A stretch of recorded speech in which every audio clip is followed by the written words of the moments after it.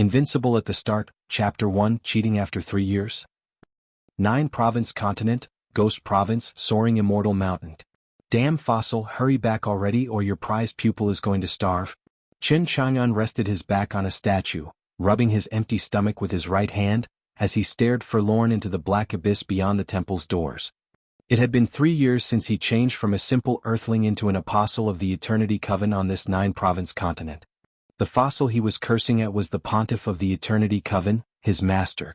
A mere month ago, the Eternity Coven was obliterated in the flames of battle. While he, the possessor of the eternal body, was the prize of many monsters and demons scrambling to take. His master rented space to take him to this shabby temple where, after setting up a quick barrier, he left him here in haste. After all this time, he was wondering if the old coot hadn't dropped dead by now. Qin Chang'an sighed, if only I didn't have an eternal body. There was a legend roaming the continent. The eternal body held immortal flesh and any that gorged on such delicacy would become immortal. The first time Qin Chang'an heard this myth, he was panicking and had a mental breakdown. I'm just like Tang Sanzang in Journey to the West. What was worse, the eternal body was nice and all, but to him was nothing but a burden. I have the eternal body but I can't cultivate. The geezer tried countless times but nothing seemed to work. I've been living these past 3 years on the 9-province continent as a normal person, a weak bug to be stomped at anyone's whim. This put fear in Qin Chang'an's bones, making him not risk stepping even a foot out of the temple this past month. The old coot set the barrier up after all? The only way for the monsters, demons and evil to step inside was for the old guy to die. A wind whistled through the rundown temple, sending Qin Chang'an shivering as he struggled to tighten the worn clothes for a semblance of warmth. Another day as a wretched being comes to a close. I just hope that tomorrow I'll get to see Master again. Qin Chang'an yawned, drew closer to the statue and closed his eyes to sleep. Just then he felt an odd chill down his back, making his blood run cold. All sleep left him then and there. Looking around, he noticed something white that wasn't there before in the far back. She wore all white, hovering inches above the ground, her hair fluttering in the air, looking at him with eerie scarlet lights coming from her sunken eyes. What completed this horrifying image was her sickly white face. Peering through the strands of hair, those creepy eyes bore holes into him. They widened then beyond humanly possible. Let me eat you, her voice eerie and drawn out, carried dread. Qin Chang'an looked shell-shocked. He felt a chill wreck his body, giving him goosebumps and soaking him in sweat. Bang. Qin Chang'an's heart thumped in his chest so fast it might explode. Shit. It's a ghost. What about Master's barrier? How did she get in? Qin Chang'an's mind was racing for answers, his body frozen on the spot, petrified. He lamented his fate. I can't move from terror and there's no way I can run weak as I am even if I could. Be a good snack and stay there. Let me suck your soul and feast on your flesh. The ghost opened her maw to reveal jagged white teeth, hovering closer and closer to her praying. Qin Chang'an was pale, shivering and scared to death. His mind blanked out as he watched death come for him. He had just one thought. Am I going to die? In Qin Chang'an's moment of utter despair, a flat voice resounded in his mind, detecting host under attack by a ghost. Activating Absolute Domain System. Absolute Domain's range, 2 meters around the stone statue. The sudden voice startled Qin Chang'an, then a strange sensation took him. He was right below the statue in the domain's range and he felt linked to any and all things in this limited area. He felt unstoppable in this small area, absolute. He was God. Qin Chang'an shed tears. He just knew it. How could he cross worlds without some kind of cheat? Now his cheat was here. 3 years later and not a moment too late. Sullivan, Tang Sanzang, the monk and Monkey King. All the demons want to eat him while he traveled to India for the Buddhist scripture. Invincible at the start, Chapter 2, Space-Crushing Fist. The enfeebling 2 meters. The ghost's hideous fangs drew closer. Her eerie and sunken eyes were unable to pick up on Qin Chang'an's change. She was upon Qin Chang'an in moments, ready to gnaw his face off. Qin Chang'an looked up, the terror had long since gone from his eyes. He even found the time to smile.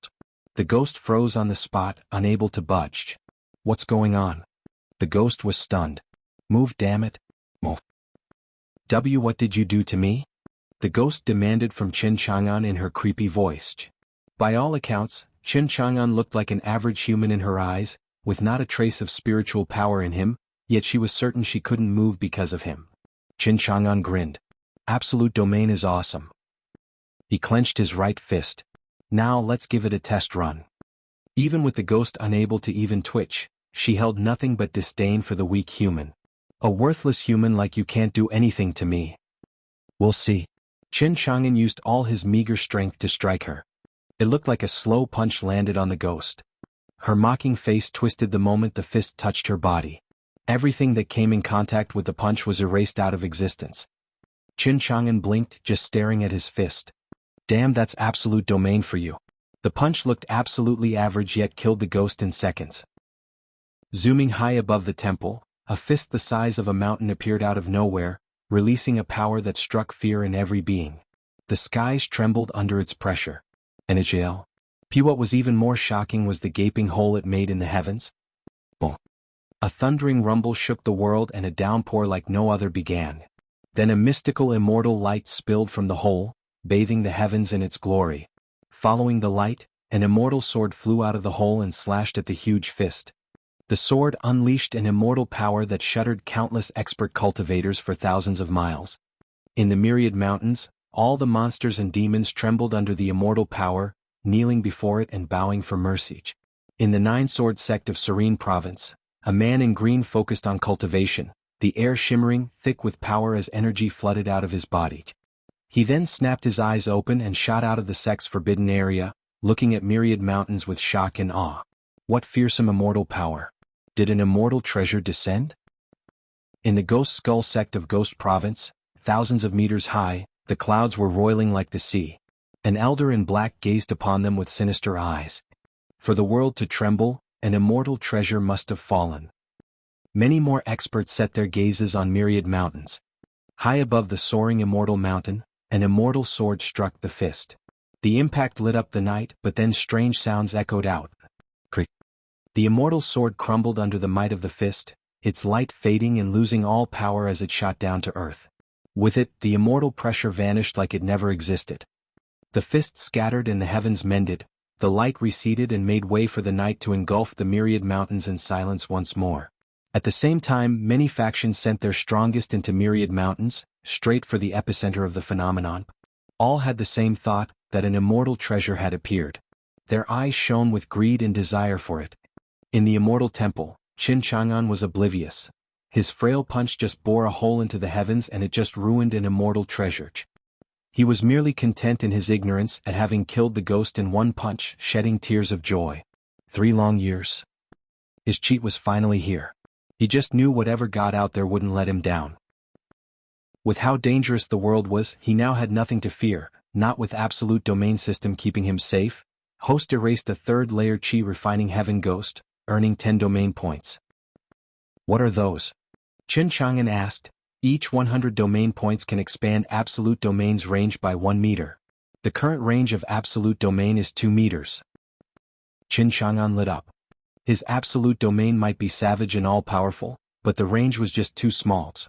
Having gotten a taste of the system's power, his goal was obvious.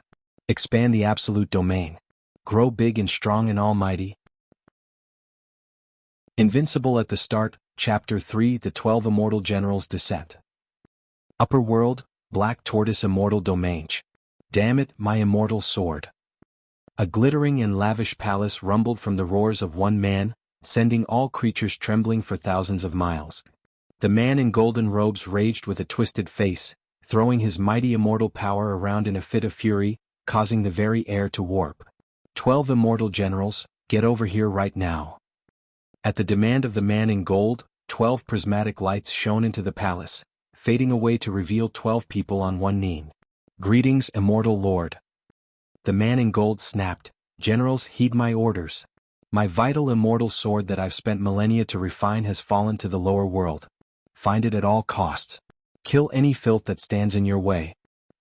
We obey. The 12 immortal generals turned back into prismatic lights and left for the lower world. In the immortal temple, Qin Chang'an questioned the system whether there were any other means of getting domain points besides killing demons and monsters. It is up to host to discover them.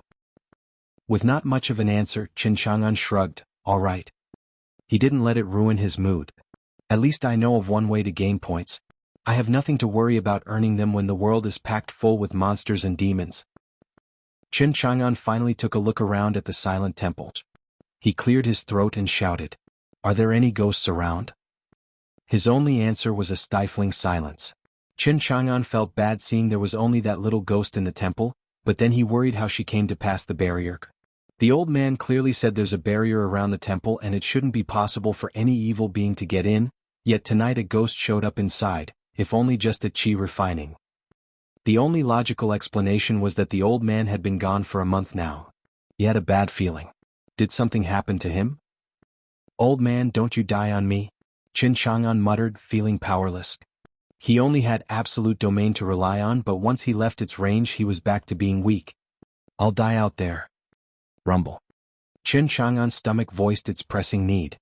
He turned bitter and rubbed his stomach. The rations the old man left have run out since yesterday. God, I'm so hungry.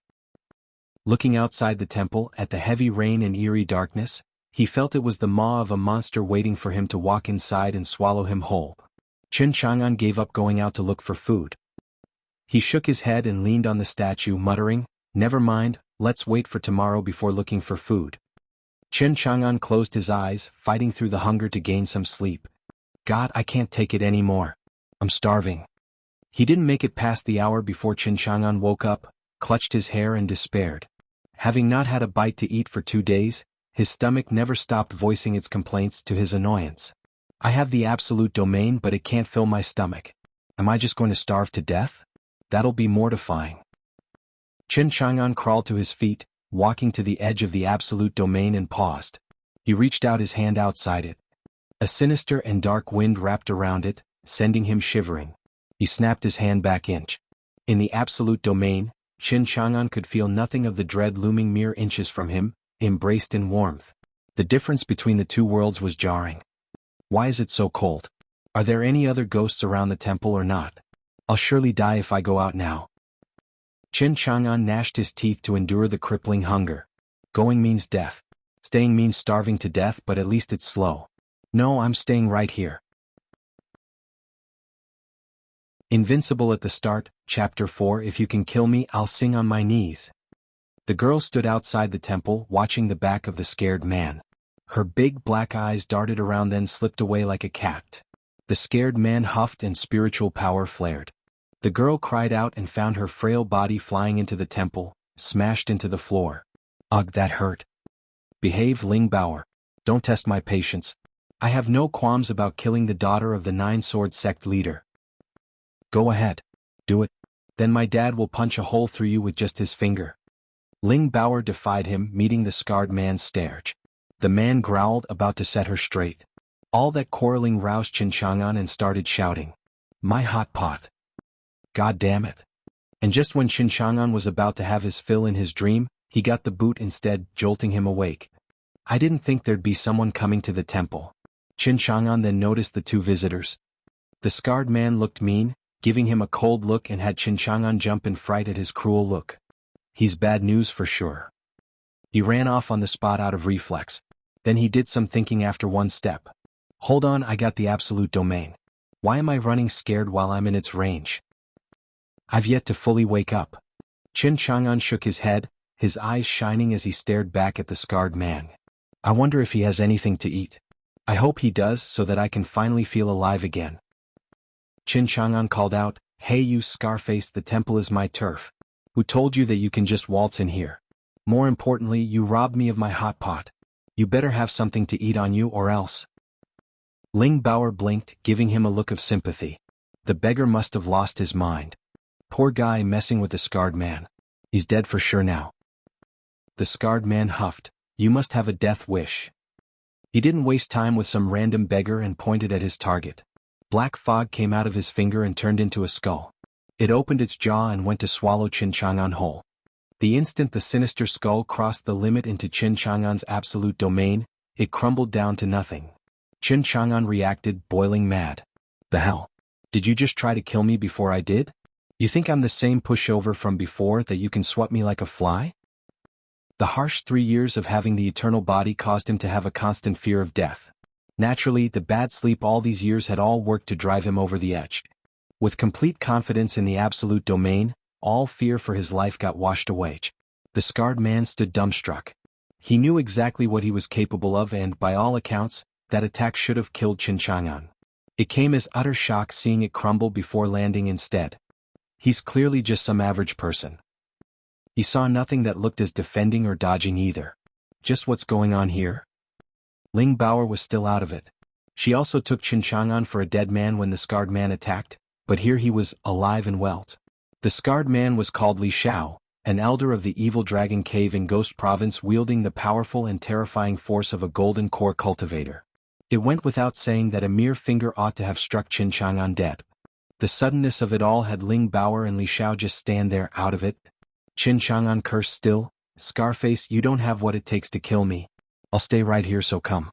If you can kill me, I'll be on my knees singing." Boom. Li Xiao's spiritual power flared in a mighty explosion as a bloody curved blade appeared in his hand, his bloodthirst ignited. "I don't care who you are, but since you want to die, I'll oblige." Li Xiao shot for Qin Chang'an, the bloody blade hacking at his head. Qin Chang'an was fearless, even smiling in face of supposed adversity, for Li Xiao was in his world now, the absolute domain. He wasn't looking for trouble, but Li Xiao just up and tried to kill him. Qin Chang'an wasn't about to let this slide, answering with the same coin. Inside the absolute domain, Li Xiao's fate was in his palm. Li Xiao snickered, the bloody blade right above Qin Chang'an's head.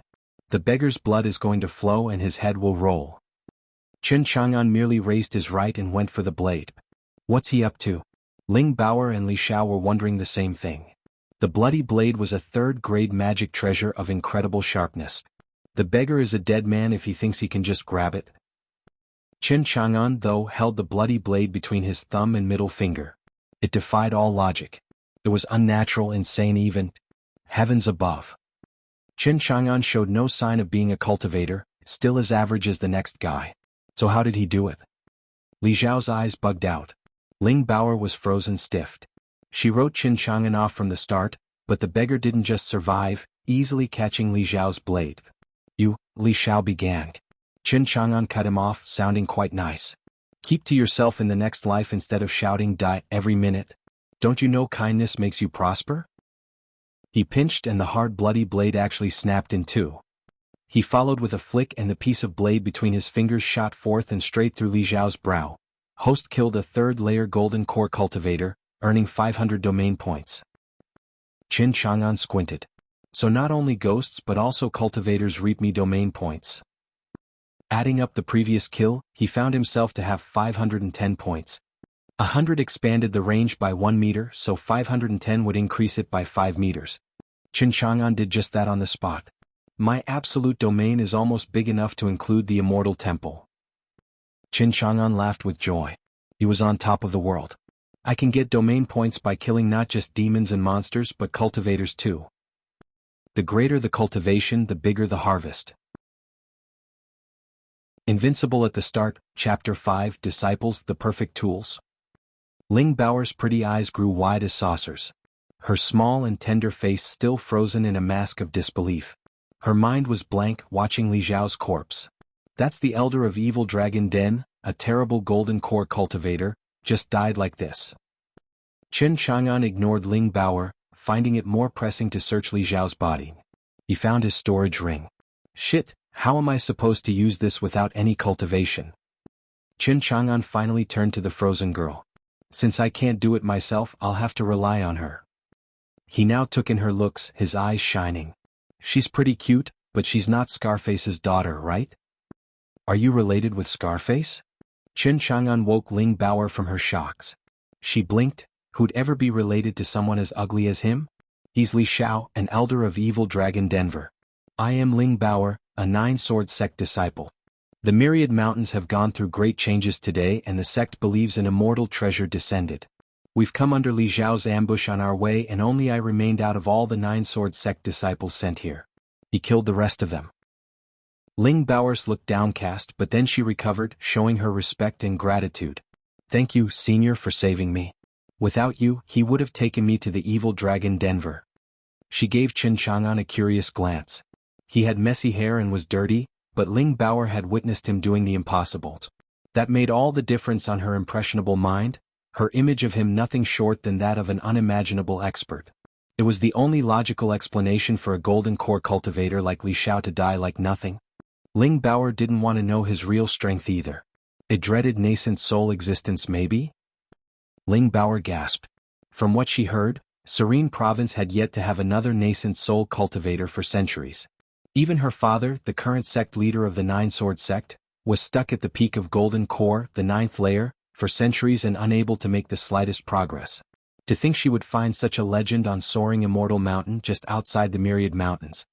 Chen Chang'an was oblivious to Ling Baoer's thoughts, giving her Li Xiao's ring. Scarface is dead. Can you open his storage ring? Ling Baoer blinked lost, still processing Chen Chang'an's intentions. After Li Xiao died, his mark faded. The storage ring had no owner and can be opened, yes. Chen Chang'an eased his breath. Then can you take something to eat from it? Nascent soul cultivators are erratic, with none able to make sense of their actions or find their real intent. Ling Baoer thus agreed, sure, and looked for some food in the storage ring. She found spiritual treasures, pills and ingredients as she searched. Li Xiao is truly the boss of Evil Dragon Denver. A strong golden core cultivator has so many riches. Ling Baoer held not an ounce of greed though, she knew that all of these belonged to the senior before her.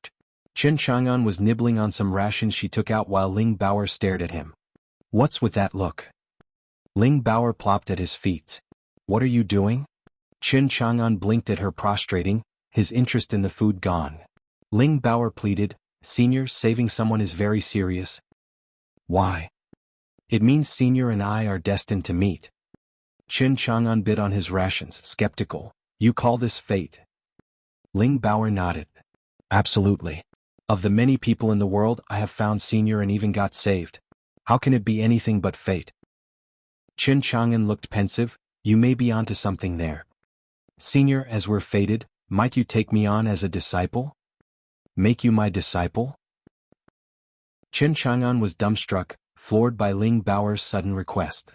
Senior, you saved me and even if you don't accept, at least allow me to stay by your side and serve you. Ling Baoer was dead serious. Nascent soul cultivators hardly walked among common people. They were the strongest on the 9-province continent and taking one as master would be the fortune of a lifetime. She had to avail this chance at all costs. Chen Chang'an scratched the back of his head, still perplexed. He did feel rather lonely all by himself in this ruined temple. It'll be nice to have some company, especially if it came in a pretty package as this little girl. He was more than happy to take her in, yet he sighed. I may be strong but only in the absolute domain. By leaving its range, even the frail Ling Baoer could put him into the ground with a couple of punches. And what am I supposed to teach her? Chen Chang'an was taken back to his first life. What a failure I was. In his 20-plus years before ending up here, he had done nothing but stay cooped up in his room, playing games and fiddling on his phone with card games and mahjong. He had no skills or any real knowledge to speak of. Chen Chang'an was frowning. Ling Baoer tensed. Is Senior going to refuse? Of course, Senior is an ultimate expert, so how could he take me as a disciple just like that? Chen Chang'an didn't want to have a disciple since he had nothing to teach, but thinking from a different angle, he had one serious issue. He could stay in the absolute domain, but that would not keep his belly stuffed. How am I to brave the outside dangers to look for food and water as I am? Invincible at the start, Chapter 6. You see it now, disciple? He was like a turtle withdrawn in his absolute domain. Not to mention, finding another human in the savage wilderness was easier said than done. I'll just take her and so she'll become my tool to reel in food and water. That way I'll be safe from harm. If she still wants to learn something, I'll just teach her mahjong and poker. It's not my fault how you turn up, not when you throw yourself at my feet to become your master. Chen Chang'an made up his mind and cleared his voice, taking on a sagely persona. Girl, I've roamed the immortal world for millions of years. Those coming to me for apprenticeship have braved the 6 cycles of reincarnation. What makes you so much worthier? Chen Chang'an watched her small face turn red-hot. Millions of years and 6 times reincarnated? Nevertheless, his showboating was beyond anything she'd ever seen, falling for it. I'm but an average cultivator in a sea of talent. It's normal for Senior not to want me. I was too hopeful. Chen Chang'an spoke in her moment of despair, however. Ling Baoer's eyes shone with blinding hope. Senior, what is it? Like you said, we are fated. So I shall offer you a chance and take you in as a mere initiate. Maybe I shall have it in me to make you my official disciple when you pass the test. Qin Chang'an sounded like he was forcing his very being to say those words, trying to appear holier than God. Ling Baoer was touched to the core. I, Baoer, greet master. With that done, she was now utterly convinced her strength would soar under his guidance. Good, now rise. Qin Chang'an spoke with a flat expression, while being giddy on the inside. Nothing beats having a pretty disciple by your side. The only thing that can top this is taking her picture and posting it on my friends group. Host and Ling Baoer have entered a mentorship relationship, earning 100 domain points. Wow, now I'm getting points for taking disciples. Qin Chang'an was elated. He had 110 domain points and could increase absolute domain's range by 1 more meter. He did not hesitate to spend the earnings on doing just that. The absolute domain sure has grown. Qin Chang'an was on cloud 9. His dream now was to one day encompass the entire world in his absolute domain. Seeing Qin Chang'an cracking up, Ling Baoer cocked her head. Why is master laughing? Apprentice, do you see that vat? Ling Baoer looked at the crummy vat. Take it outside since it's raining and fill it with water. Yes, master. Ling Baoer did it without question. She took the vat and placed it outside the temple. Despite her very young age as a cultivator, the 50 kilograms weighing vat meant nothing to her. Qin Chang'an sighed watching the small girl taking the overshadowing vat in her small hands. Disciples make for the best tools, bar none. He had been staying in this shabby temple for a month and he smelled, to put it mildly. With the vat filled, I can finally take a nice bath. Rattle. The downpour rumbled outside, hammering in old sacred fig's leaves. Ling Baoer hummed a tune, placing the vat in the rain and coming back in. Grr. The low growl, coming from the darkness beyond, was followed by a savage aura. Ling Baoer paused and glanced over, noticing a pair of green and ruthless eyes staring back at her. This aura woke Ling Baoer to imminent danger. Roar. The howl struck fear in one's soul. A 3-meter-tall black tiger jumped out of the night's cover, pouncing towards Ling Baoer. It gaped its maw so wide it could swallow Ling Baoer whole. A demon tiger. Ling Baoer ran for the temple. Master, there's a demon tiger outside. She rushed to tell Qin Chang'an about the danger. The demon tiger oozed demonic energy, equal to Li Zhao's. It was in the golden core stage while she was at the mere 6th layer of foundation establishment. She stood no chance. Qin Chang'an heard the roar as well, but feared it. He did not while he was in the absolute domain. Disciple, come to me. Ling Baoer ran to his side. She blinked, her cute nose wiggling as she caught a whiff of a most revolting smell coming from Qin Chang'an. Ling Baoer did not care at all. It only surprised her was all. I'm so close to master yet I still can't sense the faintest cultivation. He looks just like any other person if I hadn't seen him attack before. That was how Ling Baoer ingrained in her mind that he was an ultimate expert at nascent soul stage. Qin Chang'an noticed her fascinated look and was embarrassed, but didn't let it show. Entering the mortal coil, one can glean the ultimate Tao from experiencing life's impermanence. Do you see it now, disciple? Ling Baoer felt nothing but veneration after those words. He's a true expert, speaking such mystical riddles. Master, I will give my all to understand it.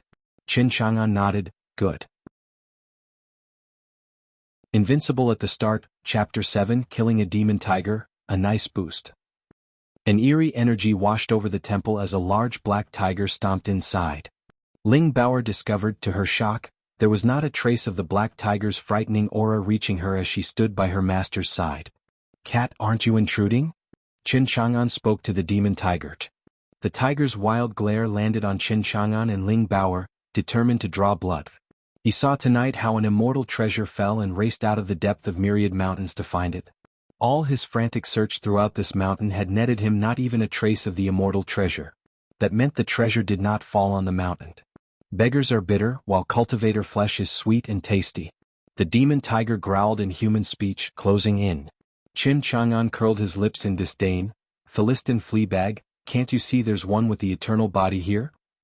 There were 2 people in the temple, a beggar with not a trace of cultivation, a bug for all the beast cared, and a female cultivator of minute strength. One paw swipe ought to do it. Licking its lips, it had long since starved for flesh from a man in his prime. Qin Chang'an grinned without fear. Since the demon tiger offered himself, I won't refuse the free domain points, plus the free meal. He'd yet to sample tiger meat. Qin Chang'an liked his lips, reaching out with his right and taunting the tiger to come get him by hooking his index finger. Come on over, you oversized cat. Roar. The demon tiger growled at Qin Chang'an. A rotten beggar dares taunt me? You're dead. Qin Chang'an smiled at the enraged tiger, his aim achieved. The demon tiger bared its fangs and pounced. A large shadow loomed over Qin Chang'an and Ling Baoru. Qin Chang'an merely beamed while Ling Baoru was ashen, focusing her spiritual power to fight back against the tiger. It was then the demon tiger entered the absolute domain. It never felt such dreadful power in its life. It was as if a mountain had been slammed on his spine. Before Qin Chang'an he found himself as tiny and insignificant as a bug. Qin Chang'an could do it in with a mere pinch. The violent demon tiger almost wet itself in terror and horror. It then found an even worse truth. It couldn't move. Disciple. Master. Ling Baoru snapped back from the shock of seeing the frozen tiger, having not even seen Qin Chang'an do anything. What just happened? The demon tiger just froze. The dreadful power moved with Qin Chang'an's will over the tiger. That was why the girl felt nothing out of place. Qin Chang'an stood straight with hands behind his back, the picture of grandeur. Kill the cat. Ling Baoru nodded. She cheered inside, taking him as master was the best idea ever. Master is so strong to pin down the savage demon tiger like nothing. Ling Baoru eagerly took out a brand new sword from her storage ring, giddy as she slashed at the tiger. She never got to kill a golden core demon before. She swore to hold on to her master for her dear life. The tiger was terrified, unable to even speak as the sword came and let out sparks on contact. Ling Baoru's sword couldn't harm the tiger, let alone kill it. Glancing at the sword, she noticed it was chipped. Ugh, Ling Baoru blushed harder than a tomato. I made such a fool of myself before master. I am unable to kill even a demon. Master, the tiger's cultivation is far above mine. His body is too tough for me to kill it. Qin Chang'an sighed. This apprentice is kinda weak. Give me your sword. Ling Baoru handed it over. The demon tiger still couldn't budge, feeling nothing but fear and despair. Heavens, who the hell is this beggar? He's scary. He's horrifying. Qin Chang'an made a casual strike at the tiger. The sword looked to have endless power as it felt. The tiger had one thought on his mind, I'm done for, as its world went black. Qin Chang'an killed the tiger, then threw the sword back to Ling Baoru. Ling Baoru held it with a dumb look. She looked silly with that naive face, looking from the sword to demon tiger now split in two. A golden core demon got killed by just one strike from master. Qin Chang'an yawned, feeling tired after such an eventful evening. Disciple, do you know how to butcher? Ling Baoru nodded, yes master. I'm feeling sleepy. You handle the tiger body just like you'd do it with a pig. Ling Baoru lit up. The demon tiger was at golden core and its meat had to contain so much refined energy. It was a great tonic for cultivators. Especially since this particular golden core demon passed its third heavenly tribulation. Even as Nine Sword Sect leader's daughter, Ling Baoru only got to taste such delicacy once in her life. Golden core demons were notoriously hard to kill. Yes master. Don't forget to take the tiger's thingy. That's treasure, so don't go throwing it away. Ling Baoru blushed hard, lowering her head. Yeah, master. Peeking at Qin Chang'an, she could never find the courage to ask what use he'd have for something like that. Invincible at the start, Chapter 8, Creation and Mysterious Master. Qin Chang'an ignored Ling Baoru and leaned back against the stone statue. The system notice in his head left him speechless. Killing the 8th layer golden core demon tiger, Qin Chang'an earned 800 domain points and was about to increase the absolute domain's range. Then, the system notified him that he had enough domain points to upgrade the absolute domain system. Qin Chang'an gasped. The system can be upgraded? Absolute Domain System 1. 0 traits, boundless might. Detected host having enough domain points. Use 800 domain points to upgrade Absolute Domain System to 2. 0. New trait, creation. The system offered no clue as to what creation entailed, only informing Qin Chang'an that he needed to upgrade to version 2. 0 for the information to be available. Qin Chang'an had already spent 600 domain points already to increase the absolute domain to 6 meters in range. Now he had 810 domain points. Without much thinking, Qin Chang'an put aside expanding the absolute domain and opting to upgrade the system instead. Let's see what the new trait can do. Using 800 domain points from host to upgrade the system. Pending. It only took 4 seconds for the next message to ring in his head. System upgrade complete. Absolute domain system at version 2.0 new trait, creation. Qin Chang'an's mind shook at the new information. Everything related to the new trait, creation, was offered to his perusal. The trait was just like the name implied. It was an ability that could shape all creation and instill spirit awakening in beings. It also allowed perfect control of absolute domain. Like, sleeping on the floor is a pain. The absolute me needs to live in style, starting with a bed. With but a thought, the earth shifted under Qin Chang'an's fingertips, turning into a stone bed. Ling Baoer was excitingly carving up the tiger at the side. Just that with its tough flesh and hide she was having a bit of trouble.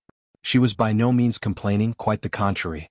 She was thrilled, her mind wondering how the tiger meat would taste like. That was just who Ling Baoer was.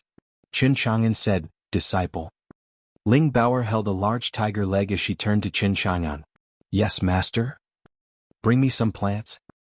"Oh." Ling Baoer put down the tiger leg. She was in no danger outside the temple, easily bringing 2 weeds to Qin Chang'an. What did he plan to do with them? She didn't ponder much, returning to carving the tiger meat. This was loads of fun, more than cultivating a 9-sword sect. A golden core demon, something not even her dad Ling Qingshan could kill. Master is amazing. Qin Chang'an held the weeds and used the absolute domain system 2.0's new trait, creation. He muttered, "Let's see how strong this trait really is." Qin Chang'an used creation and the weeds were suddenly filled with endless vitality. It was just too dense. They started off as weeds, something to be removed, but in Qin Chang'an's hand, they became spiritual herbs. What a soothing scent. As Ling Baoer worked hard with the carcass, she looked up, drawn by the 2 plants in Qin Chang'an's hand. Only they were now glowing and dazzling, containing boundless vitality. Ling Baoer widened, "Master, are those the same weeds I brought?" Qin Chang'an smiled and nodded. "Disciple, master knows alteration." He looked at one of the weeds that turned into a foxtail and activated creation again. The foxtail flashed green and moved as if it shook its head with awareness. Ling Baoer was dumbstruck. "Master, the foxtail moved." This was creation's godlike power. The average weed gained spirituality. It could no longer be called just a plant but a spirit, one on the verge of becoming a demon. The foxtail swayed, tickling Qin Chang'an's palm, making him smile. He pinched the other plant and the spiritual herb became a pill. Qin Chang'an flicked it and it fell in Ling Baoer's hand. "The pill has strong vitality, a gift for my new disciple." Ling Baoer beamed with joy, holding nothing but adoration for Qin Chang'an. "Thank you, master, for the pill." Qin Chang'an gave a dismissive wave, turning serious. "Disciple, do your best and not fail my expectations." "Right?" Ling Baoer nodded. "Master, I will not fail you." Ling Baoer was touched to the core as she swallowed the pill. The instant she did, she felt endless vitality coursing through her. Ling Baoer shook as her spiritual power exploded. "I'm about to break through." She sat cross-legged at once, focusing on her cultivation method. 2 breaths later, Ling Baoer advanced 1 layer, to the 7th layer of foundation establishment. Ling Baoer was overwhelmed with emotions. Some random weed ended up becoming a pill in Qin Chang'an. It was beyond her comprehension. The pill as well was very strong, able to increase her cultivation so much. It was more shocking than when Qin Chang'an killed Li Xiao. Qin Chang'an became a mysterious master in Ling Baoer's eyes, a total enigma. Invincible at the start, Chapter 9, The Fallen Sacred Immortal Sword. Qin Chang'an was unaware of Ling Baoer's thoughts. His eyes sparkled instead for a different reason. As Ling Baoer's cultivation got bumped, he got a notice from a system saying he earned 50 domain points. It left him speechless. This works too? Due to host and Ling Baoer's master-disciple relationship, when Ling Baoer advances, host shall receive domain points as reward. The higher the cultivation, the greater the reward. Qin Chang'an was overjoyed. "I never knew there was such a good thing." He would just take on loads of disciples. With all of them advancing every other moment, my absolute domain will quickly grow.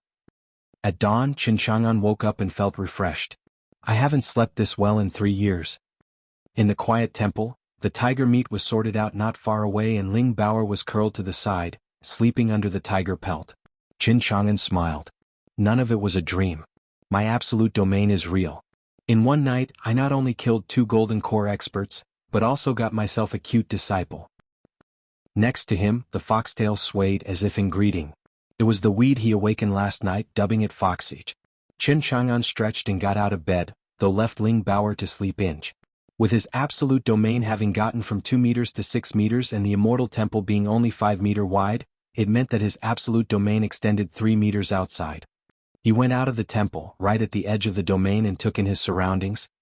The boundless mountain range, lush and untainted, the soaring birds, the animal calls. It was the start of a beautiful day. A sudden glow flashed in the horizon and landed on soaring immortal mountain. With a loud boom, the light buried itself in the earth just in front of Qin Chang'an. Qin Chang'an's eyes widened. It all happened so fast he never thought it possible. The loud sound startled Ling Baoer awake. She rubbed her weary eyes and walked out. Master, what was that? Qin Chang'an looked at the glow inside the ground. When it faded, a shabby copper sword became visible. Some copper sword fell from the sky. Qin Chang'an was still shaken up, pale as paper. Thank heaven I stayed in absolute domain. A couple more meters and the copper sword would have skewered me. The wild outdoors are filled with dangers. A sword? Ling Baoer was now awake. Her eyes went big as saucers. Master, isn't this sword the fallen immortal treasure from last night? What immortal treasure? Qin Chang'an asked. Master doesn't know? Explain. Ling Baoer nodded and recalled last night's events. Qin Chang'an clicked his tongue. A dreadful fist broke the heaven and an immortal sword fell down. He never realized something so huge happened last night in Myriad Mountains. A shame he couldn't see it from inside the temples. He was regretting it a little, unaware that this was due to his unrestrained punch he struck that female ghost with. Myriad Mountains are filled with mysteries and dangers. There must be many other hidden experts besides you, Master. Qin Chang'an taught, Disciple, you're absolutely right. While I am strong, there will always be someone above you. You must never be pretentious and learn modesty. Within his absolute domain, he didn't have to worry about Ling Baoer's safety, but once she ventured outside, she was on her own. Master, I'll be sure to lay low. Qin Chang'an glanced at the shabby copper sword. Disciple, what kind of immortal treasure is this? It doesn't look the part at all. Ling Baoer hopped out of the absolute domain, reaching the shabby sword. Qin Chang'an jumped in fright. Baoer, come back. On the off chance the shabby sword turned out to be deadly, he couldn't save her. He just got a disciple yesterday and now she might go to see the beyond ahead of him. What's wrong, Master? The shabby sword was unresponsive and Ling Baoer was safe. Qin Chang'an sighed, and nothing. Ling Baoer grabbed the hilt and waved it around. Master, this can't be the immortal treasure from last night. It's too plain without an ounce of power in it. Qin Chang'an unclenched. Let me take a look. Ling Baoer brought the shabby copper sword back to the absolute domain, handing it over to Qin Chang'an. Ling Baoer didn't feel anything special about the worn-out sword, but Qin Chang'an could. He felt the power it contained, but it was so minute that by using it would render the sword useless. Master, how is it? Qin Chang'an used creation. In his hand, the worn copper sword was restored. It became pristine and even started glowing. What a pretty sword. Ling Baoer gushed with stars in her eyes. It couldn't be compared with the previous broken sword. The copper had luster, with sun, moon and stars engravings on one side and landscape on the other. It was absolutely majestic and sublime. On the hilt there were the characters for Sacred Immortal engraved. This sword was called Sacred Immortal Sword. Using creation completely restored Sacred Immortal Sword and its power. Though breaking it would have been just as easy for Qin Chang'an as snapping it like a twig, which was why the sword was like a decoration to him and didn't care about it at all. If that's all immortal treasures amount to, that's such a letdown. Take it if you want to. Qin Chang'an threw the Sacred Immortal Sword to Ling Baoer. She held the restored Sacred Immortal Sword with utter joy. Master is the best. Thank you. Invincible at the Start, Chapter 10, Mass Awakening, Clashing Powers.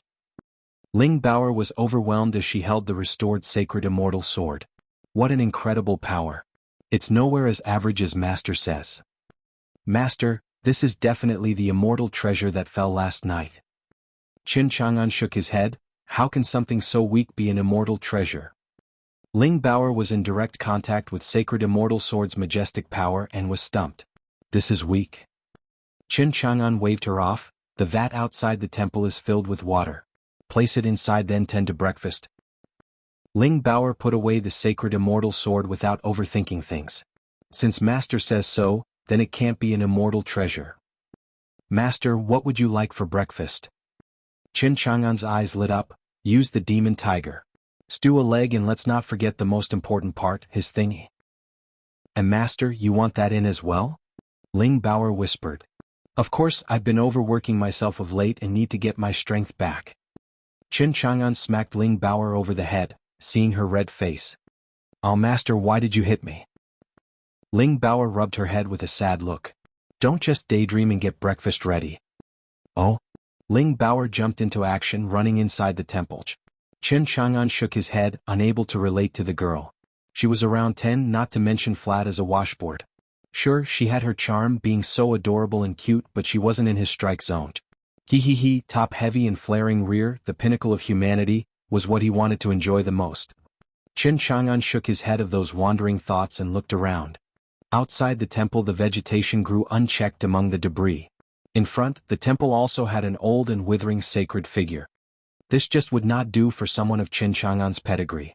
So he snapped his fingers, using creation. 3 meters from the temple, all glowed green, turning the random weeds into spiritual herbs and making a sanctuary out of the immortal temple. Qin Chang'an walked over to the withering sacred figure. The sacred fig just happened to be within 3 meters from the temple and placed his hand on its trunk. The sacred fig found renewed vigor as vitality coursed through its every fiber. The branches and leaves rustled as it bloomed, spreading the soothing scent throughout the immortal temple. Qin Chang'an smiled. That's more like it, a dwelling fitting of an otherworldly being such as I. Ling Baoer was moving the vat of water when she saw the changes outside. Her eyes went wide and froze like a statue from shock. Is this a trick of the light? I just came into the temple, so how did the outside change so much? At the foot of the soaring immortal mountain, a black wind blew. As it scattered, a group of people appeared. They wore all black with ghastly masks and releasing sinister auras. The leader wore a golden mask, glancing at the summit with a pair of cruel eyes. That light had to be the fallen immortal treasure. We must get it at all costs. He waved, ready to climb the mountain. Whoosh! 3 rainbows streaked the sky. After the lights faded, 3 sturdy men with rough features and covered in blade scars revealed themselves. They were also going for soaring immortal mountain. The leader's spiritual power surged, revealing his 9th layer golden core cultivation. He was none other than the boss of Evil Dragon Den, Li Badian. The other 2 were elders, strong golden core experts. Li Badian noticed the other group and his eyes glimmered evilly. Is that Ghost Skull sect leader Qiu Qintu? The man with the golden mask snickered. Evil Dragon Den's Li Badian, so you've also come to vie for the immortal treasure that fell last night. Certainly, sect leader Qiu. Aren't you here for the same thing? Qiu Qintu said. That means the 9-Sword sect isn't far away either. Li Badian laughed. 9-Sword sect won't be joining this time. What makes you say that? Qiu Qintu asked. Last night, one of my elders met with the 9-Sword sect's group. Of course they're out of the game. So that's why. Sect leader Qiu, are you here so early to find a trace of the immortal treasure? Li Badian asked. Lord Li, we all know it fell on this mountain, so why so talkative? It's anyone's guess who gets the immortal treasure in the end. Qiu Qintu said. Ha, sect leader Qiu is right. Li Badian laughed and clapped, unleashing his spiritual power. A great seal appeared. Go, he ordered. The seal shot with a bloody light, turning into a 100-meter large red rock, crushing into the other party. Sect leader Qiu, sorry, but I really want that treasure. Li Badian's group darted away while sect leader Qiu blocked the red rock with rage in his eyes. Deceitful bastard. Qiu Qintu then took his own men to rush up the mountain. The 2 sides entered soaring immortal mountain, their eyes peeled for any clues regarding the immortal treasure. It didn't take long to reach the summit and the ruined temples. Li Badian took the lead with Qiu Qintu right behind him. They had already searched the entire soaring immortal mountain, but no sign of the treasure. They had no doubt the ruined temple had to house it. Invincible at the start, Chapter 11, A Good Disciple. It was the dawn of a glorious day, with Chen Chang'an humming in the temple while he took a hot and relaxing bath. Outside, Ling Baoer manned a homemade stove, fanning the flames just right to get the tiger meat stew to cook above the crackling wood. Next to her, a foxtail was swaying. The water was boiling in the pot, sending an intoxicating aroma of meat that made Ling Baoer's eyes glitter as she drooled. "Foxy, the demon tiger meat is so rich that it smells divine." Foxy nodded like she understood Ling Baoer. "What a shame you can't change form and enjoy the golden core demon meat stew." Ling Baoer giggled, teasing. "Ling Baoer, what are you doing here? Where's Li Xiao?" a cold voice demanded. 3 lights landed at the immortal temple, Li Baishan's group. He was glaring at her with a grimace. Didn't Elder Li Xiao capture 9 Sword Sect leader's daughter and was on his way to Evil Dragon Den? We were supposed to threaten the 9 Sword Sect leader with her. What's she doing all the way over here? Ling Baoer jumped in fright at their appearance, paling after recognizing them. She cried out and ran for the temple. Master, this is bad, really bad. Evil Dragon Den is here for revenge."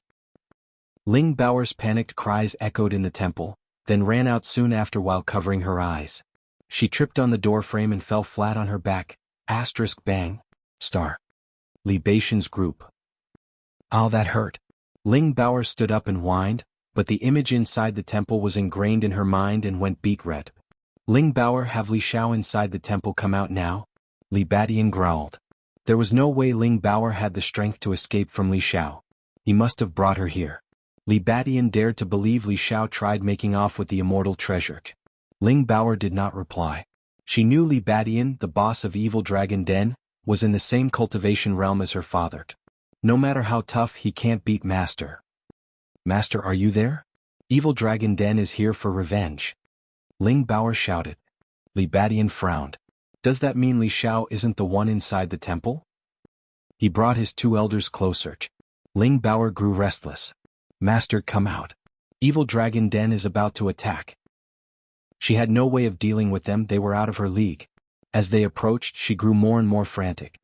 This place. Xiao Qintu arrived with his group, sensing the change around the immortal temple and squinted. He observed the verdant vegetation around the temple and the sacred fig, filled with spiritual energy and brimming with vitality. This was paradise. I never knew soaring immortal mountain had such a wondrous place. That spiritual herb has gained consciousness. Xiao Qintu gasped, staring at the foxtail in shock. The foxtail cowered under their violent auras, fleeing in fear behind Ling Baoer. Xiao Qintu's eyes burned, his mind set. For a spiritual herb to have gained consciousness, this land must be at 5th grade or above. We must take soaring immortal mountain for Ghost Skull Sect. Li Baishan's power exploded, filled with bloodthirst. Sect leader Qiao, this place is mine. Take a hike. Not to be outdone, Xiao Qintu unleashed his own might, pressing back the enemy with a cold shout. Li Badian, this is something you don't get to decide. Evil Dragon Den and Ghost Skull Sect were at odds and about to draw blood when a cool voice came from the temple. You're fighting over a place without asking its owner? The 2 snapped their eyes on the immortal temple. To expropriate the rights to this sanctuary, they first had to see with whom they were dealing here. Ling Baoer eased a breath, master's out at last. Chen Chang'an wore a loose Taoist robe as he walked out of the temple. The robe was exclusive to Eternity Coven, but Chen Chang'an never tried wearing it in the open before. Now though, all his fears were washed away with the coming of the Absolute Domain System. Master, you're finally out. Ling Baoer brought Foxy over, covering behind him. Chen Chang'an patted Ling Baoer's small head. I told you to wait outside, but you just had to come in. Ling Baoer blushed, stammering, Master, I forgot. He flicked her forehead. The next time you don't listen, I'll leave you behind. Right? Ling Baoer bobbed her head.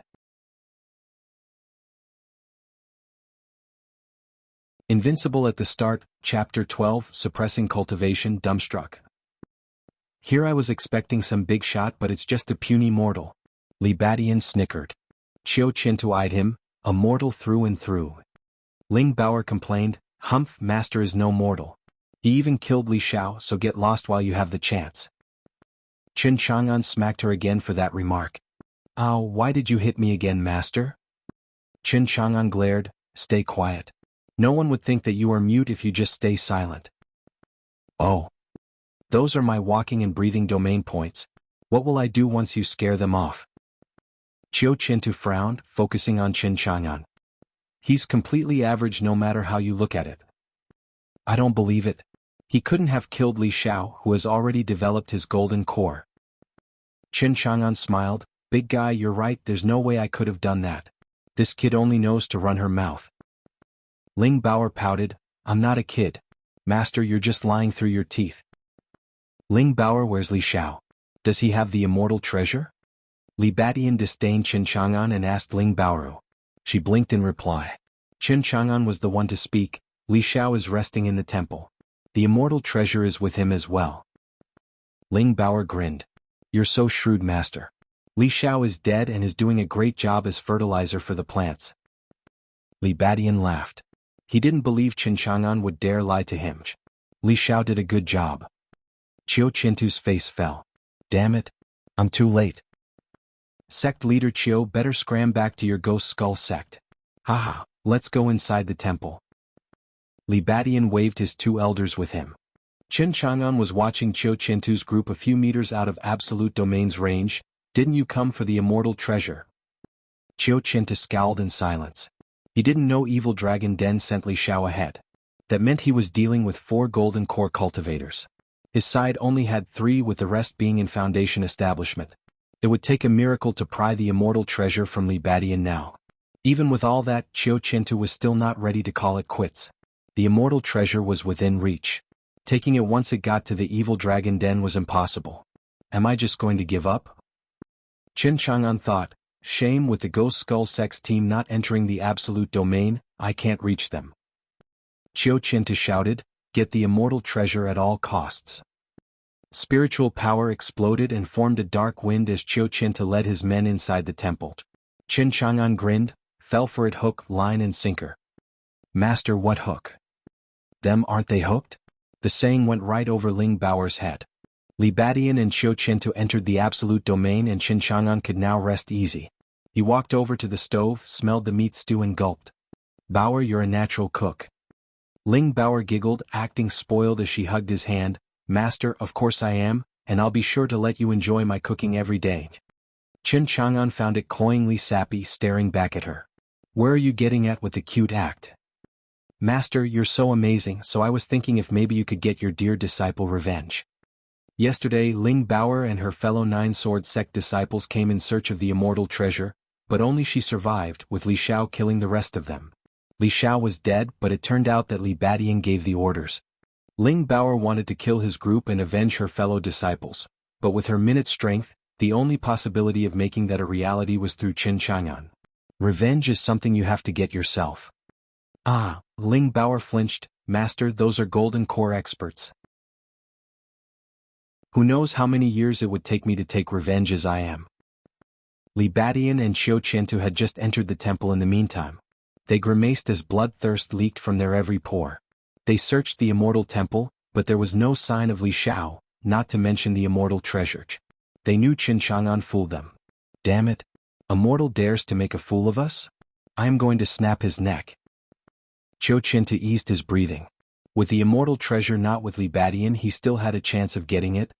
Li Batian glared at Qin Chang'an. You little cretin, dare to mess with me? I'll wring your neck and use your skull for a chamber pot. Ling Baoer started, ducking behind Qin Chang'an, but the latter smiled at her. Baoer, don't you want revenge? Oh master, I do, but I can't do it. Ling Baoer cried. Going after them meant death. Don't be so sure. Are you perhaps questioning your handsome and carefree master? Ling Baoer's mouth twitched. Master, I'm nothing but a measly Foundation establishment cultivator. Hardly a problem. If you're a measly Foundation establishment cultivator, then they're insignificant chi refining cultivators. Qin Chang'an chuckled with a snap of his fingers. Ah, my cultivation. Li Batian howled. The other 2 Evil Dragon Den elders felt their cultivation drop all the way to the chi refining stage. Li Batian's group was dumbstruck. Qiu Qintu was stumped. Ling Baoer was floored. Invincible at the Start, Chapter 13, Revenge and Sacred Immortal Sword's Power. Qiu Qinta shivered all over, feeling a chill creeping over his every fiber. He knew exactly how strong Li Badian was, a 9th-layer golden core at the peak of Ghost Province.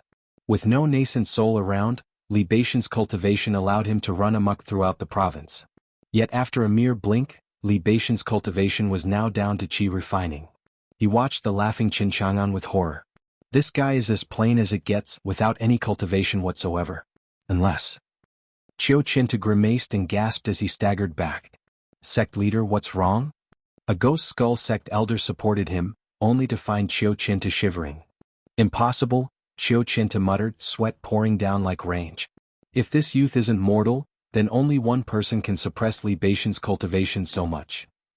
Qin Chang'an had to be way beyond him and Li Badian in cultivation, so much so that none could detect it. He must be a nascent soul expert. Damn it. A tiny soaring immortal mountain held a nascent soul expert? And I was planning on stealing his sanctuary. Was I that suicidal? He knew Li Badian was done for. The man in question had a savage look as anger took over his mind. What the hell did you do to me? What do you think? Qin Chang'an smiled at Ling Baoer. Baoer, their cultivation is down to qi refining stage. You should now have strength in spades to take revenge. Hi, master is incredible. They're weaker than me by a whole stage. If I can't take revenge even now, I might as well just hang myself. A cold light shone as the sacred immortal sword appeared in her hand.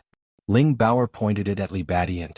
Li Badian, your evil dragon den killed so many of my sect's people. Today I'll take revenge for all my fellow disciples. Li Badian snorted, not even your father can kill me. As the boss of Evil Dragon Den, he had plenty of magic treasures on him. Even with lower cultivation, Ling Baoer, at Foundation Establishment, still couldn't take him on. Ling Baoer huffed. She flicked her sword and went for the kilt. I won't move a muscle, girl. That'll teach you the difference between us. Li Badian was brimming with confidence. His body glowed golden as a golden scale armor covered him. It was a 4th-grade armor, able to take on 3 strikes from a peak golden core cultivator. In his eyes, no matter how hard Ling Baoer tried, she couldn't cut a hair on him with that armor protecting him. However, Ling Baoer was coming down with the Sacred Immortal Sword. Sacred Immortal Sword's power exploded like a raging river. The golden scale armor ended up cut clean in just 1 strike. Li Badian's face fell. My armor. He never got to finish his words as his body followed to be cut in 2 by the immortal sword. Blood splattered everywhere and on the other 2 Evil Dragon Den elders, now frozen in fear. Not even Qiu Qinta could react to this development. His eyes zeroed in on Ling Baoer's sword and felt the deadly immortal power Sacred Immortal Sword released. Any average sword would have no chance at cleaving the 4th-grade armor. Not to mention Li Badian had a tough body even with his cultivation suppressed like a living magic treasure. It hardly made a difference as they were both bisected cleanly. Ling Baoer's cultivation was nowhere near enough for such a feat, which meant it had to be the sword's doing. Is that the immortal treasure? They had been looking high and low for it, only to be found in Ling Baoer's hand. Damn it. He wanted to snatch it from the girl, but with the mysterious Qin Chang'an next to her, Qiu Qinta had to curb his greed. Li Badian was also a bit stronger than him, yet look how much that helped. Trying to take the immortal treasure will only get me killed like Li Badian. Ling Baoer shocked everyone as she killed Li Badian in 1 slash. She wanted revenge on him, but even she wasn't confident she could do it. She prevailed in the end. Ling Baoer's eyes grew savage as she set her sights on the other 2 Evil Dragon Den elders. They were at golden core but now weakened to the qi refining stage. With even Li Badian unable to take her strike, it was obvious how they'd turn out as well. The elders paled being stared at with such cruel eyes and made a run for it. You're not going anywhere. Ling Baoer went after them and their screams pierced the tranquil skies. The Golden Core elders were split in 2, their lives reaped by the Sacred Immortal Sword. Invincible at the Start, Chapter 14, Flee and Qin Chang'an's Goal. Host's disciple killed 3 Golden Core cultivators, earning 1,500 domain points. Qin Chang'an flexed his mind and dumped all of them into the absolute domain, increasing its range by 15 meters. Master, how should we handle the Ghost Skull sect? Ling Baoer called out to Qin Chang'an. She killed 3 golden core cultivators and got her revenge. This had her thrilled, especially since they were so much stronger than her. She beamed with joy. It's all thanks to Master. I couldn't have done it without him. Ling Baoer's mind was set then and there, to look after her master, cooking him the best food ever to repay him for everything. Adding the deadly Shao from last night, the evil dragon den lost 4 golden core cultivators. Their power had plunged drastically. Once word got out, it would be a matter of days before other factions moved in and swallowed it whole. Ling Baoer's words got Qiu Qintu and his team to grimace hard. Qin Chang'an's eyes were fixed on them and they shivered from the intense stare. Only a nascent soul cultivator could suppress a golden core. Now their lives were at Qin Chang'an's discretion. Qiu Qintu was scared, terrified, and regretful. He'd have never set foot on soaring immortal mountain in his life if he knew such a monster lived here. Get down here and say you're sorry to Senior. Qiu Qintu was quick to react, berating his elders and making them kneel. Senior, we're nothing but ignorant fools to have breached Senior's home. Please spare us. Qiu Qintu, a mighty and lofty Ghost Skull sect leader, was brought to his knees from fear of Qin Chang'an. This would be explosive news to any who heard it. Qiu Qintu, however, knew nascent soul experts were bipolar and absolutely horrible. Even kneeling had but a slim chance at survival. Running? That was utterly impossible. That's spineless. Ghost Skull sect started pleading and that caught Qin Chang'an by surprise. He planned on killing them for points but now he hesitated. Ling Baoer blinked her big eyes. Master, Sacred Immortal Sword is definitely the immortal treasure that fell last night. This event has great implications. We can't have anyone know about this. Let's kill them. Ghost Skull sect is also a vile sect that turns living people into ghost slaves. They're cruel and despicable. Ling Baoer had Qiu Qintu almost spit blood. Ling Baoer, stop vilifying us. Ghost Skull sect is upright and honorable. When have we even been evil? Ling Baoer huffed, you've done it now, trying to lie to Master. Qiu Qintu paled, his retorts cut short. Ling Baoer was right, all of Ghost Province knew about their dealings. Ghost Skull sect was an evil sect that killed and refined people. Practically all their disciples have blood on their hands. With Qin Chang'an's divine skills, there was no way he couldn't know. Trying to deceive him though, that was suicide. Qiu Qintu was in despair. Qin Chang'an picked up on Qiu Qintu's attitude change and knew Ling Baoer was right. He huffed. Baoer, you're correct. All evil sects must die. His bloodthirst exploded and the Ghost Skull sect group became numb from terror. Qiu Qintu gnashed his teeth as he lay there kneeling. He knew Qin Chang'an was set on killing them and no amount of begging would help. Go to hell, Ling Baoer. Since we're just going to die, I'll make damn sure you're going to be sorry for killing us. Qiu Qintu roared and ordered his elders. I refuse to believe he's a nascent soul expert. Attack him together and kill him. Qiu Qintu's spiritual power spiked and went after Qin Chang'an along with his elders. Just as he got close to Qin Chang'an, Qiu Qintu released a thick black fog from his mouth, covering him. Qin Chang'an flicked and the fog was gone.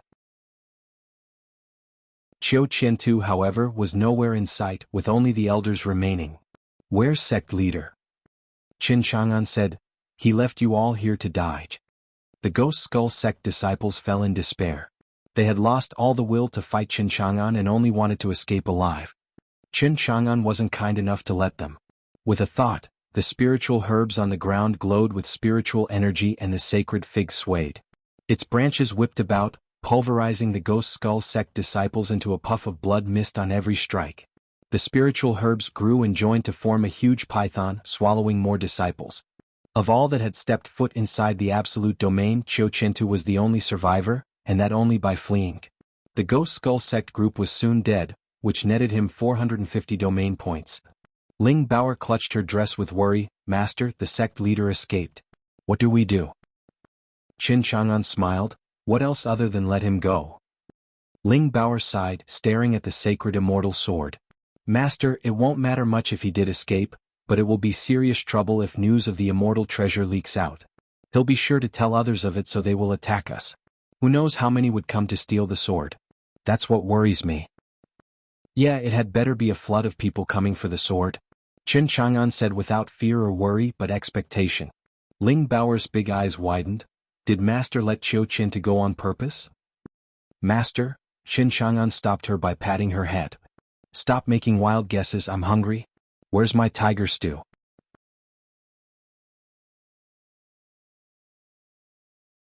Invincible at the start, Chapter 15. Master, I don't want to die.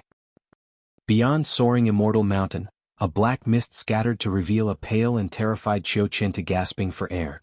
Glancing back at the soaring immortal mountain, the terror only mounted.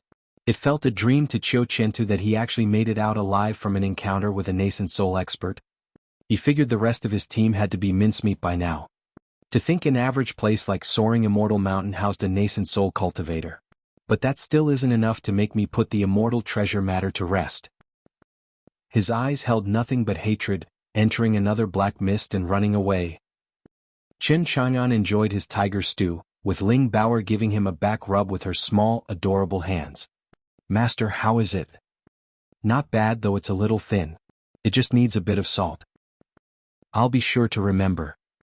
Qin Chang'an squinted into the distance. He let Chiochinta flee so he would spread the word of the immortal treasure's location. That was his best chance at hoarding domain points. That was Qin Chang'an's plan all along. He was getting excited just thinking about it. The absolute domain now had a range of 20+ meters, and that just from killing golden core cultivators. It made him curious about the prospects of killing a nascent soul cultivator. How much was one worth? Bao'er listens to me, but she's still too weak. Foundation establishment is just too low. He wouldn't care inside the absolute domain, but outside she was on her own. She could very well go on one of my errands and end up getting killed like nothing. I'll need to bump up her cultivation. Qin Chang'an's eyes lit up. Since creation can awaken all things in creation, turning weeds into spiritual herbs and granting them consciousness, it should increase Ling Bao'er's cultivation as well, probably. Regardless of outcome, Qin Chang'an was going to give it a shot. If creation could increase Ling Bao'er's cultivation, he was giddy to see just how many realms she could skip. Maybe get her straight to golden core or nascent soul? Bao'er, come in the garden. Qin Chang'an called Ling Bao'er. Ling Bao'er followed Qin Chang'an inside the temple's garden. The spiritual herbs made everything lush, and with the sacred fig in bloom, this place was like heaven on earth as spiritual energy was dozens of times denser than outside. It would prove a paradise for any cultivator to train here. Qin Chang'an placed his hands behind him and looked at Ling Bao'er. She fidgeted under his intense stare. Master, what is it? Qin Chang'an entered Ling Bao'er's space. His right palm landed on her head and used creation. A bright golden light shone from his palm and enveloped Ling Bao'er. Bao'er, what do you feel? Ling Bao'er blinked. Master, I feel warm and cozy. Anything else? No? It can't raise cultivation? Qin Chang'an didn't give up, ramping up the intensity of the golden light and turning Ling Bao'er into a blinding sun. The sky above soaring immortal mountain dimmed as fierce gales blew across the mountains, fluttering Qin Chang'an and Ling Bao'er's hair and clothes. Qin Chang'an still found no signs of increased cultivation in Ling Bao'er all this time, but something else had changed about her. Her body was going through a radical transformation as her talent increased. Qin Chang'an knew very well how there were 9 grades of talent. Even with the eternal body, he still didn't make the cut even for a first-grade talent, never to cultivate in his life. With higher talent, cultivation became faster as well as having greater insight into magical arts and all kinds of abilities to be learned in a very short time. With Ling Bao'er's talent being bumped, it would be natural for her cultivation to soar. Reaching golden core was just around the corner. Master, it hurts. Ling Bao'er bit her red lip, wincing in pain. Ling Bao'er didn't have it any easier even as her talent increased. If the ordeal proved to be more than Ling Bao'er could bear, her life would be exacted as priced. Qin Chang'an could feel Ling Bao'er's life fading and wouldn't take long to be snuffed out. He turned grave. Killing my disciple by mistake just wouldn't do. Bao'er, I'm improving your talent so you can be reborn into a supreme genius. You must hold on. Master, it hurts. It hurts so much. Ling Bao'er felt her guts twisting in pain, her flesh and meridians snapping. Qin Chang'an spoke coldly, persevere if you want to live. Ling Bao'er was scared and started crying, Master, I don't want to die. Then stand firm. What's a little bit of pain?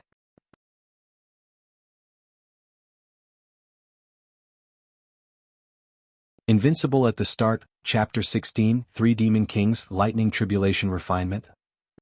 Dark clouds gathered above, the pressure taking one's breath away, boom. Lightning fell, snaking through the air and carbonizing anything it touched. The terrible power struck fear into every being's soul in sight. The demons and monsters of myriad mountains looked in soaring immortal mountain's direction, shaken from the display of raw power. Last night was that ridiculous punch sending an immortal treasure down, and now a deadly lightning tribulation showed up. What hell was up with soaring immortal mountain? Master, I'll definitely persevere. In the immortal temple's small garden, Ling Bauer looked pale as she struggled with all her being to fight the pain from having her talent increased. There were golden lights all around her. She was young, having yet to see the beauty this world had to offer. She had her whole life ahead of her and did not plan on dying now. A lightning slammed down out of the blue, but as it entered Qin Chang'an's absolute domain, it disintegrated. In Qin Chang'an's absolute domain, no lightning tribulation would ever harm a hair on Ling Bauer. Her breath evened out with time while her body glittered. Her entire being was undergoing monumental change. Qin Chang'an took his hand off her head and stepped back. He was curious how much did creation actually boosted Ling Bauer's talent. Boom. Lightning tribulation kept striking down, drawn to Ling Bauer's incredible change. It was as if the world could not suffer such an act. It wanted Ling Bauer removed, down to the last vestige. Lightning fell constantly, strikes capable of rending earth, crushing mountains and destroying all life. Such incredible power had the demons and monsters living in the myriad mountains scared witless. The monumental event roused 3 terrible demonic auras from deep, deep within these mountains, as demons shot towards soaring immortal mountain. They surveyed the soaring immortal mountain an hour later, having gotten much closer. One man was big and broad, having no shirt on, with horns and long red hair, coupled with a strong demonic aura. He looked grave. Lightning tribulation is striking this mountain. Did the immortal treasure last night summon it? Another man smiled. Taoba Yi, the immortal treasure is certainly up there, so go ahead and take it. Humph, with such a decimating lightning tribulation going on, even at the 3rd layer of nascent soul, I can still feel death from it. Going there is suicide. The last one, a woman dressed in red and revealing long and slim legs, stood at the side. She was enticing, having fox ears and long flowing hair down to her waist. Her beauty could charm nations. Oh, and she also had a reddish tail swaying coyly behind. She smiled. Shizini, you're saying only Taoba Yi wants the immortal treasure among you two? As 2 demon kings of myriad mountains, you're actually shaking from a mere lightning tribulation? Just go take it on together and steal the immortal treasure. Shizini looked thin, his snake eyes turning to the woman with a snicker. Hong Yi, you're a demon king too. With all 3 of us going there, taking the immortal treasure would be a walk in the park. Hong Yi giggled. Shizini, I'm only here to spectate. I care little for some immortal treasure or whatnot. Shizini huffed, not buying Hong Yi's lies. Taoba Yi sensed something that made him grimace. Get back. The 3 demon kings made a hasty retreat 2 miles away. They watched as the soaring immortal mountain was engulfed in a thick thunderstorm. It was like a silver river flowing from the heavens down on soaring immortal mountain. Such a deadly lightning tribulation had even them, with their strong cultivation, cowering. Shizini gulped hard. What kind of lightning tribulation is this? Taoba Yi and Hong Yi were silent and serious as well. They knew that against such a lightning tribulation, they would die without a shred of doubt, that the soaring immortal mountain would be reduced to ashes just as well. As they were all expecting to see the mountain leveled, they noticed a figure. What's that? Shizini asked. Hong Yi replied, it looks to be a human. The human shone golden like a bright sun, unaffected by the lightning onslaught.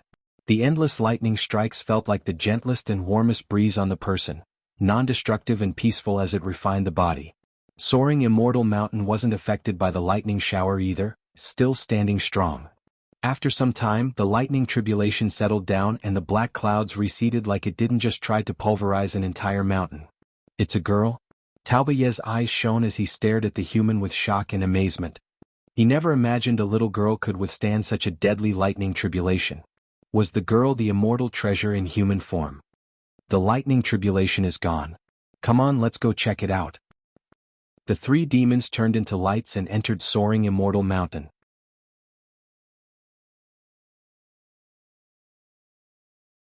Invincible at the start, Chapter 17 Mini Goal.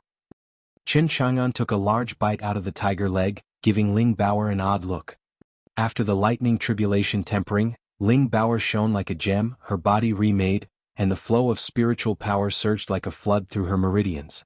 She was on cloud 9 after feeling all these changes. Master, I feel so light. Chen Chang'an smiled, though he still didn't know how much creation upgraded her talent. But it shouldn't be bad. Why not try cultivating? Right? Ling Bao nodded and sat cross-legged. Her body turned into a sucking abyss as it swallowed all the spiritual energy around and beyond. The monstrous talent coupled with this sanctuary had Ling Bao go through a transformation as her cultivation soared. It only stopped at the 3rd layer of golden core. In just a casual cultivation sitting, Ling Bao had bumped 5 whole layers and entered golden core stage on top of it. Ling Bao felt nothing holding her back as she grew in strength, not a wall or anything, as simple as eating. Ling Bao was amazed. I'm at golden core. In her 9-sword sect, golden core stage meant one could become an elder.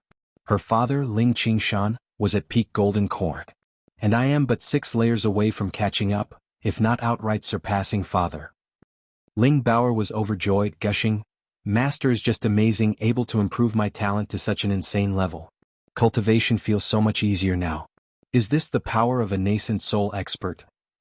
Ling Bao's mind wandered after such an incredible experience. Or is Master even beyond the nascent soul stage? Chen Chang'an was oblivious to her thoughts, witnessing as Ling Bao cultivated to the 3rd layer of golden core and earning him hundreds of domain points. He sighed, is she a heaven's chosen? She advances as easily as breathing. Chen Chang'an was pleased with playing a part in her success. He was the one who brought up such a mighty heaven's chosen. Alas, creation didn't work on him, so he was stuck unable to bask in the glory as a heaven-defying genius. Master, you're awesome. Ling Bao skipped with a smile and jumped into Chen Chang'an's arms. Chen Chang'an smiled as he rubbed her little head. That's how a disciple of mine should be. Ling Bao turned her sparkling eyes to him. Hi, Master, does that mean I passed your test?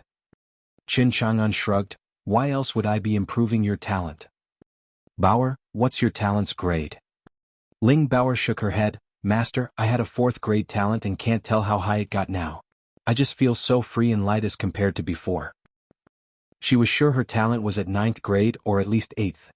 Ling Bao had endless gratitude and reverence for Chen Chang'an. Bao, work hard. Your talent has increased, making you now a heaven's chosen, but you can't be overconfident. There will always be someone better than you and you need to keep your head down.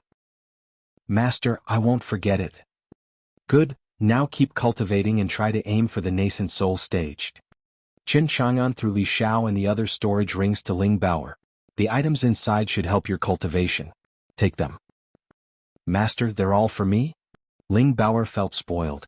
With these rings having been from Evil Dragon Den's golden core elders and their boss, they had to be loaded with riches and resources, nothing short than half of 9-sword sect's treasury. She was still out of it how casually he was giving her so many things.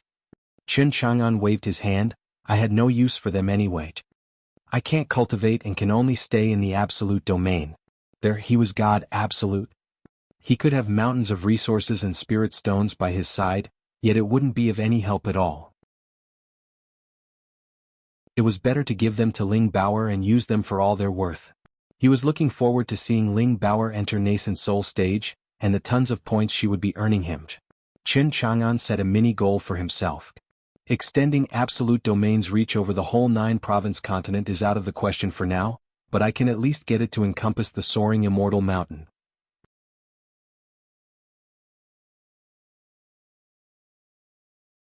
Invincible at the start, Chapter 18, The Unambitious Deadbeat and Fair Game.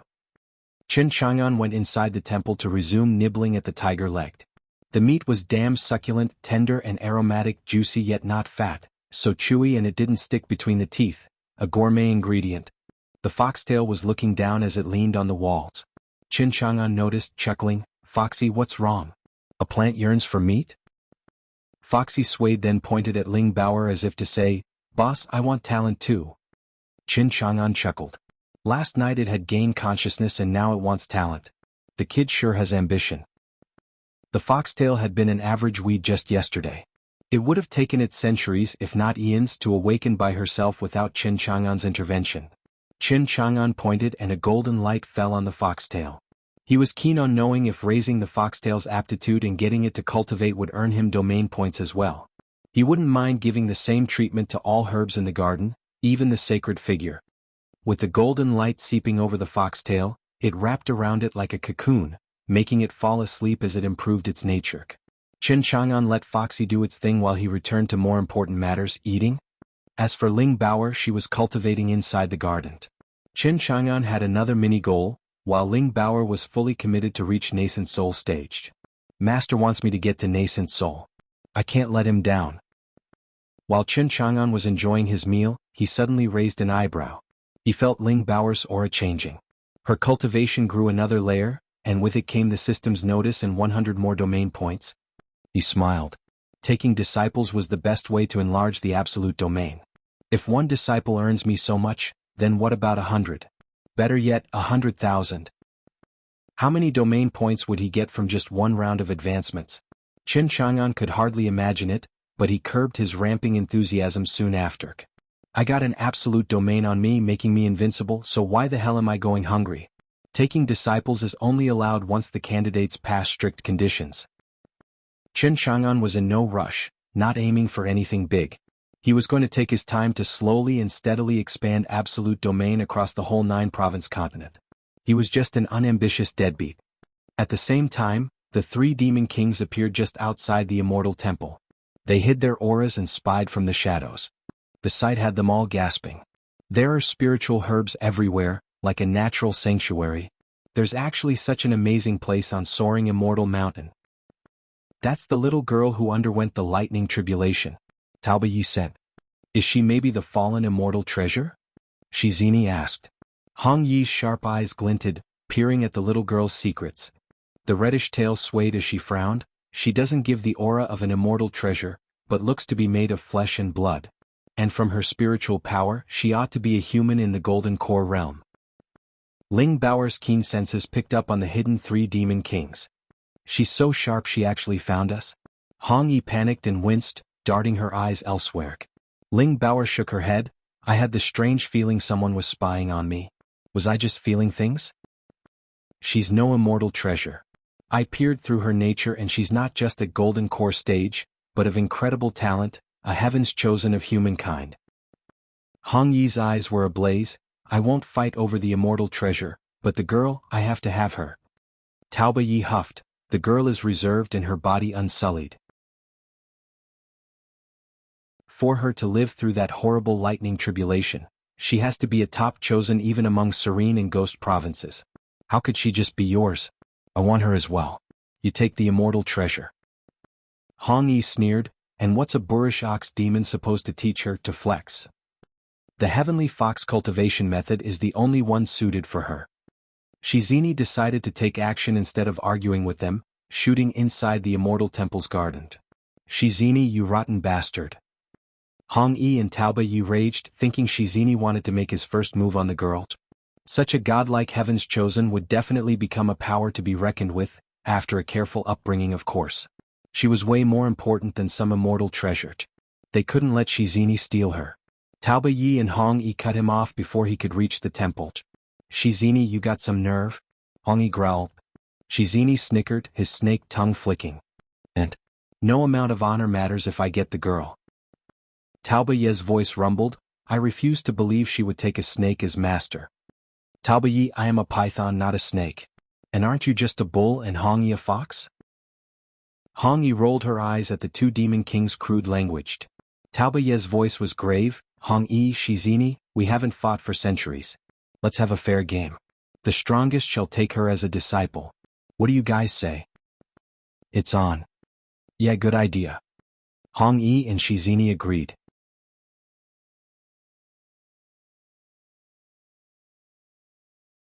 Invincible at the start, Chapter 19. Curvaceous, charming, and bewitching. Hong Yi, Shizini, and Taoba Yi no longer restrained their aura, letting Ling Baoer sense them clearly as she cultivated. She looked over to see the 3 demon kings floating in the air in confrontation. Their violent auras were so strong they warped the surrounding air. Demons? Ling Baoer cried. With a moo, horns grew as Taoba Yi transformed into a demon bull. He was massive like one big black mountain. He then charged headfirst at Hong Yi and Shizini.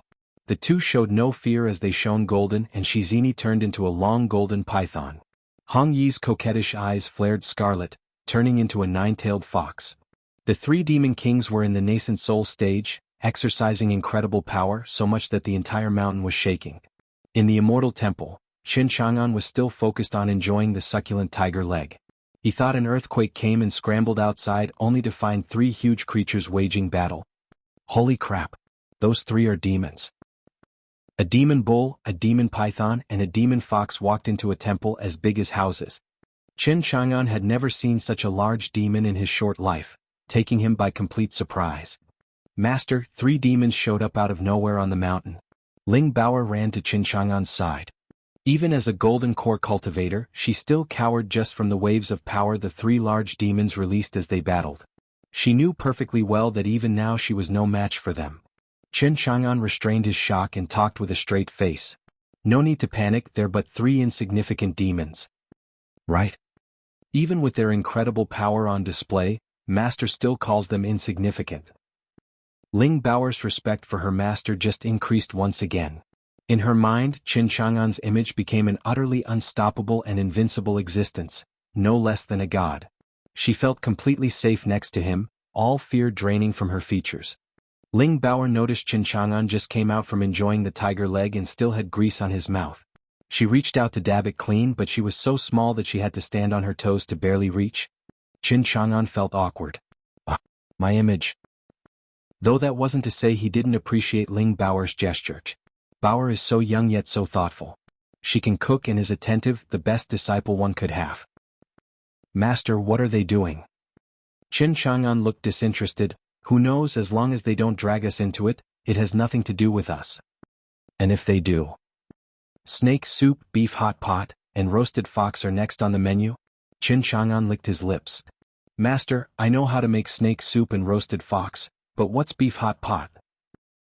Beef hot pot, a truly great spicy and fragrant dish.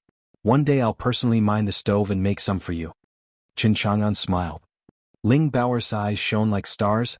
I can't wait to try Master's cooking. Are you hungry? Qin Chang'an asked. Starving. Then let's eat. Hooray. Qin Chang'an and Ling Baoer were in their own world, not giving the three battle-frenzied demon kings any attention as they went around the earthen stove in the garden to enjoy the divine tiger meats. As for the battle mere meters away, it was getting fierce. Dust and rocks flew, the earth shook, the ground cracked and trees snapped all over the place. The soaring immortal mountain was thrown into one hell of a mess. The three demon kings had more or less equal strength, making it such that, despite all of them getting wounded, there was still no winner in sight. They turned back into humans and put a pin on the fighting. Shizini said, "This gets us nowhere. There's no way to see who wins with a skirmish." What are we supposed to do then? Taoba Yi grumbled. Hong Yi smiled. We finally found a chosen one and none of us wants to let her go, but we forgot to ask her opinion on this. Why not let her make the choice? Let her go with whoever she wants. Shizini and Taoba Yi mulled it over then nodded. Agreed, since fighting doesn't work, we'll let her decide her master. The three demon kings landed outside the immortal temple. Despite fighting with all they had one moment, the next they all stopped, only thinking of Ling Baoer. Though the immortal temple did have one extra resident, Qin Chang'an, they chose to ignore him on the spot out of reflex, taking him for just another regular mortal since he had no cultivator vibe at all. Any other demon or cultivator in his place would have wet their pants from shock seeing the three demon kings duking it out, but not Qin Chang'an and Ling Baoer, indulging in the lavish garden by eating tender tiger meats. The three demon kings were stunned at the sight. Master, he emmons hame in. Ling Baoer spoke with a stuffed mouth with tiger meat. Qin Chang'an chewed and swallowed. Are they here for the immortal treasure as well? Hong Yi immediately stood out from the three demon kings and took all his focus. That's one hell of a curvaceous, charming and bewitching woman.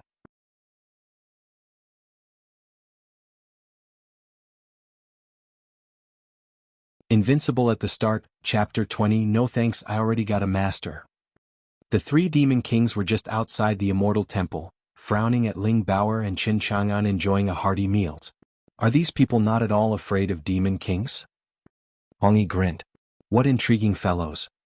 What might have brought you three to my humble abode? Qin Chang'an rubbed his full belly, belched in satisfaction and asked. Ling Baoer gave them a curious look. From how strong their spiritual power is, there's no way a golden core demon could possess it. Are they nascent soul demon kings? The demon kings did not reply to his question, only looking at Ling Baoer. Qin Chang'an felt a little neglected by their blatant disregard. Ling Baoer felt unnerved under those three hard stares, shifting behind Qin Chang'an. Master, why are they staring at me? Qin Chang'an rolled his eyes. How should I know? Taoba Yi went right to it. Girl, are you willing to take me as your master? Taoba Yi presented a jade box. 3 golden pills glittered as he opened it. Each has a golden core's demon refined within. These could be all yours if you accept me as master. Shizini huffed. Taoba Yi sure is going for the kill, handing 3 golden cores. He wasn't about to lose out. His palm shone purple and a red glowing fruit appeared. This is the everlasting immortal fruit, taking 1,000 years to bloom and 10,000 years to bear fruit. Eating it will keep you young and beautiful forever and ever. This is the only one left in the entire 9-province continent, one of its kind. It's yours as long as you take me as your master. Shizini's method was the right approach. People yearned to become eternal, but they would still age, and beauty, especially to a woman cultivator, was of extreme importance. Across the whole of the 9-province continent, not even those lofty holy or divine women could resist the yearning of having the everlasting immortal fruit. Shizini thought Ling Baoer was no different.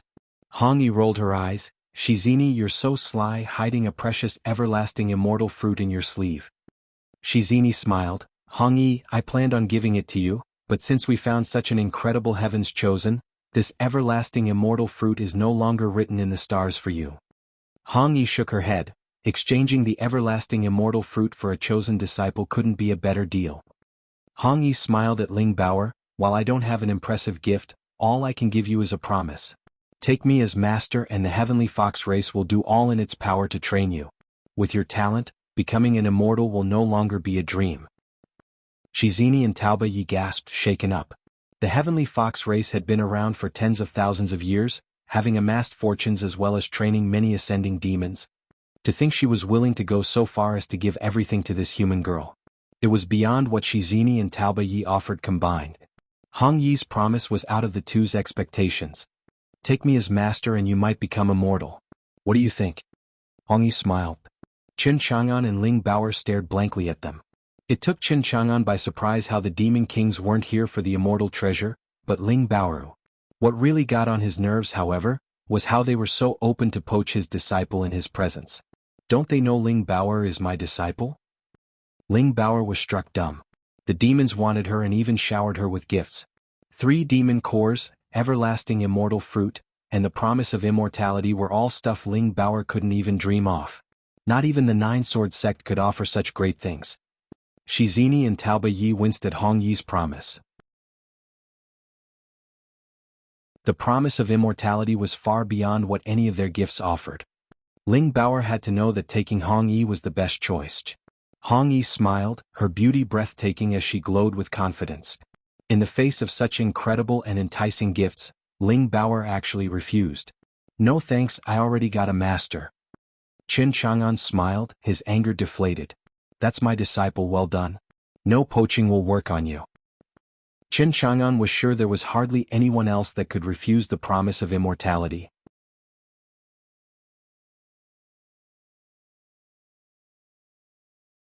Invincible at the start, Chapter 21, Is Master too strong or the demons too weak? Of course, how could a heavens chosen not have a master already? Hong Yi asked, who is your master? The demon kings were curious to know what amazing master a heavens chosen would have to break her temptation towards immortality. Is he a nascent soul expert? Qin Chang'an chuckled, thinking of how the 3 ignored him. What faces will they make when they realize I'm Ling Baoer's master? Ling Baoer giggled and ducked behind Qin Chang'an. This person before you is my master. Him? Taoba Yi, Shizini and Hong Yi were all dumbstruck. A human with no trace of cultivation they ignored so far was actually the master of a chosen girl that withstood such a dreadful lightning tribulation. It was beyond the 3 demon kings' expectations. They even looked at Qin Chang'an with nothing but doubt. Really? He doesn't look like a Heaven's Chosen's master at all. Hong Yi shook her head. How can a mortal be worthy of being your master? Taoba Yi gave a rough nod. An utter waste. Shizini's stare was threatening. She is still young and he must have enticed her with empty words. Just kill him. Ling Baoer defended Qin Chang'an with pride. Master is no mortal. I owe everything that I am to him. Qin Chang'an wasn't angry. I find myself quite fit to be her master. Fine then, since you think so, let's see what you're made of.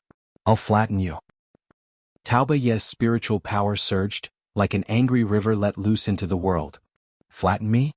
Qin Chang'an shook his head, totally disregarding Taoba Ye's attempt. Taoba Yi huffed and charged into the garden. He was now inside Qin Chang'an's absolute domain. You want to flatten me, but can you take just one of my fingers? Taoba Yi sneered, thinking of Qin Chang'an as an overconfident fool. He'd never seen a more arrogant man in his life, let alone a mortal.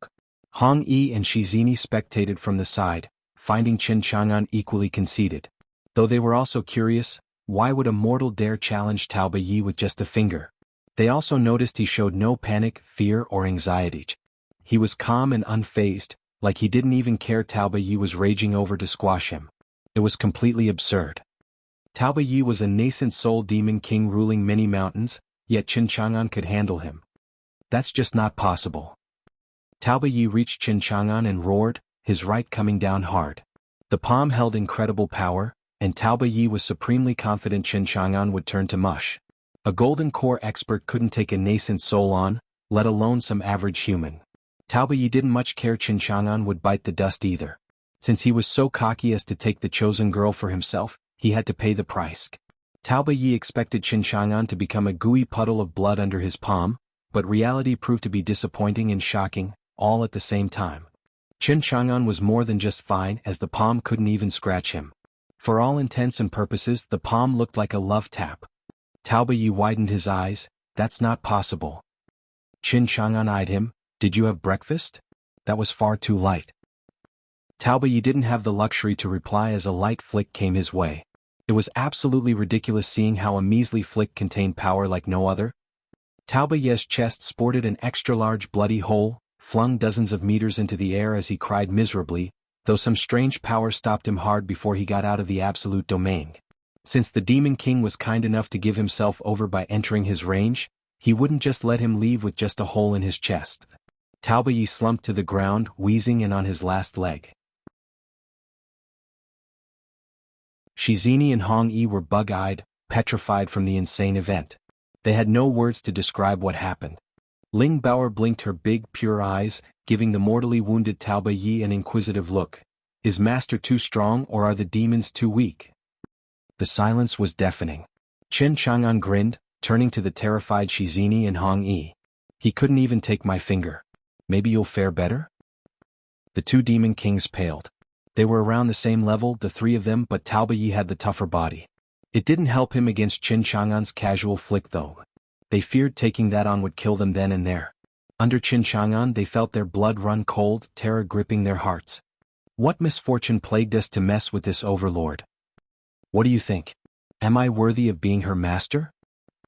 Shizini and Hong Yi were silent, sweating buckets. They didn't know where to begin speaking to this average man. Their minds were a mess. How strong is he to flick Taoba Yi on the brink of death? The cultivation stages in the 9-province continent were very clearly defined, with the gap between them unsurmountable. Qi refining, foundation establishment, golden core, nascent soul and spirit severing. In the 9-province continent, a nascent soul expert was in charge of a faction, ruling as king with his incredible power. As for spirit severing expert, they were few and far between. As demon kings, they had the fortune or misfortune of meeting a spirit severing's might. Can it be that this average human wields a spirit severing's power? Qin Chang'an chuckled at Hong Yi and Shizini's goony looks. So, do you guys want to follow your partner's example and try flattening me as well? That was the last thing on their mind. All they really wanted to do was flee. Though for some odd reason they couldn't move a muscle. Qin Chang'an had them so scared they couldn't move, demon kings like them. They feared Qin Chang'an would take their lives the minute they tried anything. They were certain of it, especially since they saw Qin Chang'an's might, their nascent soul cultivation be damned. A mere thought from Qin Chang'an would prove more than enough to erase them. In fact, a spirit-severing expert was a dreaded existence to them. Now they understood why the chosen girl became Qin Chang'an's disciple. And they tried poaching Ling Baoer on the grounds that Qin Chang'an was unfit to train her. They were the odd ones out here.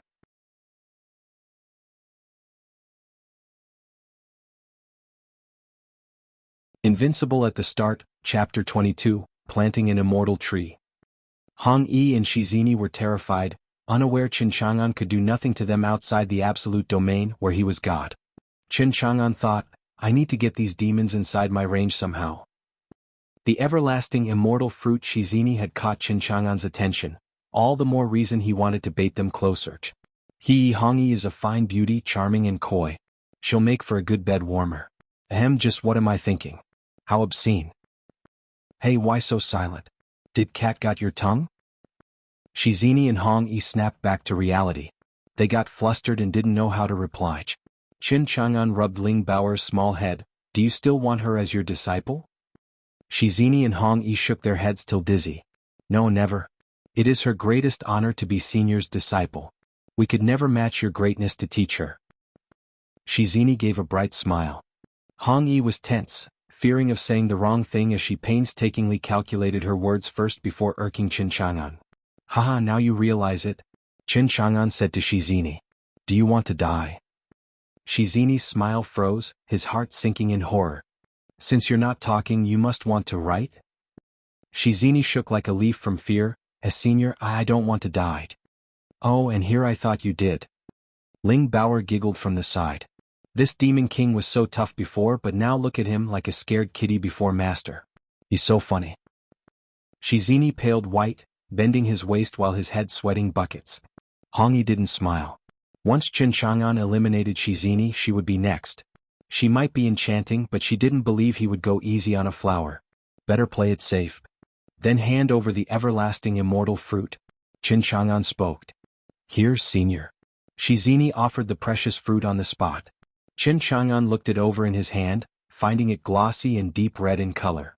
This is the everlasting immortal fruit. Yes, Senior. Shizini replied in fear and respect. Ling Baoer lit up as she only saw the dazzling everlasting immortal fruit in her view. The intoxicating aroma made her drool. You said something about the everlasting immortal fruit being the only one, right? Qin Chang'an heard of it from his master. The everlasting immortal tree fell from the upper world. Its fruit helped one maintain their youth for all times, but it was also a great tonic for cultivators, remolding their bodies into that of an immortal. It was only a rumor, of course, and Qin Chang'an had no idea about its validity. Since he had the same everlasting immortal fruit in his hand, why not give it a shot?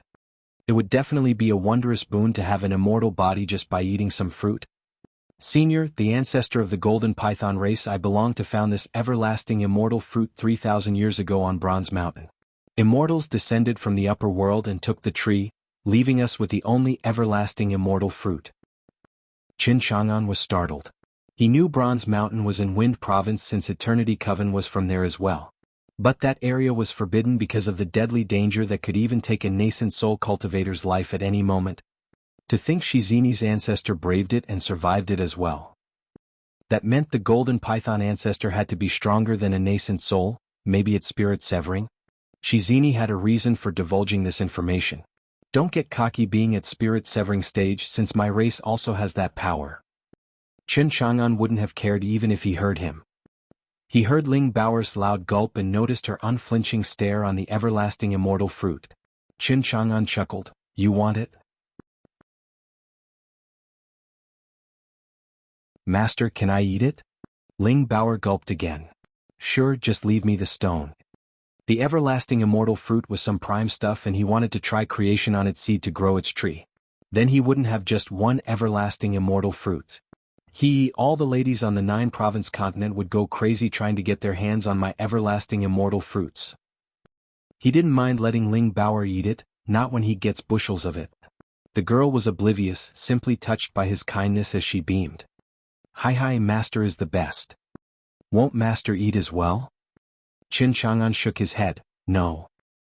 He smirked, knowing he'd have scores of them once the everlasting immortal tree bloomed. All right. Ling Baoer giggled and chomped without delay. Oh, mmhea. Hong Yi was so envious. She wanted one too. Master, it's so sweet. Ling Bao's eyes glittered. Ling Bao ate it all up in moments. Her body started glowing and even had a scent now as her looks changed. Qin Chang'an's eyes flashed as he noticed Ling Bao's body changing, her being glowing in an arcane and ancient lights. Ling Bao's body didn't shine before. Master was right. Everlasting immortal fruit can actually make one's body become immortal. Anything from the upper world must be divine. Ling Bao gobbled up the everlasting immortal fruit, and then her features changed, making Hong Yi sigh in envying. Master, here's the stone. Ling Bao gave it to Qin Chang'an. Shizini and Hong Yi looked curious at Qin Chang'an holding it. Taoba Yi crawled to his feet, his mangled chest showing how heavily wounded he was. He felt Qin Chang'an's strength on his own body, loftier than a mountain, revealing only the very tip in that brief exchange he had with him. So he no longer acted out, turning meek like a child who stood in the corner. Qin Chang'an held the stone and felt the faint vitality within. It should work.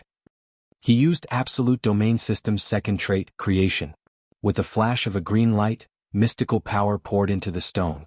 Qin Chang'an searched for a good spot in the garden to place it. Ling Bao blinked. Is Master planning on growing an everlasting immortal tree? Shizini was frightened but still gave a weak reminder. Senior, everlasting immortal tree is an immortal tree from the upper world. It has strict demands of the land that I fear not even Senior's sanctuary is enough to grow it. Taoba Yi and Hong Yi approved. There's no way an immortal tree would grow out of any random hole. That's a pipe dream. Shizini watched as the earth where Qin Chang'an planted the stone changed. A sprout broke the ground and grew. Taoba Yi. Shizini. Hong Yi. Holy hell.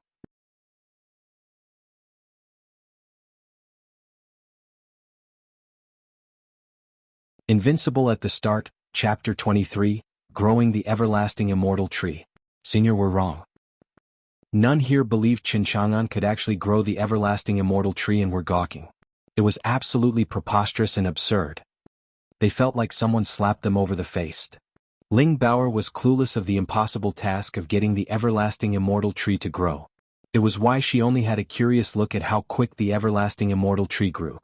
Master just buried it and it's already sprouted. He is amazing. As for the Demon Kings, the trio almost went mad from shock at the ridiculous event. They could not see Qin Chang'an's limit at all. How the hell did he do that? In this sanctuary of mine I can grow anything. The everlasting immortal tree is no exception. The sprout soon grew to 2 inches with vibrant and broad leaves. The Demon King's minds were still numb. It's growing too frickin' fast. They had to rub their eyes and make sure they weren't seeing things. Alas, it was the hard cold reality. In a blink, the tree grew another inch and it still didn't show signs of stopping. The Demon Kings were lost for words, just staring with goony looks as they watched the tree grow. With an immortal glow, the sprout soon turned into a sapling vigorous and strong, reaching Ling Bao's waist. The 3 Demon Kings' minds were blank. They stared dumbly as a miracle happened right in front of their noses, shattering their beliefs. The mysterious Qin Chang'an had just grown the everlasting immortal tree. Ling Bao lit up. Master, once the everlasting immortal tree is all grown up, will we get to eat plenty of fruits? Qin Chang'an nodded. You'll have your fill of them. The everlasting immortal fruit sure was tasty, while it also filled her with endless vitality and strength. She thought she'd never get to taste such exquisiteness again, but by the looks of it she called it too soon.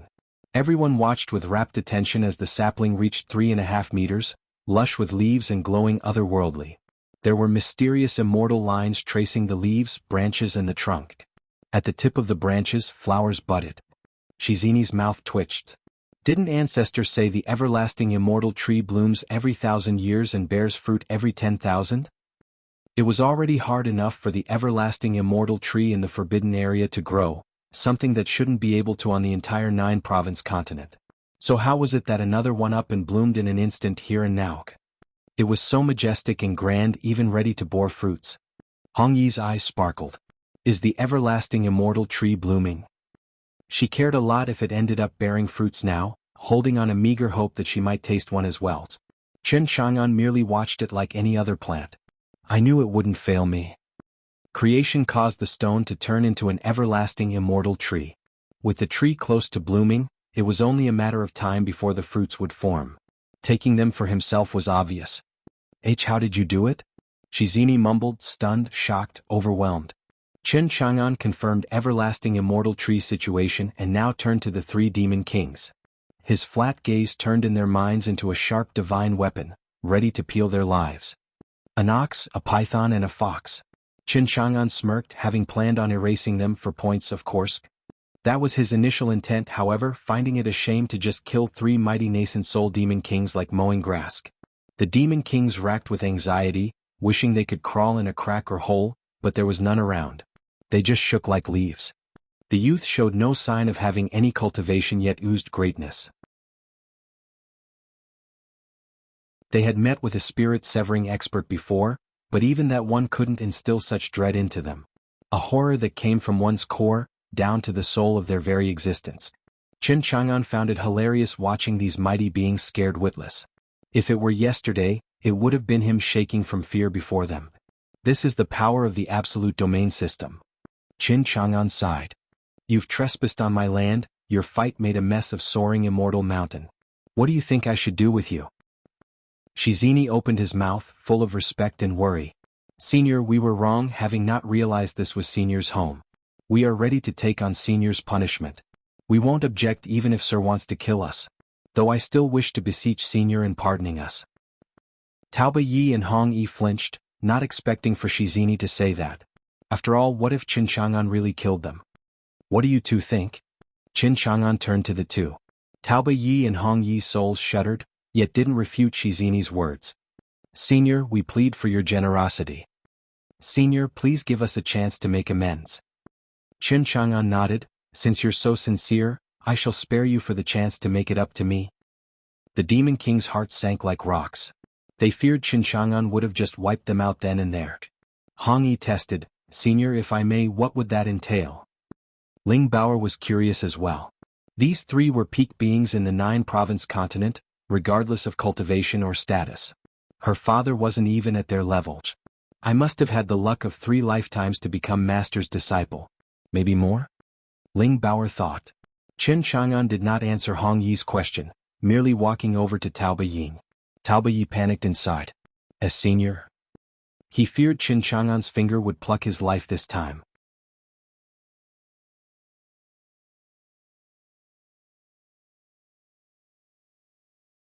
Invincible at the start, Chapter 24, The Submitting and Stunned Demons. Qin Chang'an glanced at Taoba Yi's wounds and pulled a spiritual herb from the ground. The herb turned into a pill in his hand. Take it. It was like the work of a god, turning some random herb into a pill just by touching it. The demon kings were frozen from shock once more. Taoba Yi took the pill and felt the pure and bursting vitality coming from it.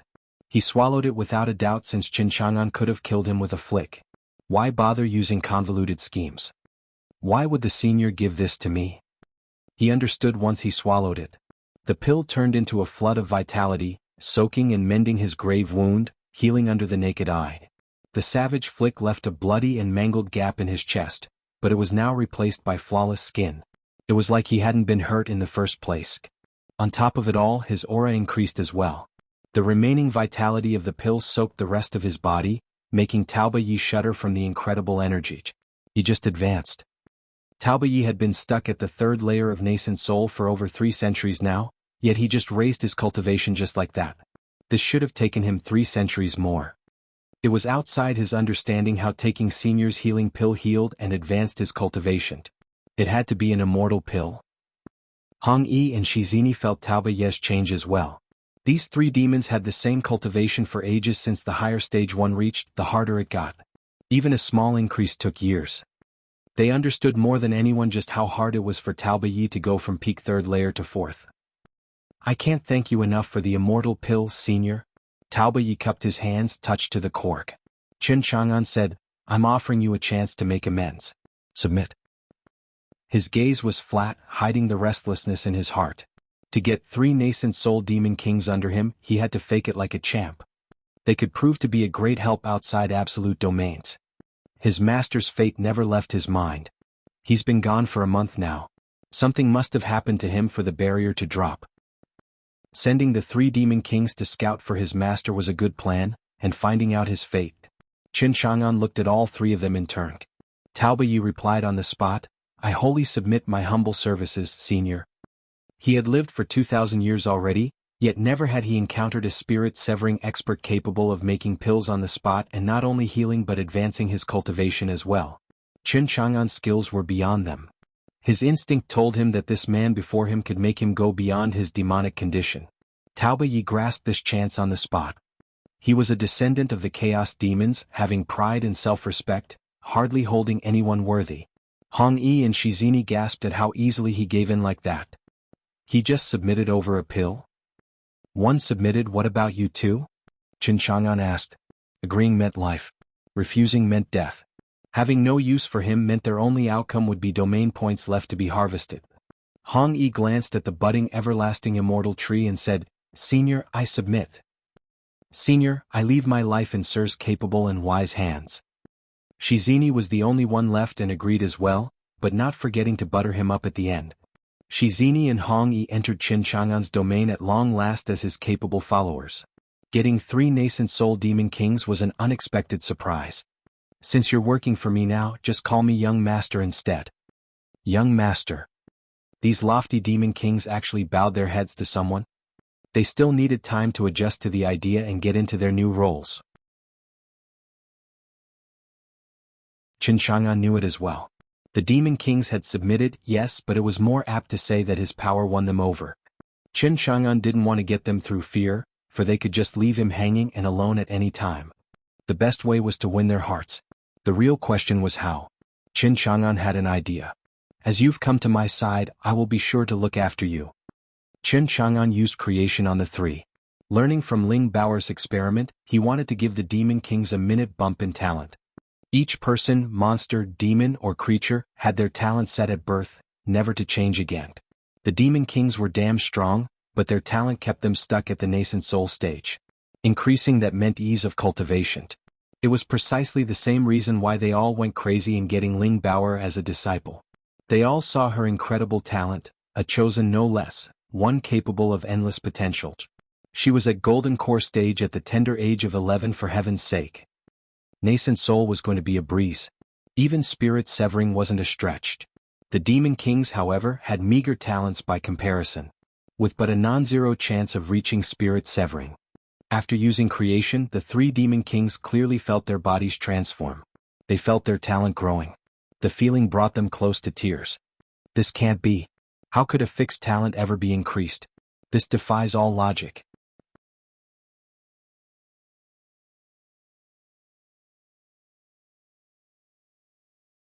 Invincible at the start, Chapter 25, Growth in 8th Grade Talent. The increase in talent had changed the demon kings. A terrible spiritual power surged wildly everywhere, with them at its center.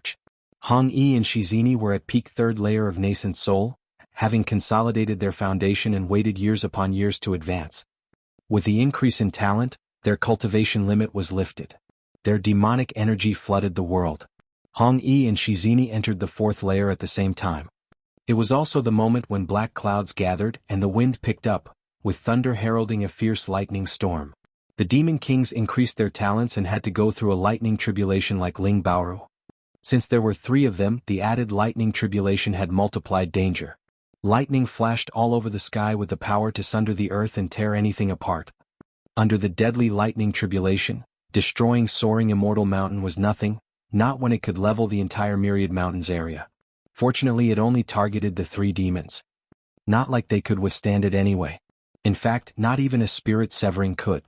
The demons paled, feeling despair coming over them as their joy plunged into darkness. Focus now. While I'm around, even lightning tribulation is nothing. Ling Bao went through one already and got over the fear fast. Relax, Master will handle everything. Hong Yi, Taobai and Shizini were overjoyed yet terrified. They were happy they overcame their talent's limits, with soul severing no longer being a dream, yet crushed because they just got to enjoy renewed hope for but a moment before the lightning tribulation came to ruin everything, lives included. They were now helpless little lambs that could only trust in Qin Chang'an, trust in their young master. Boom. The lightning flared as it unleashed its power. Qin Chang'an couldn't care less. He was unshaken like a mountain. He was as fierce as a storm, untamed as the river, and fearless of some meager light show. No matter how strong, wild, or destructive something was, it all turned gentle and soothing once it entered Qin Chang'an's absolute domain. All was at his whim. Just like a stream, the energy flowed into the demons. In the process of increasing their talents, their bodies needed the lightning tribulation to toughen them. The demons were strong to begin with, but now they would be even more so from the power of lightning. It was like a heavenly blessing to them. The deadly lightning tribulation that drove fear into them and promised certain death threw myriad mountains, demons and creatures into a frenzy from horror, yet Qin Chang'an curbed its berserk nature once more. No matter how absurd its power and deadliness, the lightning tribulation was now a gentle stream of energy at his command. It was simply unheard of, outrageous, impossible. More so to the three demons that submitted to Qin Chang'an. Once the clouds scattered, the demons had become new beings under its tempering. They were touched to the core. We can't thank young master enough for raising our talents. They had nothing but respect and admiration. Qin Chang'an smiled. He knew this would happen. By the looks of it, the demons now submitted by their own volition and not through fear. How high are your talents now? Qin Chang'an asked. He just got them for followers, so he hadn't used creation fully on them.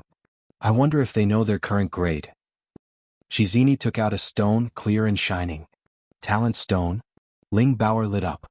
The talent stone's purpose was to assess one's talent, a color for every grade, going through red, orange, yellow, green, blue, indigo, violet, black and gold. With Qin Chang'an raising Ling Baoer's talent, she wanted to know what grade she was at now. Thanks to the talent stone they got, she would soon find out. The demons had around the same talent before 6th grade. Shizini was excited as he tested himself. The talent stone shone brightly, cycling through the 9 colors before settling on becoming black. The demons gawked. The talent stone trembled in Shizini's hand. It's actually black and 8th grade talent. Taoba Yi gulped. Hong Yi's charming eyes bugged out, eager to test her own talent. Qin Chang'an flinched. He didn't use creation that much on Shizini, yet his talent still rose to 8th grade. Using creation to its full extent will surely give them a 9th grade. Qin Chang'an was astonished. Such a talent would make one a chosen, a true rarity across the whole of 9-province continent. There might not even be one in a trillion. He, however, could make them on the spot. This is insane. Shizini was beyond touched, overcome with emotions. He still couldn't believe his talent went up by 2 grades. The Golden Python ancestor had the same talent too, his role model. He never thought he'd see the day he'd have the same talent. Next was checking Taoba Yi and Hong Yi's talents, finding them of the same 8th grade. Qin Chang'an looked at the overwhelmed demons and said, "Since you're with me, this is but a taste of what you can earn. Even 9th grade is nothing for me to bestow upon you." The demons set their sights on Ling Baoer. With such a high talent, their senses sharpened, able to connect with the world. They felt Ling Baoer's extraordinary nature. Is she of 9th grade? Now they knew why Ling Baoer was so incredible and made them fight over her. She got everything from young master. The demons were burning with expectation. Qin Chang'an hinted they had the hopes of reaching 9th grade as well. The demons vowed to seize this chance, to work hard for Qin Chang'an and taste his harvest.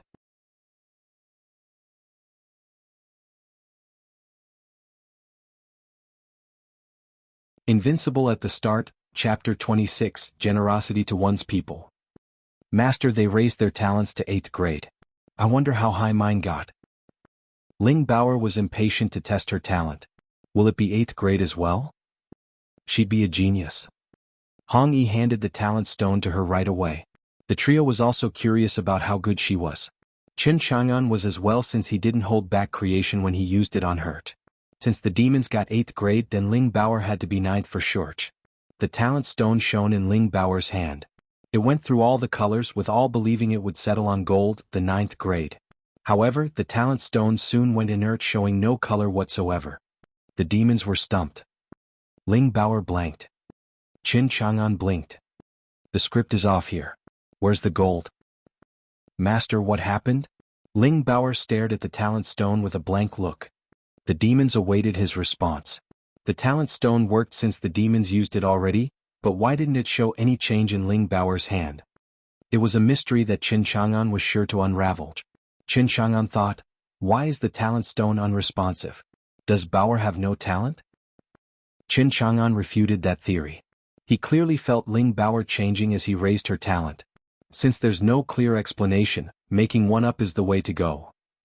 Everyone sees ninth grade as the limit of talent, unaware it goes even higher, a grade the talent stone can't gauge. Qin Chang'an had the demons dumbstruck and gasping in shock. There's actually talent higher than the ninth grade? They lived for thousands of years yet never heard of such a radical notion. Ling Baoer blinked then got excited. Above ninth grade. Master, does that mean I have such a talent? Correct. Qin Chang'an nodded, lying through his teeth. Ling Baoer and the three demons bought it. Qin Chang'an had a cultivation no one could gauge and incredible power, growing the everlasting immortal tree with a swish and raising their talents with a whoosh. They were thinking Qin Chang'an might have been an immortal from the upper world. They were also excited. Without Qin Chang'an's clarification, they would have remained ignorant. Qin Chang'an chuckled at their eager looks. Disciple, you have great talent but must learn restraint, for there will always be someone better than you out there, of greater talent. The demons mulled over his words. That higher talent must be a chosen of the upper world. This only proved their theory that he was from the upper world. Offending such a great man was ill-advised, to say the least. This only made them even more willing to submit. They just got their talent bumped to 8th grade and wanted it to go even higher. They started to see Qin Chang'an like a god, with nothing but reverence and adoration. This was what he was after. They are powerful nascent soul demon kings. Now that I have them working for me, I can send them outside the absolute domain in my stead. Do well by me, and even ascension isn't out of reach. Qin Chang'an enticed the already excited demons. As demon kings, they possessed high intellect and shouldn't be swayed so easily by a couple of promises. Alas, those promises felt achievable since they got their talent raised and even saw the everlasting immortal tree ready to bloom. Each of these acts shook their very soul. This was outside the human realm of possibilities. A spirit severing could not do that for sure. Qin Chang'an had promised them ascension after raising their talent, making it all the more believable than when coming from someone else.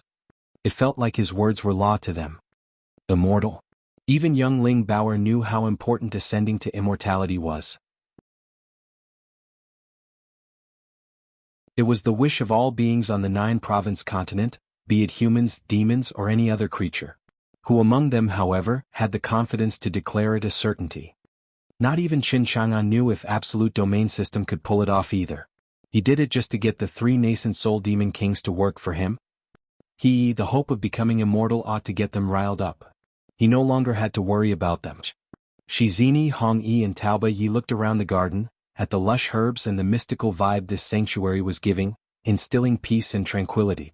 It felt so natural to be in such a place, making them sigh. This sanctuary is incredible. Hong-yi glanced back at the everlasting immortal tree. With it budding, it wouldn't be long before fruits ripened, her dear wished. She hesitated before testing. Why, young master, how long until the everlasting immortal fruits ripens? Qin Chang'an smiled. It will take a little longer. You can just take one for yourself when the time is right. Hong-yi's eyes glittered. Young master, is this true? You're working for me now. I have no reason to lie to you. It's just an everlasting immortal fruit anyway. It's not like it'll stop growing at one. It's good to be generous to one's people.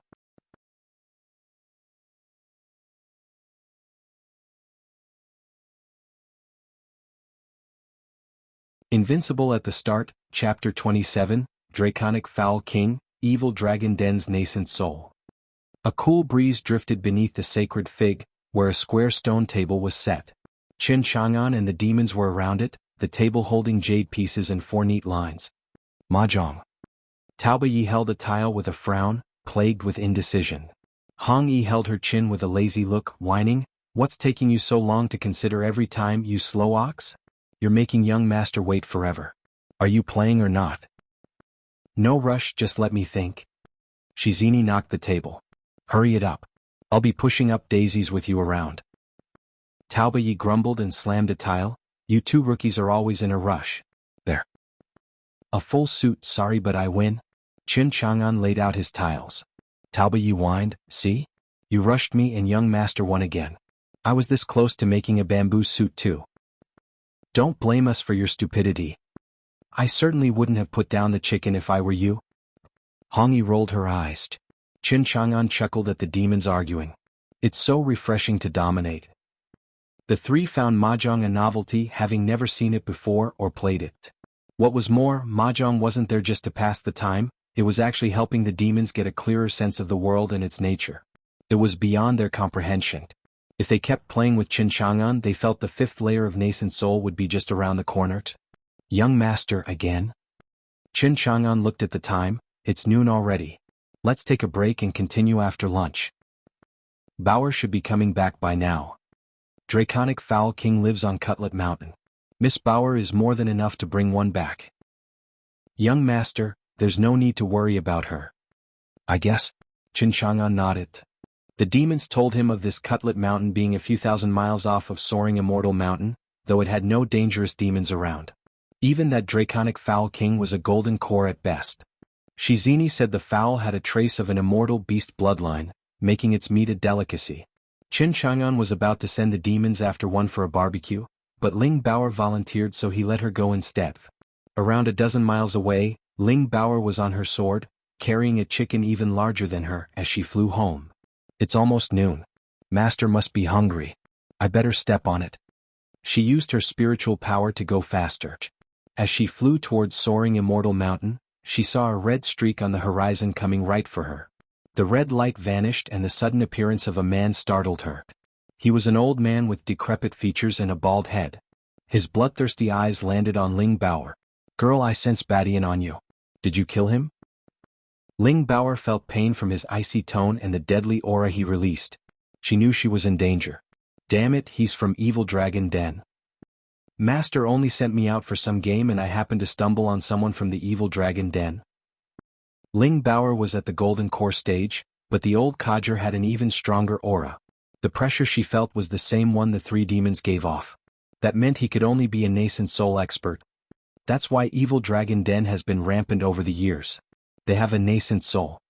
She felt no fear as she spoke while trying to come up with a plan of action. You're quite cocky being so young and yet at the Golden Core stage. But it's still not enough to kill Badian. Answer me, who did it? The tone was filled with bloodthirst. It also contained a power that pierced Ling Bauer's soul, making her pale and unable to withstand it. Nascent soul experts were a terrifying existence. The sacred immortal sword sensed the threat to its user and released its immortal power into a sword barrier, protecting her life. The mighty immortal sword surrendered before Qin Chang'an's absolute domain, and with Ling Bauer as its new master, it would protect her. Ling Bauer breathed easier. The old man squinted. That sword. He could feel the sacred immortal sword's immortal power. Is that the fallen immortal treasure? He was the Grand Elder of Evil Dragon Den, Li Feihong, a deadly fourth-layer nascent soul expert, and Li Beixian's father. He had come to Myriad Mountains to get revenge for Li Beixian's death, but was more interested in seeking out the immortal treasure. Only for it to show up out of the blue right before him in the hands of a wee lask. Ling Bauer huffed, that's right. So don't give me grief or you'll be sorry. Li Feihong struck at once, startling Ling Bauer. Girl, you won't escape. Li Feihong blocked her retreat. His terrible spiritual power was like a flood, turning into a ghastly claw. The fingers glinted coldly as they shot for the sacred immortal sword. It was only due to her increased talent and senses that she was quick to react. She held the chicken in one hand while striking with the immortal sword in the other. She was at the fourth layer of Golden Core stage, a whole stage below Li Feihong. Logic would say she couldn't block even a casual attack. To him, he felt taking the sacred immortal sword was the easiest thing in the world. Only to find, to his shock, that his attempt was thwarted. Ling Bauer's slash at the ghost claw's weakness. She thus had no trouble blocking it. You actually stopped it? Li Feihong gasped.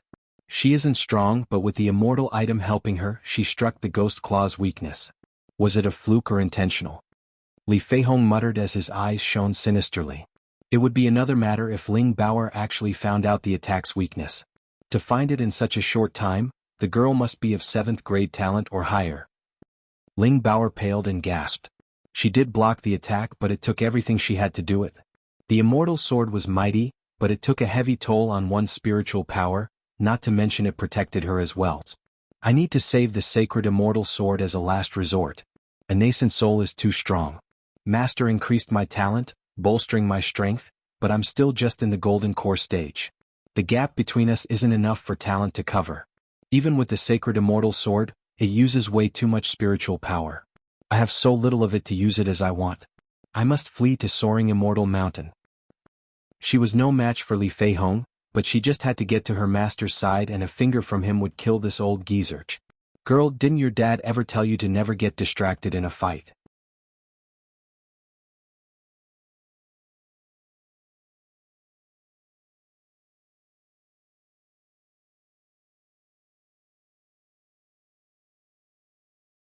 Invincible at the start, Chapter 28, Stolen Sacred Immortal Sword in Pursuit.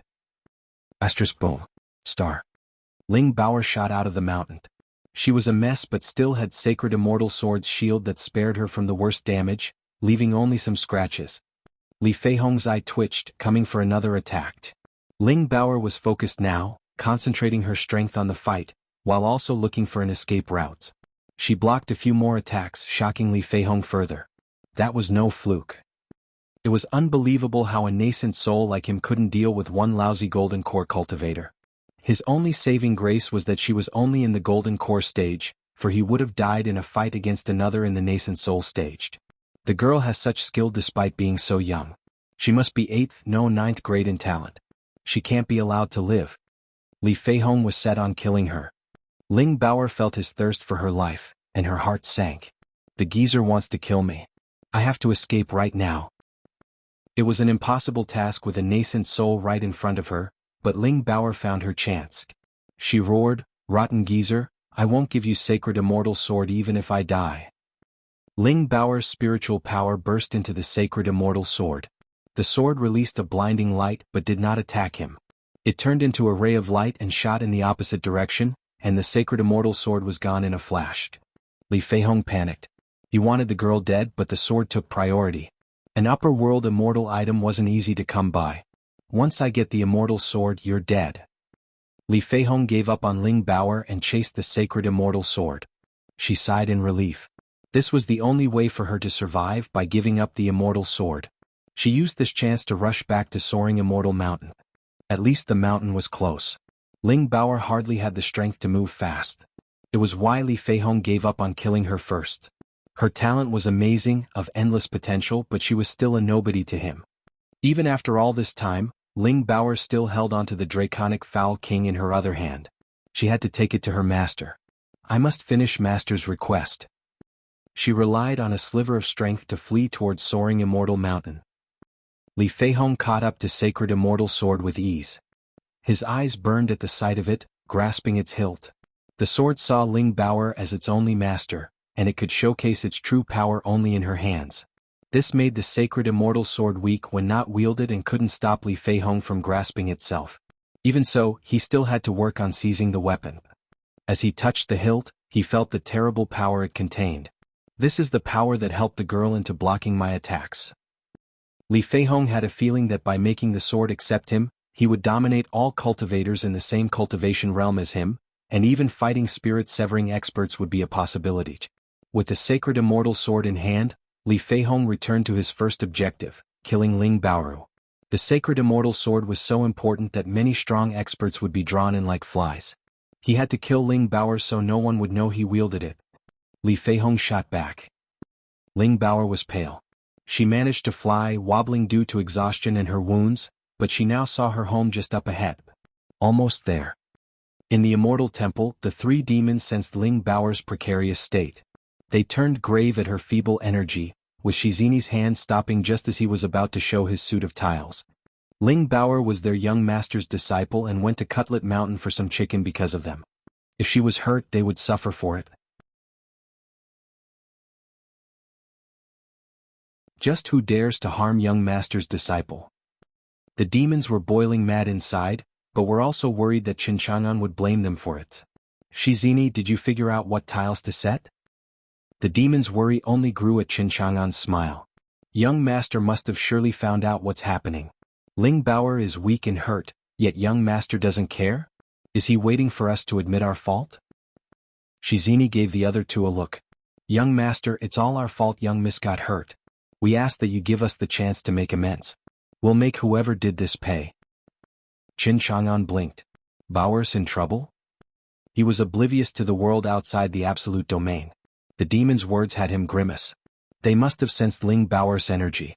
It's her first trip outside and already got in trouble. But by the sound of it, she's only hurt. Qin Chang'an eased his breath. Now he knew what was keeping her so long. I wish nothing happened to her. Bring her back. Understood.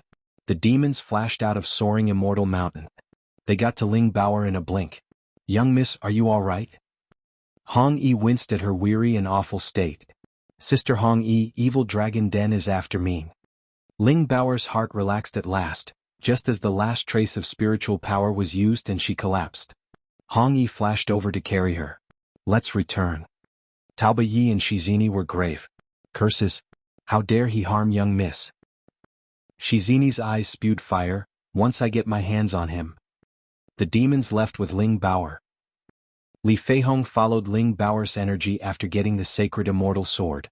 The girl ran out of spiritual power, is wounded and still could run so far. He still sensed her close by. No one on this heaven's green earth could ever escape me. Li Feihong turned into a light and flew towards soaring immortal mountain.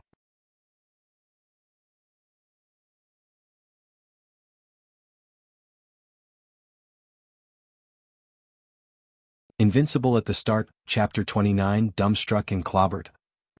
Young master, we've brought young miss back. Hong Yi carried Ling Bao into the immortal temple. Qin Chang'an frowned at the unconscious girl in Hong Yi's arms. How did she end up like this? Hong Yi shook her head. Young master, we don't know either. Young miss mentioned evil dragon Den is after her before blacking out. Evil dragon Den wants her dead? Qin Chang'an's eyes grew icy. Ling Bao is my disciple now. Evil dragon Den, you must have a death wish. But this was not the time for that. He needed to heal her first. In the absolute domain, Qin Chang'an used creation to turn a herb into a pill and feed it to Ling Bao. Her wounds healed in moments, and her wan face regained a healthy pink glow.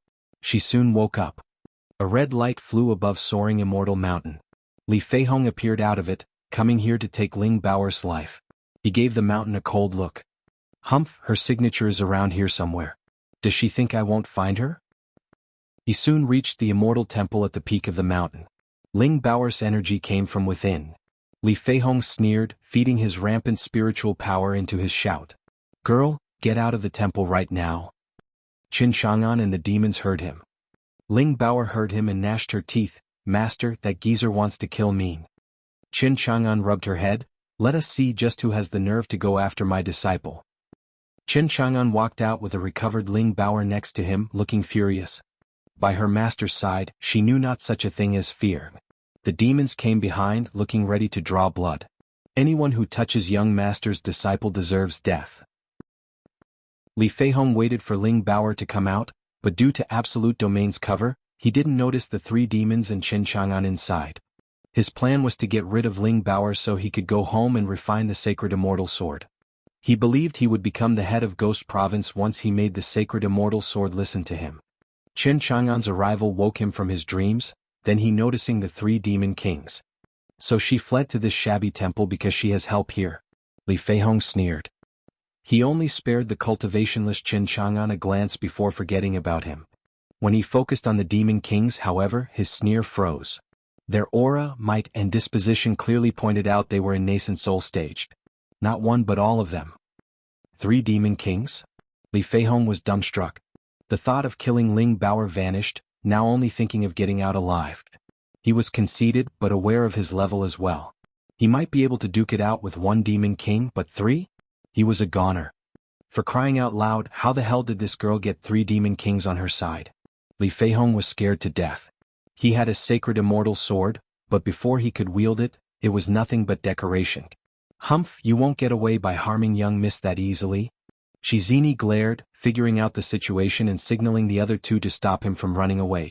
Just as Li Feihong jumped, he found himself surrounded by three demons. Damn it! What are three demon kings doing here? Li Feihong grimaced, his heart tensed. Qin Chang'an looked at him with a cold gaze. It's a nascent soul expert. Bao, you actually escaped from a nascent soul. Qin Chang'an praised. Ling Bao hung her head, her voice meek. Master, I drew him away with sacred immortal sword so I could escape. It's just an immortal sword, nothing of value? Chen Chang'an didn't care much about it. The sword was hardly strong. Besides, he'd get far more mileage out of a disciple than from a hunk of metal. On top of that, Ling Bao'er was his very first disciple. Her position's invaluable. Her death would make him feel regretful. Chen Chang'an planned on raising her to become a top expert in the world. Ling Bao'er was touched by his words, hugging him. Yes, it's all thanks to Master giving it to me that I got to see you again. Chen Chang'an rubbed her head, smiling. It's all right now. Since the geezer wanted to kill you, go out there and vent. Li Feihong wasn't yet within the absolute domain, but Chen Chang'an still saw him beneath him. He not only had 3 demon kings, but even improved their talents, able to take on 1 Li Feihong each. Setting all 3 on him was overkill. Chen Chang'an shouted, "Old man, you touched my disciple and now we'll see if your death touched as well." Li Feihong was worried but stubborn, cupping his hands. "I am Grand Elder Li Feihong of Evil Dragon Denver. How may I address you, fellow Taoist?" He saw no cultivation in Chen Chang'an, just an average person, but the 3 demon kings clearly listened to him, which was why he showed such respect. "Screw your beep address. Don't just stand there, he wanted to kill my disciple. Clobber him to death."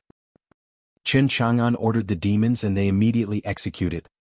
They released their spiritual power, flooding the old guy with it from 3 sides.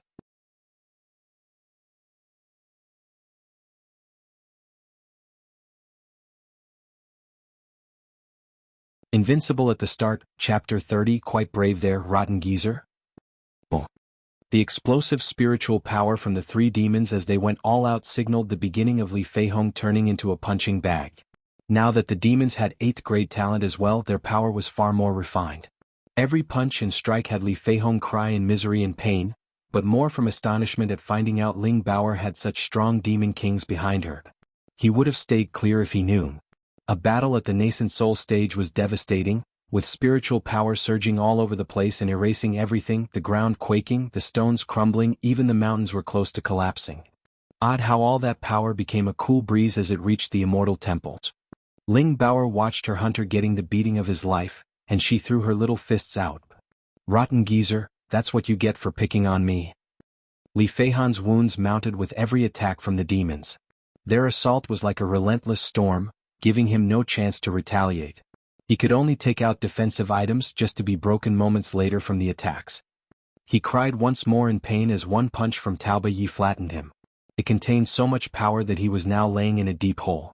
Li Feihong couldn't even twitch, wounded all over and weakened as despair started to set in on his ugly features. How did it come to this? The bashing resumed. Ling Bao'er was gratified. "Humph, how do you like hounding me down now, rotten geezer?" "Bring him over," Chen Chang'an said. Taoba Yi lifted Li Feihong over. Hong Yi held the sacred immortal sword and gave it to Ling Bao'er. "Thanks, Sister Hong Yi." Hong Yi smiled. "It's part of our job. For this fool to harm you, it's our duty to set him straight in young master's stead." Li Feihong looked like a sack of potatoes in Taoba Yi's hand. The demon kings were so strong almost all bones in his body snapped as he bled out from every wound. While Li Feihong's energy was weak, his life was hardly threatened, for he was in the nascent soul stage. A mere beating wouldn't be enough to kill him. "Young master, what do we do with this guy?" Taoba Yi asked.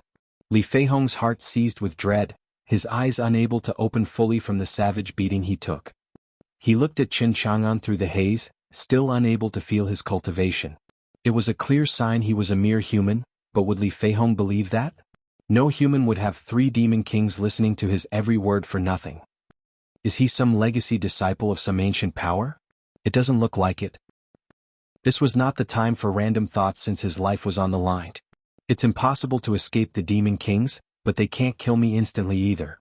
I'm pushed into a corner and if I detonate my nascent soul, I can drag them into the blast.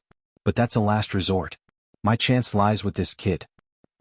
Chen Chang'an gave the old guy a cold look. "Old coot, you tried to kill my disciple. What should I do with you?" Li Feihong spoke weakly. "Friend, I didn't know she was your disciple, or I would never have harmed her. Please let me go." Li Feihong exploded with outstanding power as he spoke, escaping Taoba Yi's grip. Taoba Yi winced. "You dare?" Hong Yi and Shizini were slow to react. Crafty codger. Li Feihong took out a sharp blade, holding the glinting edge at Qin Chang'an's neck. His face turned savage. Nobody move or his blood will paint the ground. His life would be safe as long as the demons didn't try anything. Since you're deferring to this kid, you better behave now that I have him hostage. Li Feihong swelled with pride at his genius plan. Then came the worry from seeing the demons show no panic from Qin Chang'an's life being threatened. Even Ling Baoer gave him a sorry look. Quite the brave one you are, rotten geezer, threatening master. Taoba Yi fell to his knees. Young master, I deserve death for letting him escape my control. Li Feihong was stumped. Is this guy serious? Apologizing when I have a hostage? Shouldn't he be pleading for his life? Stop playing around. Hand over sacred immortal sword, and I'll leave without hurting him. Refuse and his head will roll. Li Feihong threatened again. Old man, I wonder where did you get that courage from?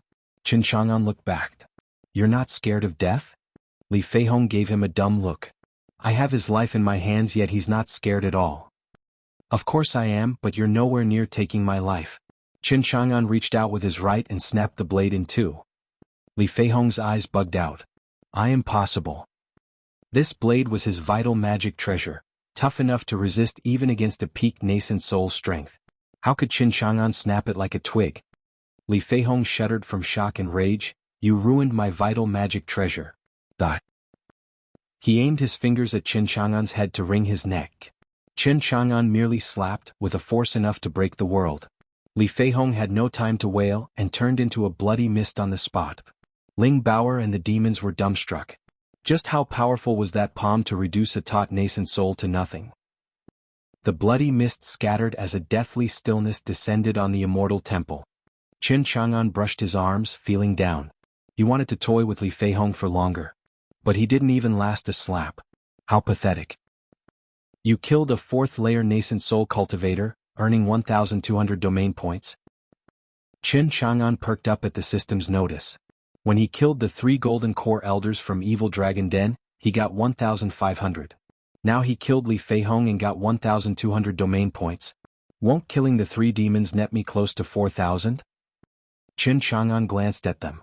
The demons shivered under his gaze, their blood running cold.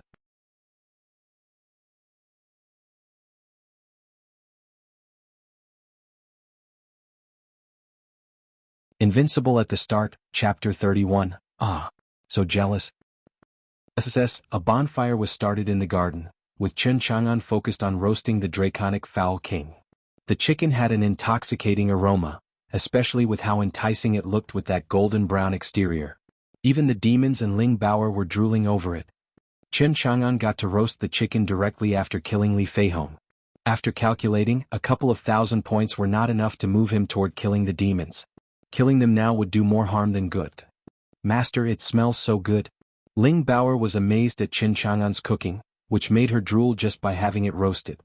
Shizini praised, young master is the best. I've eaten draconic fowl king before, but none of them smelled as good. Qin Chang'an smiled at all this bootlicking. Well, of course. No one is better than me when it comes to roasting and grilling. I've had 3 years of practice after all. Since I failed as a cultivator, roasting is a crucial skill for me to have. Qin Chang'an wondered if his master had taken him in just to cook. Master hasn't returned for a month now. Something must have happened for the barrier to fall. Qin Chang'an suddenly felt down. It was all thanks to his master that he managed to survive for 3 years on the 9-province continent. He had nothing but gratitude for the old man. He could only stay in the immortal temple and let nature seal his fate, but now that he had the absolute domain system and 3 demon kings, now he could just send them to look for his master and also find out what happened to Eternity Coven. The chicken was cooking while he was deep in thought. After putting out the fire, Qin Chang'an smiled. Try it, have a taste of my cooking. Sure. Thanks, young master. The 3 demons finished the whole chicken in minutes. Ling Baoer licked her fingers. Master, your cooking is amazing. Shizini, Taoba Yi and Hong Yi approved as well. They had never tasted a roasted chicken as good as this before. It was a shame there wasn't more of it. Master, I'll go get 10 more tomorrow. Baoer, you're not going anywhere until you're in the nascent soul stage. Taoba Yi will be the one going until then. Qin Chang'an said his piece and his words were final. Understood. Taoba Yi replied. Ling Bauer nodded, okay. She went out for the first time and almost lost her life. The only reason she got to see her master again was due to her quick thinking. She was still too weak, so she naturally agreed to go and cultivate. Shizini Taobayi Hongyi, are you familiar with Cloud Province? Qin Chang'an asked. Shizini replied, young master, my Golden Python clan comes from Cloud Province. I'm very familiar with it. Golden Python clan? Qin Chang'an gasped. He heard of it back in the Eternity Coven. That should be one of the top demon clans. To think Shizini has such an amazing heritage. I didn't know you had such backing. Shizini gave an awkward smile. Young master, I'm now estranged from them. Ha. Hong Yi explained, young master, Shizini was one of the contenders for the scion position in the Golden Python clan, but he failed and fled to Myriad Mountains. So that's why. Shizini asked, why does young master ask? I want you to scout Cloud Province for anything related to Eternity Coven. To do so while also looking for someone. But since you're on bad terms with the Golden Python clan, Taobayi will go instead. Young master, I still want to go. With better talent, I know I can become the Golden Python clan's scion. The current scion can't do anything to me. Eternity Coven is a top order in the Cloud Province but ended up destroyed overnight. Something huge must have happened. With Taobayi not knowing the area, he would take too long to finish young master's task. Shizini, are you mocking me? You're saying I can't finish the task? Taobayi roared. Hong Yi shrugged, Taobayi, you have poor direction. You already find it hard to make your way through Myriad Mountains, let alone Cloud Province.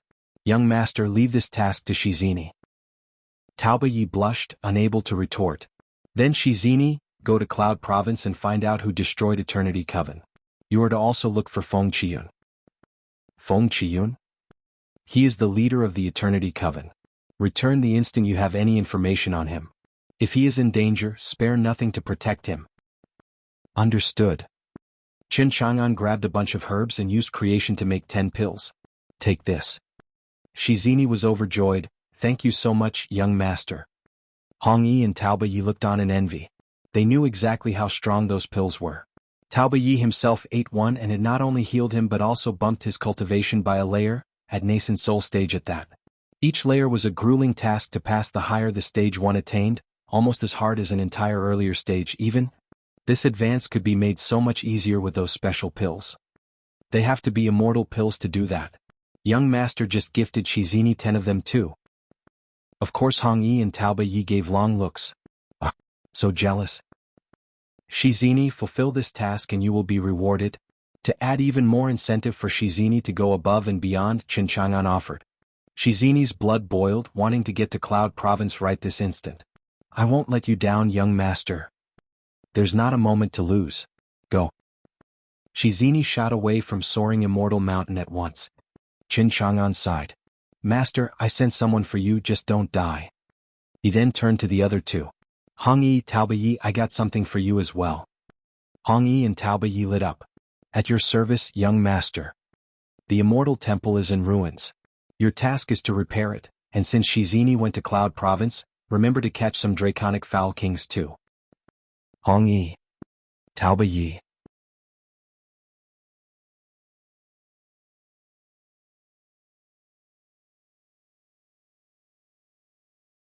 Invincible at the Start, Chapter 32, Patriarch Advent and Foxy's Evolution. An evil dragon den disciple was watching over a stone chamber filled with soul lamps, brightening the room. One of the lamps died out, belonging to Grand Elder Li Feihong. The disciple panicked and ran out of the chamber. First the boss of Evil Dragon Den died, and now it's Grand Elder. Just what on earth happened? The Grand Elder was a lofty nascent soul, a rarity in the Ghost Province and equally valued. His death had to be an omen of the disaster that would befall Evil Dragon Den. Just then Qiu Qinta finally returned to his Ghost Skull sect. He failed to snatch the immortal treasure and almost lost his life. He also vowed to kill Qin Chang'an. He must be a nascent soul. But does he think my sect doesn't have any? Qiu Qinta spat. He walked to his Grand Elder, hoping to get him to kill Qin Chang'an and take the immortal treasure. A Ghost Skull sect disciple rushed to him as he arrived, shouting, Sect leader, you're back. What are you so flustered about? What happened? Chiu Chintu asked. Sect leader, the patriarch who ascended to become an immortal 5,000 years ago, is now with the Grand Elders. Sir was the only one away. Chiu Chintu jumped. Say what? The patriarch is here? He rushed to the ancestral shrine, where the 3 Grand Elders were already kneeling before a lofty image showing his back to them. Chiu Chintu's heart tensed, his knees softening. Please forgive my delay, patriarch. A forceful voice echoed in the shrine. At the immortal lord's order, I'm going to descend to the lower realm. An immortal is going to descend? The Grand Elders and Chiu Chintu all shook. They were so touched, thinking they could now rule the province under his command. The Ghost Skull sect would become hegemon over Ghost Province. The patriarch could read their intent easily. I only came to search for Immortal Lord's vital immortal treasure, the sacred immortal sword. Before I directly come down to the 9 provinces continent, you must search for it. We obey, patriarch. The Grand Elders replied. Chiu Chintu gasped and said, Patriarch, I know where the immortal treasure is at. Patriarch turned to Chiu Chintu, his face hidden by a mystical energy, but even so, Chiu Chintu felt his gaze on him. Where? When the immortal treasure fell, the world changed. I took a group to Myriad Mountains and found the immortal treasure on Soaring Immortal Mountain. Did you retrieve it? Chiu Chintu shook his head. Patriarch, sacred immortal sword fell into the hands of the daughter of the 9-sword sect leader. On that day, Evil Dragon Den was also around to witness this. But all my men and the Evil Dragon Den's group died. Ling Qingshan's girl had a youth in white by her side who I believe should be a Grand Elder of 9-sword sect. The patriarch nodded. Well done. Go to 9-sword sect and retrieve the 9-sword sect. If they refuse, tell them their sect will be purged. The immortal sword is not for the likes of lower realm worms. Understood. The patriarch faded, lifting the immortal pressure, granting the 4 E's at last. They followed patriarch's order at once, rushing for the 9-sword sect. It was afternoon, and Ling Baoer sat down to cultivate beneath the sacred fig while the 2 demon kings repaired the immortal temple. Chen Chang'an lay in a comfy chair in the garden, lazing about in the sun and getting his fill of Hong Yi's curves as she cleaned up the place. Foxtail spirit has evolved into a demon, 100 domain points rewarded. Chen Chang'an jumped out of the chair with a start. Foxy has become a demon? Taoba Yi felt an extra trace of demonic energy coming from the temple. He gasped as his eyes landed on the foxtail near the statue. Foxy waved her new hand at Taoba Yi. Taoba Yi bugged out. Even a foxtail can become a demon now. A foxtail had nothing special about it, no bloodline, no heritage, no nothing. It should never evolve into a demon in a million years. Young Master must have done it. Young Master, there's a foxtail turning into a demon inside the temple. Ling Baoer overheard and ran into the temple to see Foxy.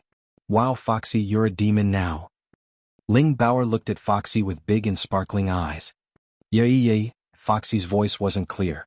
With a flash of green, it became an adorable little child the size of a fist, hugging Ling Baoer's leg. She was so tiny she couldn't hug it completely. Ling Baoer found it ticklish and giggled. Foxy, you're tickling me. Ling Baoer placed Foxy on her palm. I'll take you to Master. Yay. Foxy nodded. Master, Foxy is now a demon. How tiny? Chen Chang'an stared at her minute size. It has to be a worldly miracle for some random plant to gain spirituality and awaken. It even turned into a demon. Still, to think she would be so small. Hong Yi blinked, looking curiously at Foxy. She had never seen a plant evolve or become so small.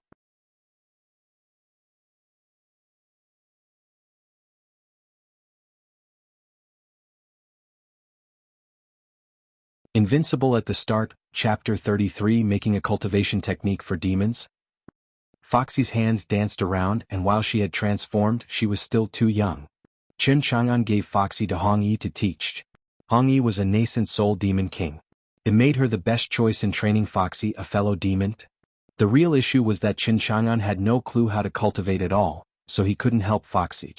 In the garden, Chen Chang'an and Ling Baoer roasted chicken, while Foxy cultivated with Hong Yi. She took her first step as a demon, feeling the changes of the world around her, and taking the spiritual energy into herself. Hong Yi thought Foxy would take days to start, only to find that she advanced in what should take years once she merely sat down. She herself, was a genius even among her fellow heavenly foxes. However, only by meeting Ling Bauer and now Foxy, did she finally understand what being a true genius meant. Foxy takes in spiritual energy and the essence of the sun and moon, becoming a true demon in just a day. She had to be a genius among demon kind. Hong Yi and Taoba Yi were amazed too. Does this mean Foxy has the same level of talent as Ling Bauer, that of a chosen? Hong Yi was overwhelmed seeing Foxy's potential, and gave her all to teach her.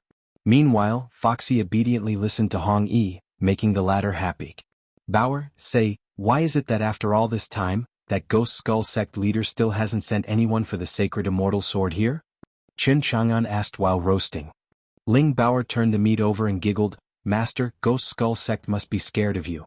But, Brother Ox said that many cultivators, demons and other beings are searching the myriad mountains for the sacred immortal sword. Qin Chang'an's eyes lit up. Why haven't they come to Soaring Immortal Mountain then? He needed domain points to expand his absolute domain, and since there were so many beings after the immortal treasure, he was now expecting them to come in droves. Sorry, but yours truly kinda needs you to die for domain points. Ling Bauer shook her head. Master, of course they'd never step foot on Soaring Immortal Mountain. Why is that? Qin Chang'an was at a loss. Taoba Yi and Hong Yi are demon kings. Their aura scared them off. They're not dumb enough to barge in here and die. Qin Chang'an's mouth twitched. Damn it. So that's why. He could curb Taoba Yi and Hong Yi's aura inside the absolute domain, but the moment they left, it would spread beyond his controls. Among demons, the ranks were clearly defined, with the weaker demons never overstepping their bounds in another stronger demon's territory. Qin Chang'an sighed at the severe loss of easy domain points. I need to get those two to restrain their demon king aura. Hong Yi came over with Foxy. Young master. Yay. Foxy crawled over Ling Bauer, looking at the glistening roasted chicken with doe eyes. Hey Foxy, why do I get the feeling you asked for master's help to awaken just so you could eat meat? Yay. Qin Chang'an asked Hong Yi, what is it? Young master, Foxy has stepped on the path of a demon. She is wondering if young master has a suitable demon cultivation technique for her? To Hong Yi, Qin Chang'an was not only a mystery but also impossibly strong. He had to have a good cultivation technique for Foxy. Qin Chang'an was put on the spot. He never had such a thing now or ever. He cleared his throat, covering his predicament, and droned on with platitudes. Hong Yi, I left Foxy in your care to train her, which means you're responsible for her cultivation technique. As for finding the right one for her, I believe your heavenly fox cultivation technique is a great choice. Hong Yi started, young master, Foxy awakened from a plant. How can she train using the heavenly fox's cultivation technique? Qin Chang'an was calm. I didn't say to directly give her your clan's cultivation technique to actually train in it, but to use it as a basis. I trust that Foxy's talent is high enough to use the heavenly fox cultivation technique as a start to make her own cultivation technique. Hong Yi was shocked. Of course. Foxy has talent beyond the 9th grade, so she can make her own cultivation technique. How foolish of me. Young master's vision is so broad. The best demon cultivation technique was the one you made yourself. She just realized the young master didn't give Foxy one since he wanted her to improve herself through her own understanding. Hong Yi's respect for him shot higher and higher. Young master, I now understand. Qin Chang'an was puzzled. Understand what? Hong Yi said, young master, to impart my clan's cultivation technique, I need the heavenly fox elder's approval. Don't you have one on you? Hong Yi shook her head. Young master, our cultivation technique is something we can train in, but it prevents us from passing it on. With Foxy's talent, I believe the clan wouldn't refuse. Young master, if I may, I wish to take Foxy to my clan. Qin Chang'an paused, then nodded, approved. With Hong Yi by her side, Qin Chang'an had nothing to fear for Foxy's safety. Yay. Foxy shook her head, hugging Qin Chang'an's robe because she didn't want to leave. Qin Chang'an smiled. Foxy, didn't you ask me to help you evolve so you could become stronger? Ling Bauer said, Foxy, you mustn't fail master's expectations. Foxy didn't want to let go. The sooner you go with Hong Yi, the faster you'll return. Qin Chang'an urged. Young master, we'll be back before you know it. Hong Yi took Foxy and left. In the garden, the everlasting immortal tree was blooming, filling the area with an immortal scent. Taoba Yi immersed himself in repairing the immortal temple. It now looked brand new compared to the shabby and ruined place it was before. Qin Chang'an was pleased. Living in this immortal temple now feels much better. Taoba Yi. Qin Chang'an called. Yes, young master? Taoba Yi appeared before him, imposing and stacked with muscles as strong as an ox. His Demon King aura was incredible as well. From now on, you are to restrain your aura inside Soaring Immortal Mountain. You're to release it only when I say so. Understood. Taoba Yi pulled in his aura, leaving no sign that he was a mighty Demon King. Qin Chang'an smiled. Hong Yi was gone and Taoba Yi restraining his aura. This ought to make those demons and cultivators looking for the sacred immortal sword flock to the temple, no?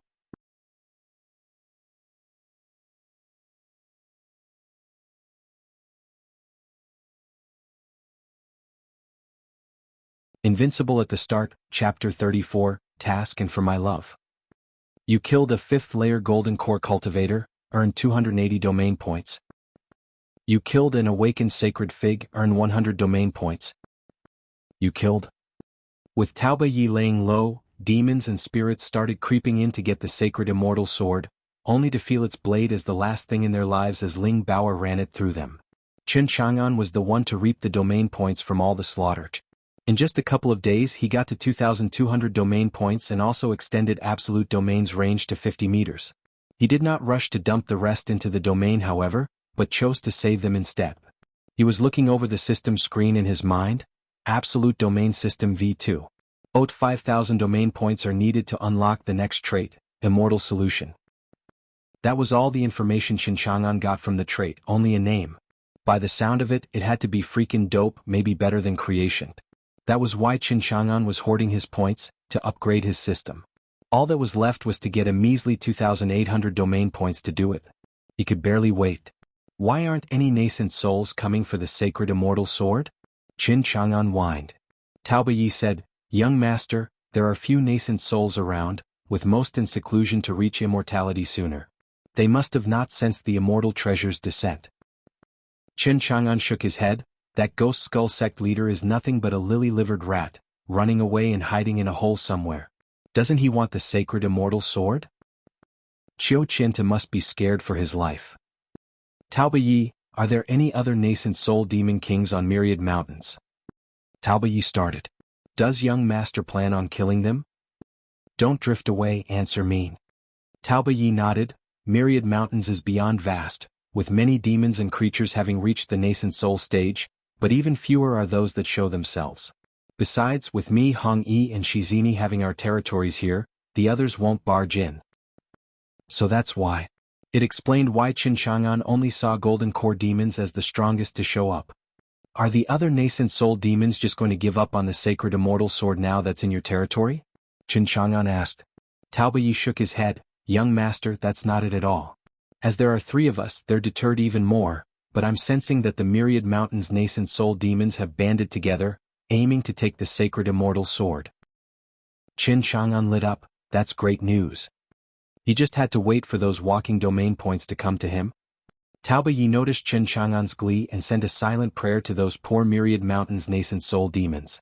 By coming to steal the sacred immortal sword, you'll only find death. Young master's might is absolute. It is beyond anything you can ever imagine. Taoba Yi, I have a task for you. At your command, young master. Go to Myriad Mountains and leak the news of the sacred immortal sword's existence on Soaring Immortal Mountain. Qin Chang'an's gaze landed on the bloomed everlasting immortal tree. Soon it would bear fruit. Everlasting immortal fruit comes from the immortal realm and has to be as valuable as the sacred immortal sword. It should bait some more people over here. He said, spread the word of the everlasting immortal tree as well. But young master, why? Taoba Yi was curious. Qin Chang'an rolled his eyes. If I tell you to do it, then do it. No back-talking. Understood. Taoba Yi left at once. Ling Baoer was cultivating beneath the sacred figure. She took in the world's spiritual energy and released a stronger spiritual power with every breath. She was close to advancing again. Qin Chang'an was looking pleased. She truly is a diligent disciple. Qin Chang'an recalled his master, Feng Qiun, and sighed. Master, 2 more days have passed. You aren't dead, are you? Qin Chang'an thought of something and his eyes lit up. He recalled how his master left in a rush but still gave him a storage ring as a keepsake. He took out the plain bronze ring now glowing in the lights. You must have given the storage ring thinking I could never open it. Qin Chang'an called Ling Baoer over. Baoer, stop for a moment and come here. What's up, master? Open this storage ring. Qin Chang'an said. Master, I can't if it has an owner. It doesn't have one. The storage ring belonged to his master, but he took away the restriction when he gave it to Qin Chang'an. He told him that if he never came back, he should take the ring to Brilliance Mountain in Ghost Province, saying that it would protect him. Qin Chang'an had heard of Brilliance Mountain when he was in Cloud Province, that it was the strongest faction in Ghost Province. He, however, had no plan on going there as an ordinary human. He still wanted to live. Since he also got the absolute domain system, all the more reason to drop this idea. He was just curious to see what the ring held to make Brilliance Mountain protect him. As he had the eternal body that all creatures wanted to taste. He believed that once word got out about this, those demons and monsters would go crazy to get him. It would be far worse than the sacred immortal sword or the everlasting immortal fruit. The ring had to have something incredible to get Brilliance Mountain to protect him. Give it a try, my disciple. Ling Baoer looked inside the ring and her hand glowed to reveal a letter.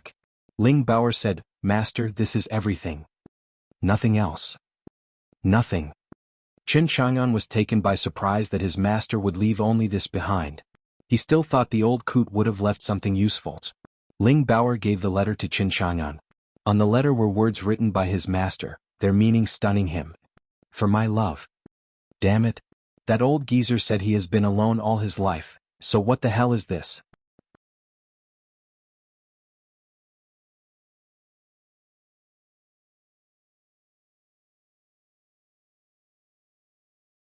Invincible at the start, Chapter 35, Master's dear friend and I'm your father. Qin Chang'an felt conflicted as he finished reading the letter. The name Ming He appeared in the letter, and was probably his master's good friend. It was written that the old coot and Ming He had a fling once, and his heartfelt words were quite touching. However, the main content was related to Qin Chang'an. That old coot left his disciple behind so he could look after Eternity Coven, while also giving him this letter to deliver to his good friend, Ming He. That old coot, you've been holding out on me saying you've always been a loner. Qin Chang'an muttered. Ling Baoer asked, Master, what does it say? Why do you kept sighing and mumbling? Qin Chang'an bopped her head. It's not for children. Written on this paper is your grandmaster's affair. Ling Baoer lit up. Wow, I have a grandmaster? Master, where is he? Qin Chang'an rolled his eyes. He might be dead for all we know. Ah. Qin Chang'an glared. What ah? Go cultivate. You're to reach the 5th layer of golden core in 2 days or no food for 3 days. Ling Baoer whined, Master, I don't want to starve. Then get to work. Ling Baoer felt 2 familiar signatures coming over to soaring Immortal Mountain. She blinked for a moment and dashed right into the temple to hide. Master, Dad's here. You can never tell him I'm here. She shouted out of the temple. What was that? Qin Chang'an didn't hear her clearly. He didn't get a reply. Cheeky girl. Qin Chang'an shook his head. 2 lights trailed the skies near soaring Immortal Mountain, hiding 2 figures within. One of them belonged to a refined middle-aged man, with features similar to Ling Baoer, her father Ling Qingshan. The other was an old man, the Grand Elder Ling Hai of the Nine-Sword sect to be exact. He had white hair, thin, yet with an immortal air about him. The most obvious trait was the strong aura he released, that of a nascent soul. Soaring Immortal Mountain is just up ahead. The broken temple Qiuqin mentioned is at the top. Ling Hai said. Ling Qingshan's eyes were deep. I can't sense Baoer. Qiuqin said the immortal treasure is with her. That can't be right. The immortal treasure has grave implications. We can't have it involve the Nine-Sword sect as well. We must find Baoer. Let's go search the ruined temple for any signs. Ling Hai and Ling Qingshan landed before the immortal temple. Ling Baoer was shaking in worry inside. What's Dad doing here? He must have come to take me away, but I want to stay with Master. Ling Baoer sensed the 2's auras landing. She held her breath and pulled back her aura as she peeked outside. Qin Chang'an lay in his chair, enjoying the glorious sun while humming a tune like the 2 didn't exist. Is he the mystery youth Qiuqin talked about? Ling Qingshan's eyes were cold. Ling Hai looked at the herb garden and the immortal tree and he felt like he entered paradise. Ling Hai gasped, Qingshan, this place is incredible. The youth has no cultivation. He couldn't have killed evil Dragon Den's group. It looks like Qiu Qintu wasn't completely honest with us. Let's assess things first. Ling Hai and Ling Qingshan entered Qin Chang'an's absolute domain. Qin Chang'an's humming stopped the moment they did, noticing their intrusion. He stretched and gave the two a curious look. Have you come to steal the immortal treasure?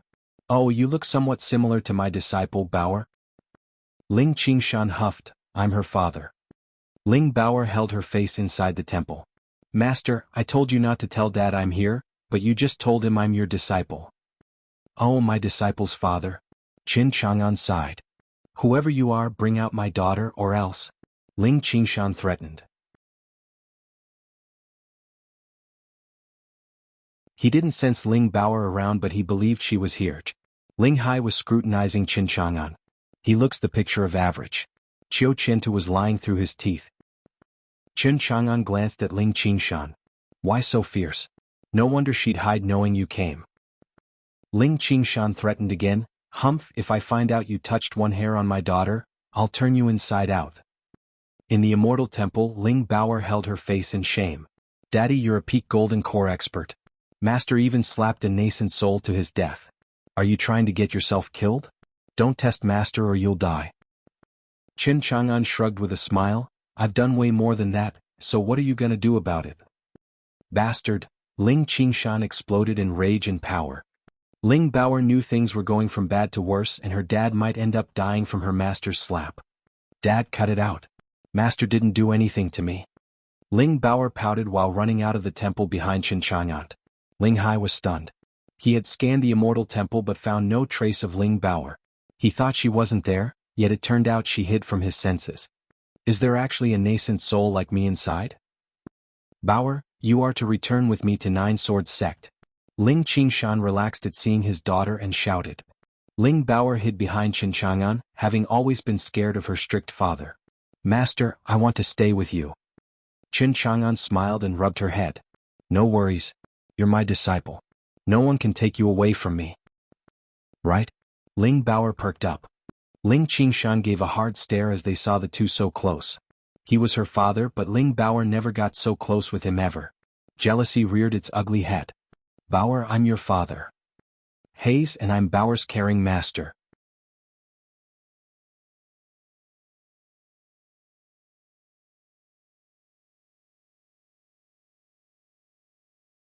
Invincible at the start, Chapter 36, Newfound Respect in the Shock Duo. Outside the temple, the sun blazed overhead while a cool breeze brushed the lush garden, bringing peace and tranquility. Ling Hai and Ling Bauer stood silent as they watched Ling Qingshan and Qin Chang'an's alpha male contest. He worked so hard to mold his first disciple for his use and was not about to let her go. Garbage is not fit to become my daughter's master. Ling Qingshan huffed. What was Ling Bauer thinking? Don't just take anyone you find as your master, especially a mere mortal. As a father, but mostly as the Nine Sword Sect leader, how disgraceful. Master, Dad is blunt, so please don't take his insults seriously. Ling Bauer panicked and pleaded Ling Qingshan's case so that her master wouldn't get angry and slap him out of existence. Qin Chang'an smiled, not minding Ling Qingshan's words. I'm not so petty. He is still your father. Ling Qingshan was fuming mad by now. He was worried sick for Ling Bauer, even rushing into Myriad Mountains with a grand elder, and this was how she repaid him. My own daughter takes the stranger's side. Grown children should spread their wings but she's still just a child. She just wants to go with this bastard who seduced her. Ling Bauer softly said, Dad, Master isn't garbage. He killed a nascent soul with a slap. Don't antagonize him any further or I can't save you. Ling Qingshan cackled at the absurdity of his daughter's words. Bauer, he must have fooled you good. Do you know how strong a nascent soul is? Why not just say he blew a nascent soul to death? Qin Chang'an scratched his nose. That could work. In absolute domain anything was possible, even blowing a nascent soul to the hereafter. Qin Chang'an was excited to try it. He was sure to give it a shot the next time a nascent soul came knocking. Ling Bauer sighed. Dad, I'm being honest here. Why can't you believe me? I'll put you in your place for deceiving my daughter. Ling Qingshan raged and wanted to set the punk straight for deluding his daughter. A demonic aura landed in the garden, revealing Taoba Yi. On his trip through myriad mountains, he didn't withdraw his aura.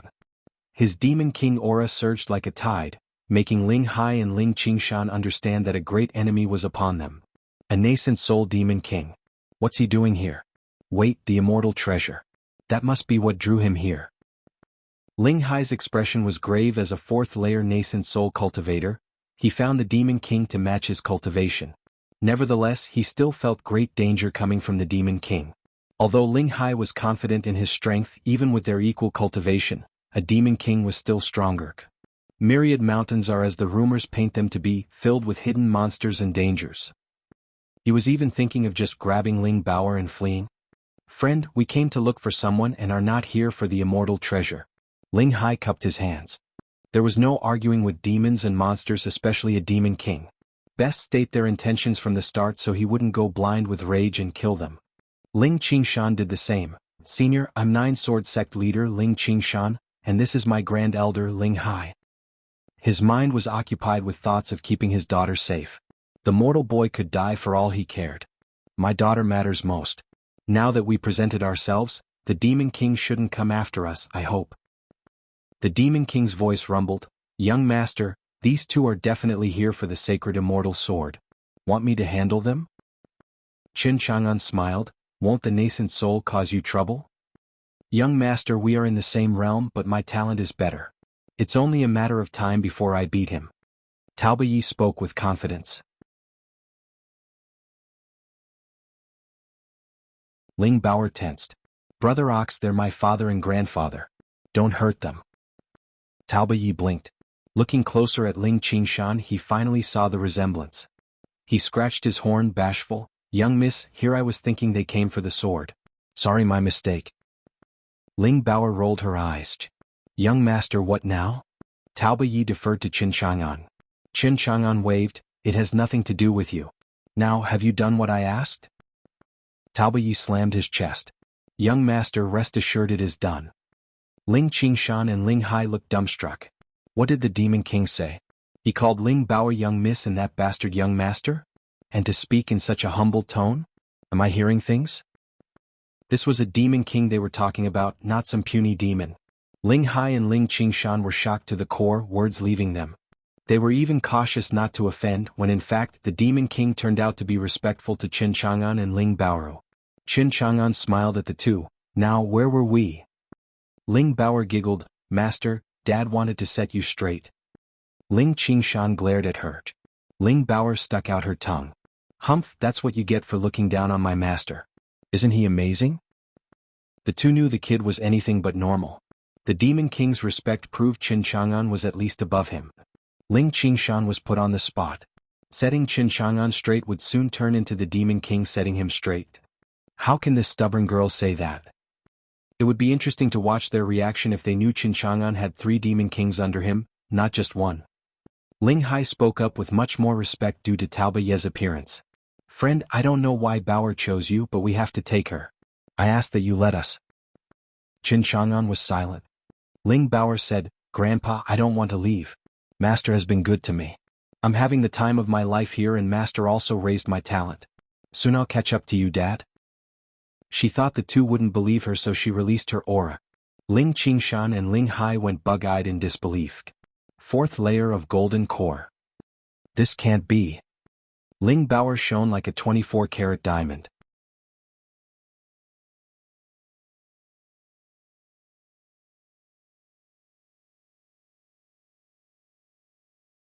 Invincible at the start, Chapter 37, I'll kill any who tries to steal your sword.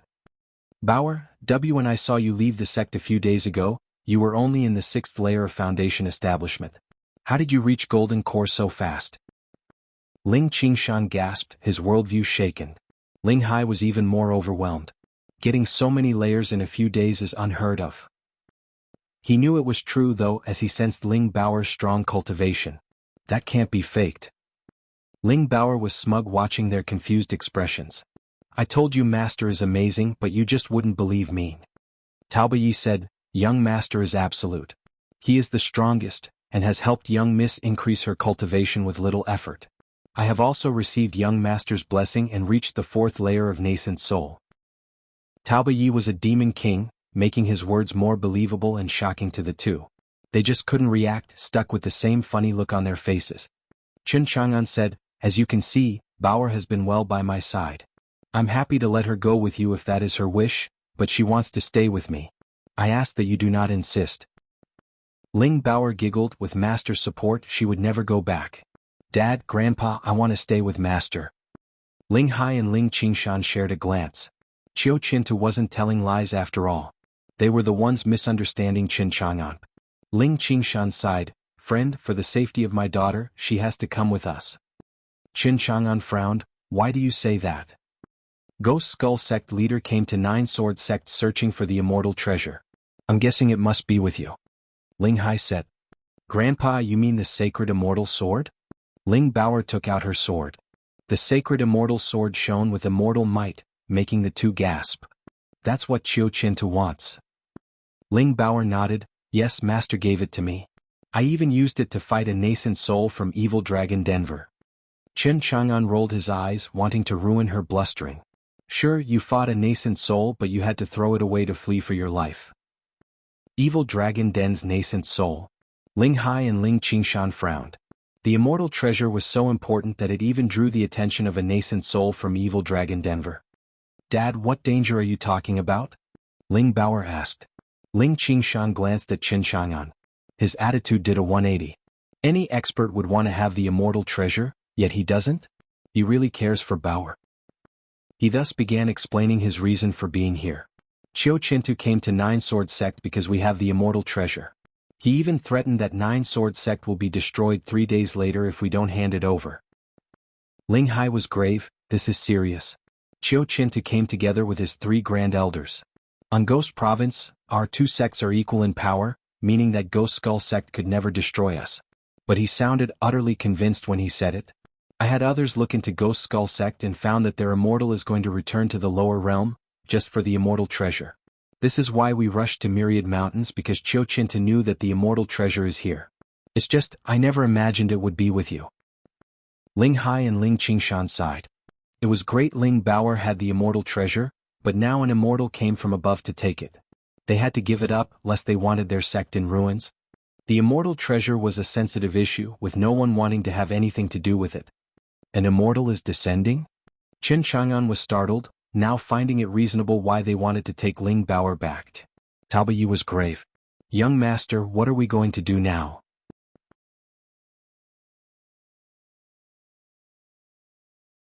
An immortal was beyond anyone's league in this place, bar none. Taoba Yi's heart seized just from hearing an immortal was coming. "Scared? Did you forget about me?" Chen Chang'an sneered, seeing how a great nascent soul shivered at the mere mention of an immortal. "Young master, he's an immortal." Taoba Yi justified. Chen Chang'an said, "Who cares? I'm the boss here." His casual words sounded dominating in their ears. Chen Chang'an left them speechless. He didn't fear immortals, but they did. It wasn't just because immortals were worlds above them, but because they had the power outside the 9 province continent's top experts. An immortal could flatten a nascent soul in one blow. Of course they'd be scared. If the 9 Sword Sect drew the attention of an immortal, they would suffer until their entire sect burned to the ground. They admitted Chen Chang'an was strong, but never up to an immortal's level, so they wrote off Chen Chang'an's words as showing off. "Friend, immortals are inscrutable. I believe it's best to return the sword to Qiu Qintu." Ling Hai advised. Ling Qingshan agreed. Ling Bauer saw all of them so tense and afraid of the immortal, but not even that could sway the grand and all-powerful image she had of her master. Even so, worry wormed its way into her heart. "Master, maybe we should listen." Chen Chang'an rubbed her head. "Bauer, the sword is yours and I won't let anyone take it from you. I'll kill whoever comes for it." Chen Chang'an was calm, speaking with confidence and killing intent. Ling Bauer's worries washed away, putting on a cute smile. "Right, I believe you, master." Chen Chang'an turned to the old guys. "You may go, for Bauer wishes to stay with me. Go tell Qiu Qintu and that upper realm immortal that the sacred immortal sword is on Soaring Immortal Mountain. Let him come and take it." Ling Hai sighed. "Friend, you don't understand an immortal's might. You shouldn't antagonize him." Ling Qingshan was grave. "Senior, I thank you for looking after Bauer, but she must come with us. Qin Chang'an huffed. You're only breathing because of your ties with Bao. I've been too soft. He no longer bothered wasting time explaining to Ling Hai and Ling Qingshan. A dreadful power exploded out of nowhere, scaring the living hell out of the two. They couldn't even breathe under the immense and heavy pressure.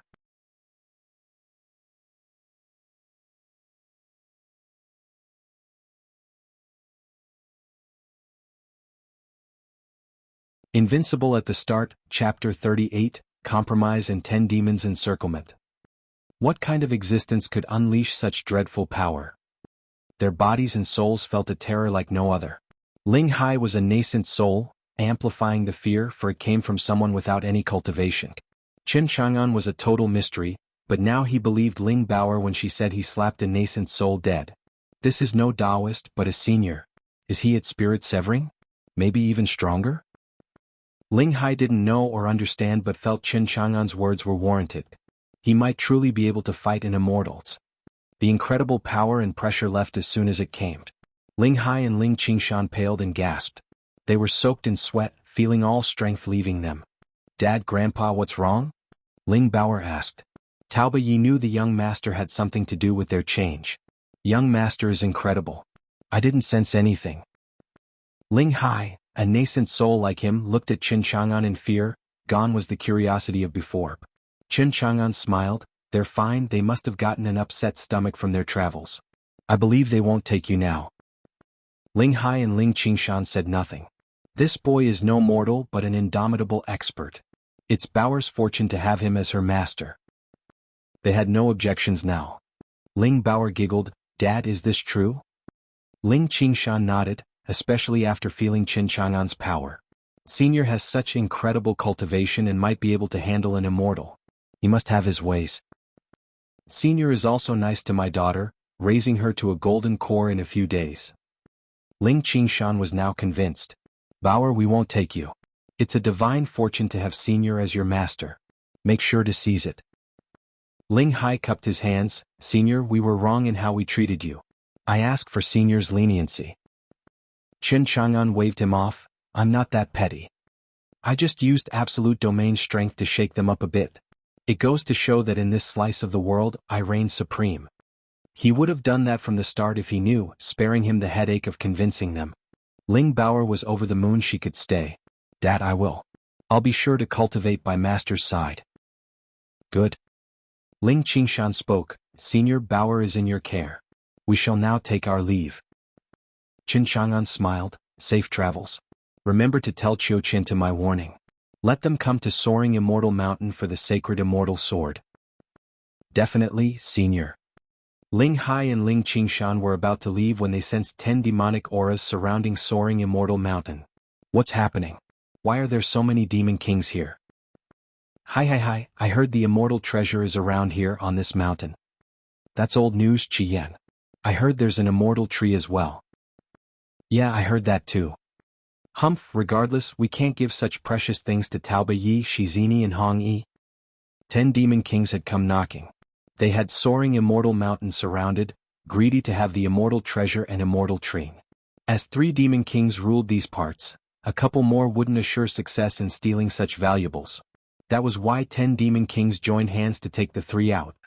Taoba Yi felt the 10 demon kings' power and turned grave. The bait had hooked 10 demon kings.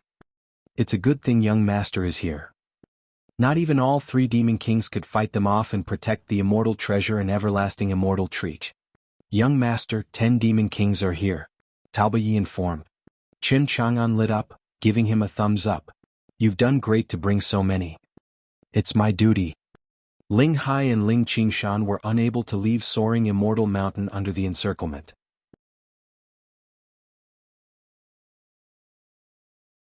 10 demon kings were a rare sight to even Ling Hai. Demon kings were very prideful, hardly ever gathering together. He figured they all came for the immortal treasure. Qin Chang'an had shaken up the 2 with his pressure, but never saw him in action. This was the best chance to see how Qin Chang'an handled them. If 10 demon kings were tough, then what about facing an immortal? The demon kings released their auras and the air warped under their might. Even the mountains were being battered by fierce winds. The 10 prideful demon kings landed on the immortal temple, brash and cocky. They had all the right to be. They noticed the everlasting immortal tree nearby and the dazzling sacred immortal sword in Bauer's hand. That must be the immortal tree. And the girl has the immortal treasure. They're both here. The demons talked while their greed for the immortal treasures grew. Laying their very eyes on them had spiked their desires to untold heights.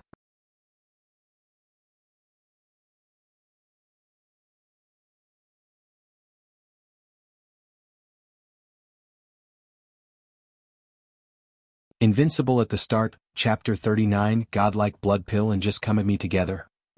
Where are Shizini and Hongyi Taobayi? Have they fled? Ha ha ha. The pig demon king asked, making the others laugh. Chen Chang'an, Ling Bauer and Ling Qingshan were utterly ignored, of course, since neither were at the nascent soul stage. There was no point in bothering with them. Only Taobayi and Ling Hai were worth the attention. Though, it was not like these two could deal with so many demon kings either. Taobayi huffed. Shizini and Hongyi left. Who the hell cares if Shizini and Hongyi fled or left? Taobayi, you can't possibly think of keeping the immortal treasure and immortal tree with just you and that geezer, right? Just give it up and your end will be swift. A shame the chick is gone. Here I have hoped I'd finally get to enjoy that soft skin. An alligator demon king cackled. He then turned his focus on Ling Bauer with deviant eyes. She'll have to doog. Haha Jini, she's too small and can't take you.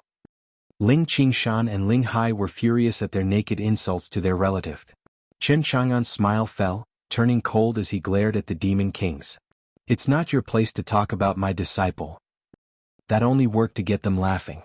A demon king licked his lips and showed his fangs. Boy, I'm curious to see how you taste. The demon king shot at Chen Chang'an and opened his maw. Chen Chang'an huffed and showed no fear. He used creation on him. The demon king wailed as he exploded in a bloody light. The other demon kings flinched at the scarlet glow. The bloody light faded and the demon king turned into a bloody pill in the air.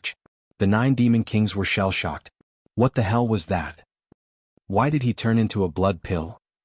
The other demon kings stared incredulously at the pills. No one made a sound, for the demon king's aura was gone, most certainly dead. They were sure his death had something to do with the blood pills. What did you do to Tan Tian? A demon king was tense as he snapped at Chen Chang'an. They had ignored Chen Chang'an so far, but that ignorance had cost them greatly. What, you ask? Turn him into a blood pill, of course. Chen Chang'an sneered.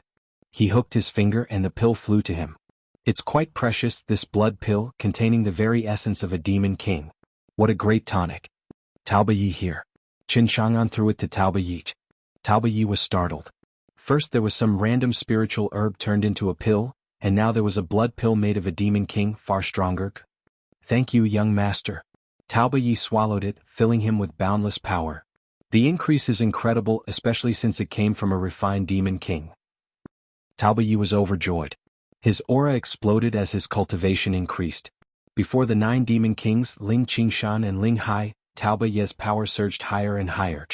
With a boom, startling everyone with his newfound power, his cultivation rose to the 5th layer of nascent soul stage. Holy shit. He advanced. Cultivation was like ascending the heavens, with every step a grueling trial. That went double at the nascent soul stage, where every increase took centuries. Tubyi, however, just used a minute or so to advance another layer. They were overwhelmed. They only believed it true as they witnessed it. They felt it to be a dream, but the surging aura proved this was reality. Every nascent soul in Ling Qingshan was stunned to the core. I am grateful, young master. Taobayi was immensely gratified and showed his respect. In just a few days I went up 2 layers. It went beyond his expectations. It's all due to young master's blood pill. He now appreciated Chen Chang'an greatly as well as revered him. His respect was higher than the heavens and deeper than hell.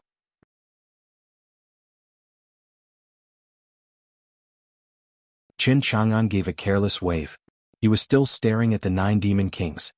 The death of Tan Tian gave him 1,200 domain points. A demon king sure offers a good haul of domain points. He just had to kill 2 more and he'd have absolute domain system upgraded to V3. 0, he was sure to have tons more to spare once he finished off all 9 of them. Chen Chang'an had no intention of sparing any of them. Coveting the sacred immortal sword and everlasting immortal fruit, then setting their sights on his precious disciple earned them death. The 9 demon kings felt uneasy under his stare. Qin Chang'an had a thick bloodthirst around him. They could even feel danger at some point. When he raised his hand to turn the Demon King into a blood pill, they felt none of them could fare any better if it were them instead. They would not have an easy time taking the immortal treasures as they hoped. We're Demon Kings. We can't be scared of some punk. That had to be a trick he used to kill him. Let's finish him off. Yeah, kill him. The Demon Kings found strength in numbers. No matter how tough Qin Chang'an was, he couldn't take all 9 of them, right? I refuse to believe it. Qin Chang'an nodded. Well said, now come all at me and let me send you off together. Qin Chang'an's cocky attitude taunted them. The 9 Demon Kings were so conceited they never believed Qin Chang'an was their equal. This made his words outrageous. Ignorant whelp, let's see what you're made of. The Crocodile Demon King howled and charged.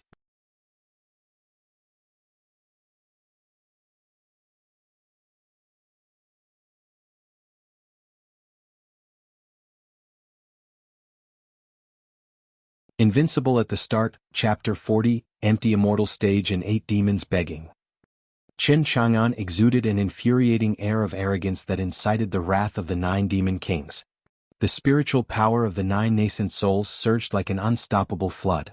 Upon releasing their aura on soaring immortal mountain, those below trembled in fear, feeling as if an impending storm would tear them apart.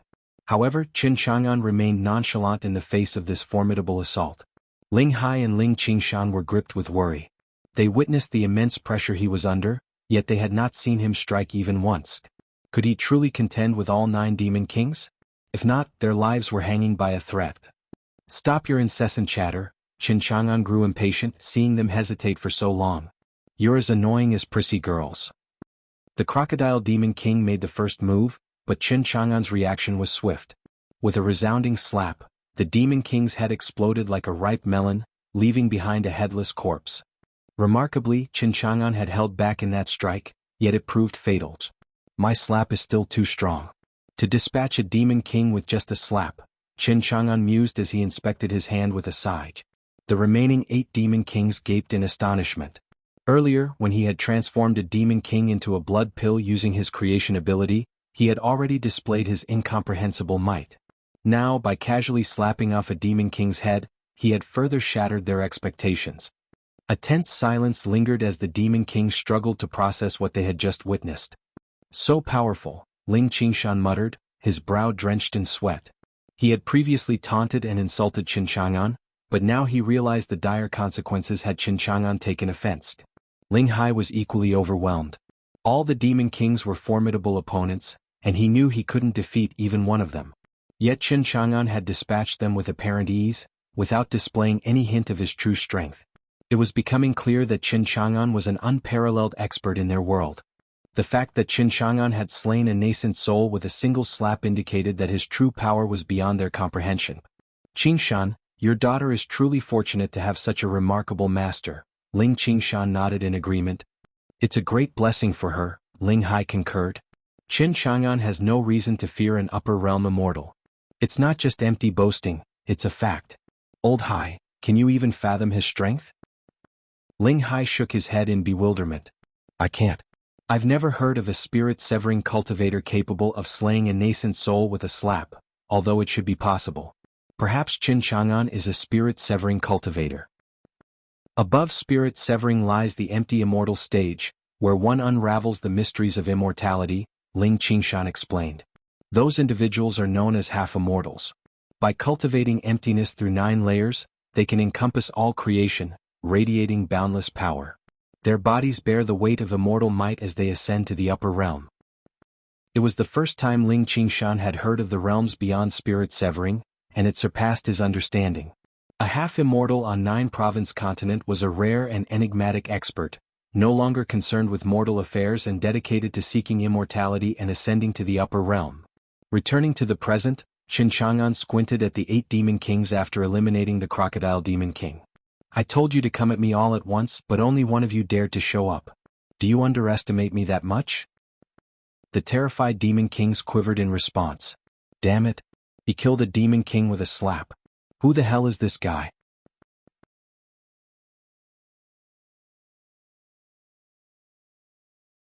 They felt as though they were witnessing their demise as they stared at the headless demon king. Even when Qin Chang'an stood still, his gaze alone made them feel weak. "Mommy, I want to go home." "Don't you want to kill me? Get on with it," Qin Chang'an shouted. Ling Baoer placed her hands on her hips and chimed in, "Where's all that arrogance now? You've finally witnessed my master's might and are rendered speechless." Tao Yi remained silent. "You came to steal immortal treasures and kill me, but I'm protected. The immortal treasure and immortal tree are not for the likes of you. Now that you know the truth, you're scared." The demon kings had no desire to continue their attack on Qin Chang'an, not even as a group.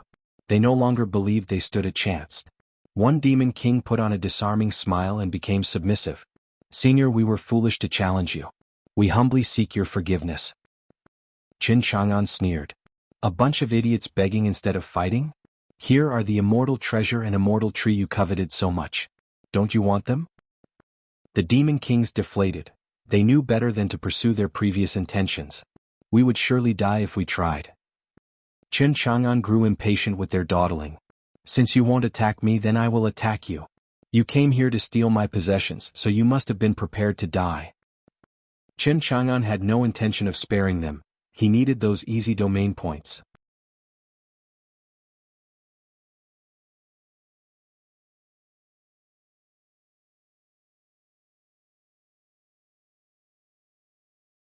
Invincible at the start, Chapter 41, Shock and the Legendary Immortal Slayer. The demon kings were in despair.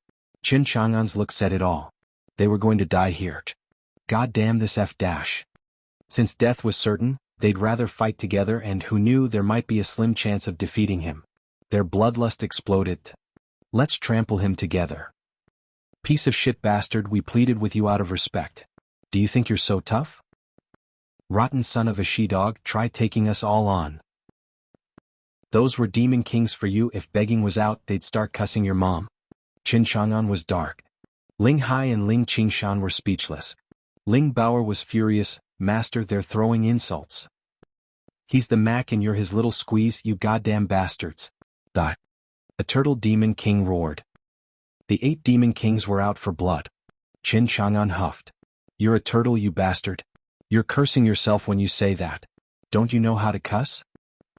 Qin Chang'an wanted to slap the fools dead but changed his mind. It's not good to show a good child so much blood. Becoming blood pills is much better. Qin Chang'an used creation and shot bloody lights at the 8 demon kings. They had seen the first demon king turn into a blood pill, so they dashed out of the bloody light's way. "Stand still already?" Qin Chang'an barked. A pressure descended and the demon kings froze in place. "Shit, I can't move. I'm stuck. That bastard did something." The demon kings were shocked and furious. Ling Hai shuddered. With one word, they all froze in place. "Is it the power of principles?" "Principles?" Ling Qingshan asked. Ling Hai gasped and reined in his shock. "They say immortals control principles, making their words carry their power." Senior's words had the demon king stuck in place. "This proves he can use the power of principles." Ling Qingshan gasped. "Is Senior an immortal?" Ling Hai shook his head, looking graved. "Immortals ascend to the upper realm. 9-province continent can't withstand an immortal. Even when an immortal descends, they restrain their power of principles and they can't stay for long. Senior, however, has no such restrictions, using it as he wills it and disdains immortals. He must be the one they call an immortal slayer." Immortal slayer? Ling Qingshan never heard of this term. "I only ever heard a rumor about them 1,000 years ago. It was said that 10,000 years ago, the 9-province continent enraged the upper realm for some reason, drawing immortals to descend and erase 9-province continent from this world. It turned out that the continent had a godlike expert, stronger than the immortals. He mowed down all the immortals that came onto the 9-province continent." Ling Hai gasped in shock. "He killed all immortals in a lower world? Is an immortal slayer that powerful?" It was his first time hearing about this. He never knew the 9-province continent barely escaped destruction 10,000 years ago. "Old Hai, does that make Senior an immortal slayer?" Ling Hai shook his head. "It's just a guess. I also only heard about them and have not seen a true immortal slayer." The demon kings wailed, drawing their attention. The 8 were covered in bloody lights and creation turned them one by one into pills. Qin Chang'an smiled in satisfaction. This was what he wanted to siege. Merely killing them would only get him some domain points, while now he killed them and turned them into some useful blood pills. Each pill was made of a demon king's essence. Just one bumped Tauba Ye's cultivation by 1 layer. These are good stuff, enough to get the attention of more people. All cultivators would want to get their hands on them. This spiked the value of the blood pill to unseen heights.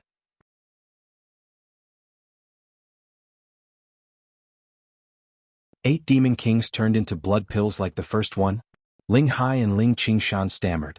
They had seen the pill's effects and now there were 8 of them. Qin Chang'an killed the demon kings and looked smug at his domain points, 13,400. With upgrading the system taking 5,000, he would have 8,400 left. He would be able to enlarge the absolute domain's range by 84 meters. He waved and collected the 8 pills. Senior strength has no bounds. I am in awe. Ling Hai paid his respects. Qin Chang'an yawned. You saw what I can do, so there's no reason to worry about Baoer's safety, right? No, never will. Ling Qingshan beamed. Ling Baoer was proud of her master. He's the best master in the world. With the danger lifted, you're free to go, Qin Chang'an said. Ling Hai and Ling Qingshan stared hard at the blood pills. It's a tremendous boost to cultivation. Even one would do. Ling Hai believed he would enter the 5th layer of nascent soul like Tauba Yi did, saving him centuries of toil. In Ling Qingshan's case, 1 pill would make him a nascent soul cultivator from peak golden core. He had been stuck for far too long at this step. No wonder her cultivation entered golden core. Maybe it was from taking blood pills? Qin Chang'an noticed, of course. Humph, you want it? Well, tough luck. Being Baoer's relatives won't get you any freebies. He didn't give a rat's ass about the 2. But Senior will be leaving. Ling Hai and Ling Qingshan bowed. Hold on. Qin Chang'an called. What is it, Senior? Ling Hai and Ling Qingshan bowed. Take this. Qin Chang'an flicked and gave them a blood pill each. Dad, Grandpa, isn't Master the best? The 2 just stared at it with dazed looks. Senior, to this. They wanted a blood pill but also knew its value, which was why they didn't ask for one. Qin Chang'an rubbed Ling Baoer's head. Since you're Baoer's relatives, just take them. However, you're not to tell anyone outside what you saw today on Soaring Immortal Mountain. If the Immortal comes to 9 Sword Sect, just tell him to come to Soaring Immortal Mountain. I'll be waiting.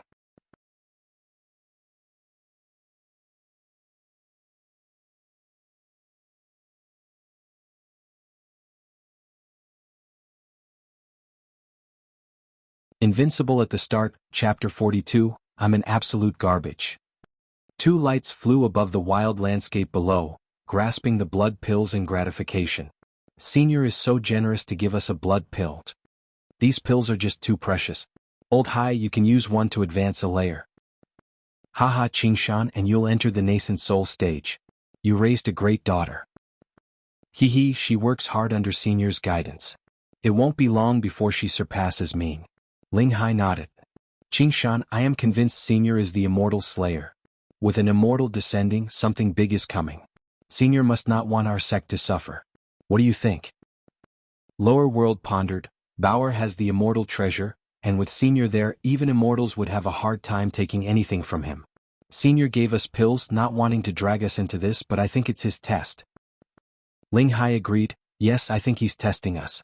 Since Baoer is his disciple, we can't shame her.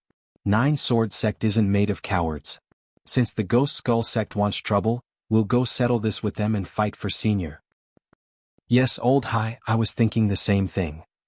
Let's return to the sect first and show the elders the blood pills. They might not agree to fight Ghost Skull Sect otherwise. Ling Qingshan nodded. The 2 flew faster. In the Immortal Temple, Qin Chang'an fiddled with the 6 blood pills in his hand. Creation sure is useful. I wonder, since it can turn cultivators into pills, can it make immortal pills out of immortals? Immortal pills. Whatcha thinking, Master? Ling Baoer smiled at his side, waving in front of his lost eyes. Qin Chang'an flinched awake and smiled. I wonder how long before immortals show up. Master can beat immortals? Ling Baoer asked. You don't trust me? Ling Baoer shook her head. That's not it. Then why ask? Ling Baoer lowered her head, being shy. Immortals are strong and I believe in Master, but what if you get hurt? Qin Chang'an smiled. Baoer, rest assured that no matter how tough an immortal is, They can never harm one hair on your master. Qin Chang'an gave 2 blood pills to Ling Baoer. Take these pills, it will help with cultivation. Thanks, master. Ling Baoer jumped for joy. Go cultivate. Will do, master. Ling Baoer skipped off to cultivate. She ought to reach nascent soul with the help of those pills. Qin Chang'an was left with 4. He had given one to Taoba Yi, so he was out.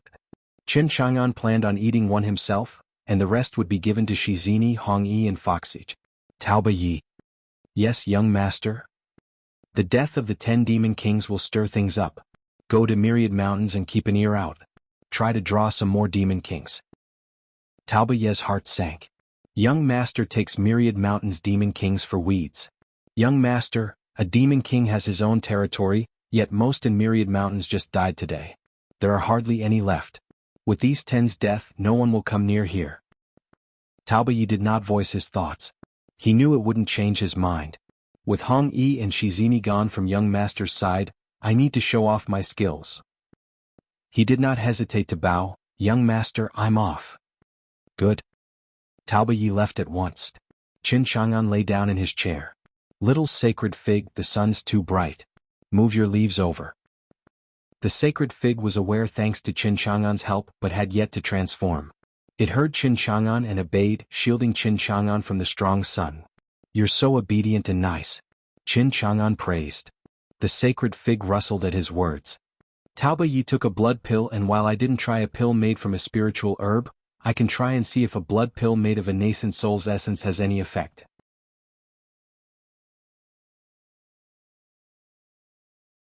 Qin Chang'an muttered in his chair. He popped a blood pill in his mouth. The pill filled his entire body with power. I feel warm. Since I can't cultivate, is the blood pill useless? The warmth lasted a few seconds before it faded. Qin Chang'an felt not the slightest sense of power. He looked at the sky like a deadbeat. It doesn't work. I'm absolute garbage. Asterisk crack. Star. Qin Chang'an's body let out a snapping sound. A golden light shone from Qin Chang'an and shot into the sky. A thick and unique smell wafted from Qin Chang'an. His face fell and shot out of his chair. Shit, did the blood pill break the seal master put on New York eternal body? Qin Chang'an then laid back on the chair like a good-for-nothing deadbeat. Oh well, I have the system to handle all problems. It won't matter if the eternal body is out in the open. I'll just stay in the absolute domain and no monster, demon, or creature will ever get a taste. He heard a gurgling from the side. Ling Baoer was biting on Qin Chang'an's right arm.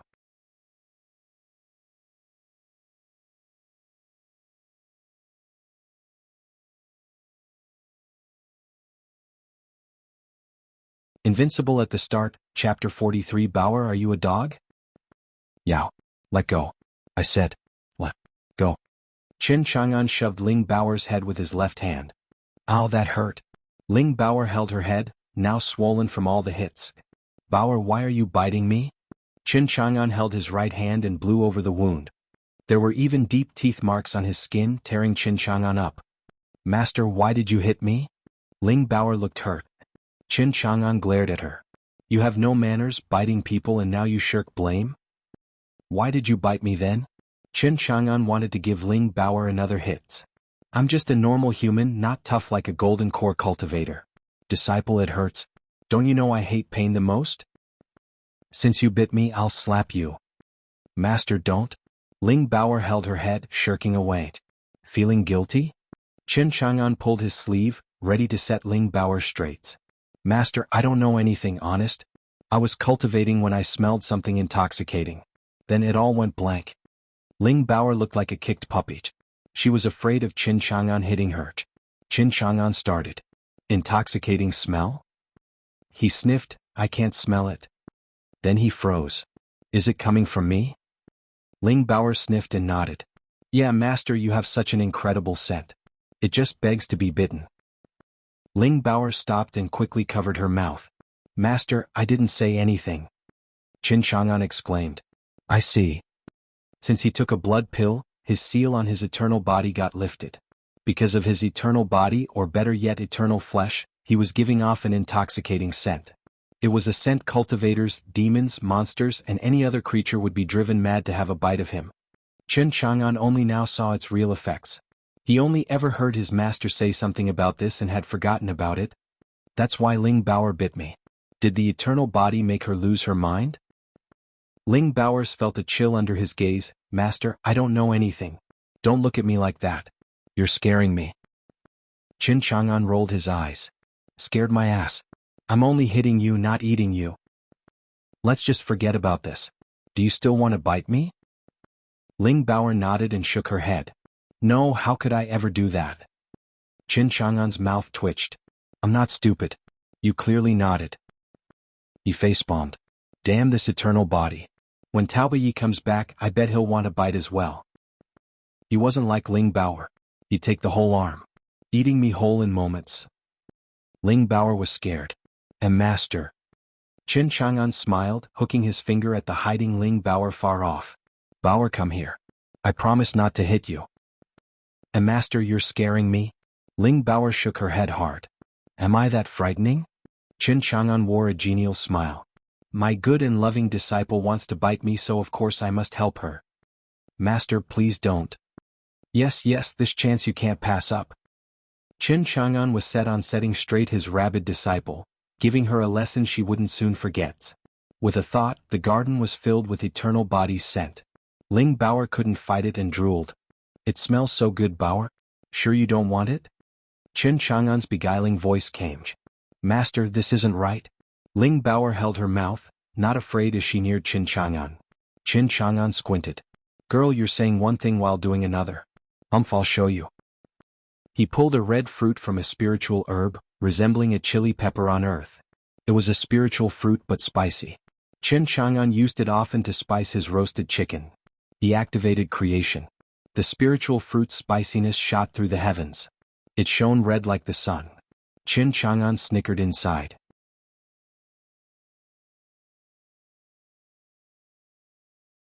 He squeezed its juice and rubbed it on his arm. The juice had no color nor smell, leaving Baoer none the wiser about his little trick. Ling Baoer was now before Qin Chang'an. He reached out his left hand, covered in extreme spiciness. His right was hurt already, so his left was the only one left. Ling Baoer only saw the left arm, drooling and licking her lips. She pointed at his arm and said, Master, can I? Qin Chang'an smiled. Go ahead, take a bite. I'm an adult and don't fear pain. Qin Chang'an didn't finish as she had already sunk her fangs in. Ow. Shit, it hurts. Qin Chang'an teared up. Ah, it's hot. Master, your hand is too hot. Ling Baoer let go the instant she bit, fanning herself and huffing. Her face went red and her lips got swollen. Qin Chang'an smirked. Well, disciple, how was it? Want another bite? He offered his hand again. Ah. Ling Baoer went and bit again despite the spiciness. Under the sacred fig, Ling Baoer bit Qin Chang'an with a red face, each staring into the other's eyes. Ling Baoer whimpered, trying to say, Master, I can't control myself. Qin Chang'an nodded. Baoer, could you answer me something? Woon Ling Baoer nodded, not letting go despite the spiciness. Are you a dog?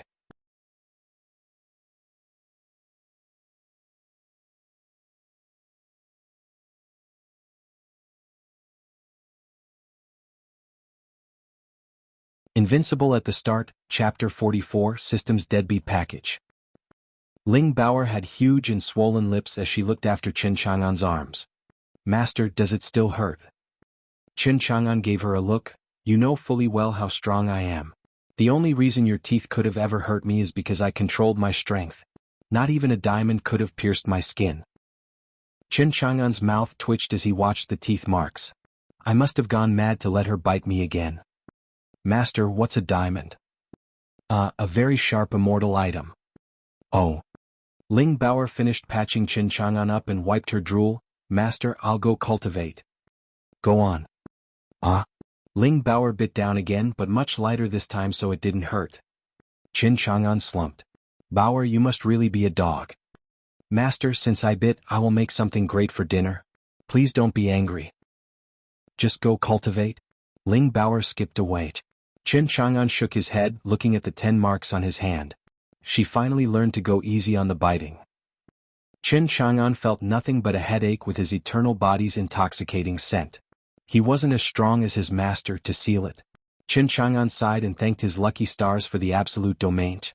With the seal on, he could even go outside his absolute domain and the creatures wouldn't hound him for his flesh. But things changed and his eternal body was now exposed. He was like a lighthouse in the night, beckoning hungry souls to take a damn bite out of him. Heavens above, since you had me come over to this world, how could you screw me by giving me this useless eternal body? Qin Chang'an sighed and hummed under the sacred figure. Sheep, sheep, sheep, don't judge me in a sweep, everyone can smell I'm a fragrant heap. Ling Bauer overheard him and muttered, is master a sheep demon? Qin Chang'an finished his song, forgetting about the eternal body handicap, and focusing on the absolute domain. First came upgrading the system and then expanding the absolute domain. Qin Chang'an swung one foot over the other in his chair. You there, system? Can I upgrade you? Spend 5,000 domain points to upgrade the absolute domain system to V3. 0? Ofukiosi. Does not compute. The system must not be locally born. Qin Chang'an muttered, yes, upgrade. Upgrade pending, please wait.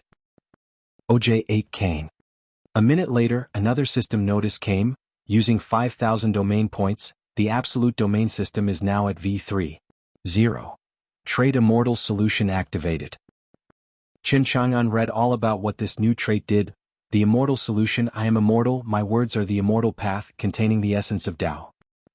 In other words, a prop. Qin Chang'an checked how to use it. System is at V3. 0 and host can open the deadbeat package. Does host want to? Qin Chang'an perked up at the notice, roll dash, getting out of his chair with a kick. Damn, a package. A freebie. Open.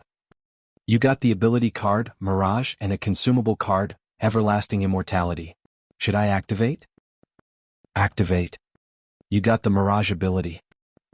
You can only use Eternal Immortality once. Please designate a target. Eternal Immortality could turn an average mortal into an immortal, from a cheap item into an immortal treasure. But it's a consumable. It only works once. Qin Chang'an pondered. System, can I use it on the absolute domain? Yes. He could make absolute domain an immortal domain. An immortal domain in a lower world. That'll make me its lord. Qin Chang'an still had questions. System, can everlasting immortality apply as absolute domain expands?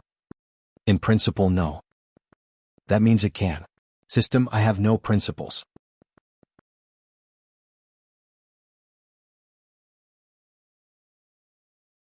The system was blunt. Less than 5,000 points are needed to allow the expanding absolute domain to attain the everlasting immortality ability.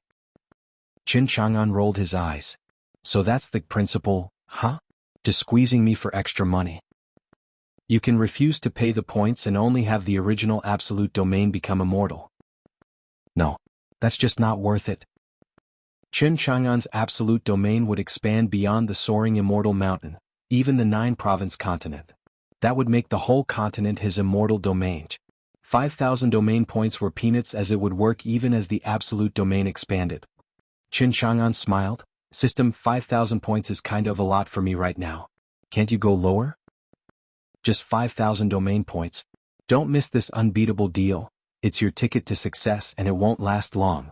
Act fast or you'll regret it. Fine. I'm sold. Qin Chang'an was stunned.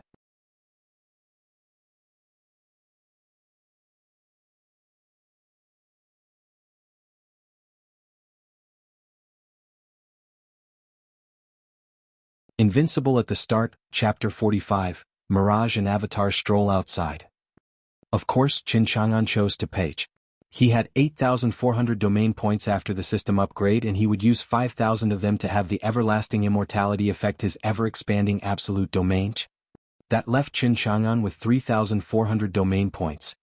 The absolute domain changed after he finished his transaction. It took a mysterious air, mystical, immortal, and boundless. The absolute domain was now an immortal land. Ling Bauer noticed the radical change and looked around her at the immortal energy surrounding her. She felt like she was in the lands of immortals. The endless immortal energy flooded her system, filling her with bliss though she could not place it wide. The everlasting immortal tree now found itself in its own home, in the new immortal land, making its flower dazzling and vigorous. The other spiritual herbs started changing as well. This new land of miracles offered them the chance to turn into immortal herbs. Qin Chang'an saw all the changes the everlasting immortality card did to the absolute domain. It feels different from before, but not by much. Of course, absolute domain was different, but since he was immortal, he couldn't feel it. A cultivator, however, would be so shocked his heart would stop. Cultivating here would be an immense improvement over outside. Living in an immortal land, surrounded by all this incredible and subtle power, would allow lower realm cultivators the chance to turn their body into an immortal body. Furthermore, they had the chance to become immortals without the need to ascend. News of an immortal land being on soaring immortal mountain would be sure to take the entire 9-province continent by storm, along with endless casualties. Qin Chang'an knew that with his absolute domain turned into an immortal land, the change would be huge. He turned to the other card, Mirage. The new ability this card offered had Qin Chang'an ecstatic. Haha, this thing is great. Mirage could consume some domain points and make him an avatar. The avatar's strength depended not on his cultivationless self, but on the amount of domain points he spent to make it. The avatar would be destroyed when it suffered a strong attack or ran out of energy. Furthermore, at minimum, his avatar could last for a day, though it increased as more domain points were used. To make an avatar a carbon copy of his current self would cost 500 domain points. Qin Chang'an sighed. This thing's expensive. He couldn't take Mirage's upkeep even if he had a lot of points. Though Qin Chang'an still liked it. He might be a deadbeat, a destined neat for all eternity, but now he got the chance to go out. He would totally use it. He could control his avatar like he wished and didn't have to worry about safety. My lifestyle keeps getting better. Qin Chang'an laughed. He still had 3,400 domain points. Should I use 500 and play around with Mirage? That's 500 domain points.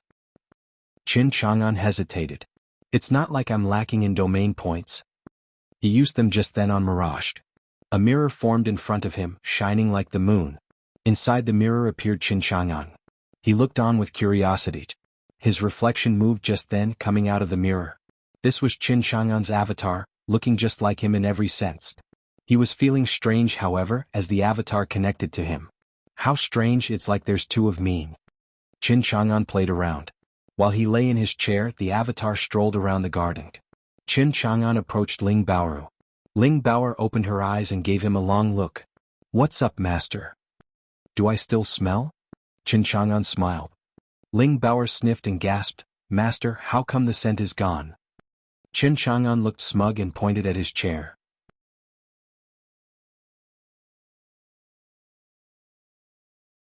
The him from the chair waved at her. Ling Baoru went bug-eyed. Why are there two masters? This is my avatar. Qin Chang'an smiled. Ling Baoru exclaimed. Master is so amazing. It's my first time seeing something like this. Ling Baoru poked his avatar. It feels so real. Qin Chang'an rolled his eyes. Of course, now keep cultivating. I'll be out for a stroll. Master, I want to come along. Ling Baoru hugged his arms. Almost forgot, Baoru, this place has now become an immortal land. Immortal land? Ling Baoru blinked. Qin Chang'an spoke, you can think of the immortal world or the upper realm as an immortal land. Ling Baoru's eyes went wide. Master, you mean to say the place where immortals live? Qin Chang'an nodded and pinched her adorable cheeks. My cute disciple, this is something none of the 9-province continent can enjoy. Just think, only cultivating in an immortal land will guarantee you'll become immortal. It's only a matter of time. So don't disappoint and work hard to become immortals. This immortal land will help your cultivation immensely, so be sure to treasure it. Ling Baoru let go of his arm and looked excited as she nodded. Master, I will, so that I can go for a walk with Master in the future. After deceiving the gullible Ling Baoru, Qin Chang'an sighed in relief. His first avatar had no cultivation and was bound to get in trouble. Better not let my good disciple suffer as well. Qin Chang'an went out on his own, reaching the edge of the absolute domain. He snickered, with the boundary no longer striking terror into him, even looking eager. I've been a neat in the Eternity Coven for 3 years, and then another month in the Immortal Temple. Now I finally get to walk outside. Qin Chang'an took his very first step beyond the safety of the absolute domain.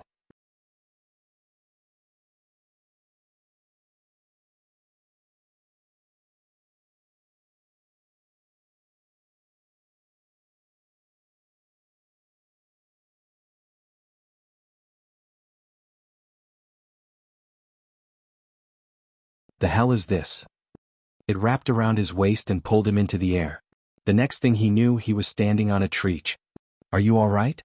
Qin Chang'an turned at the soft voice.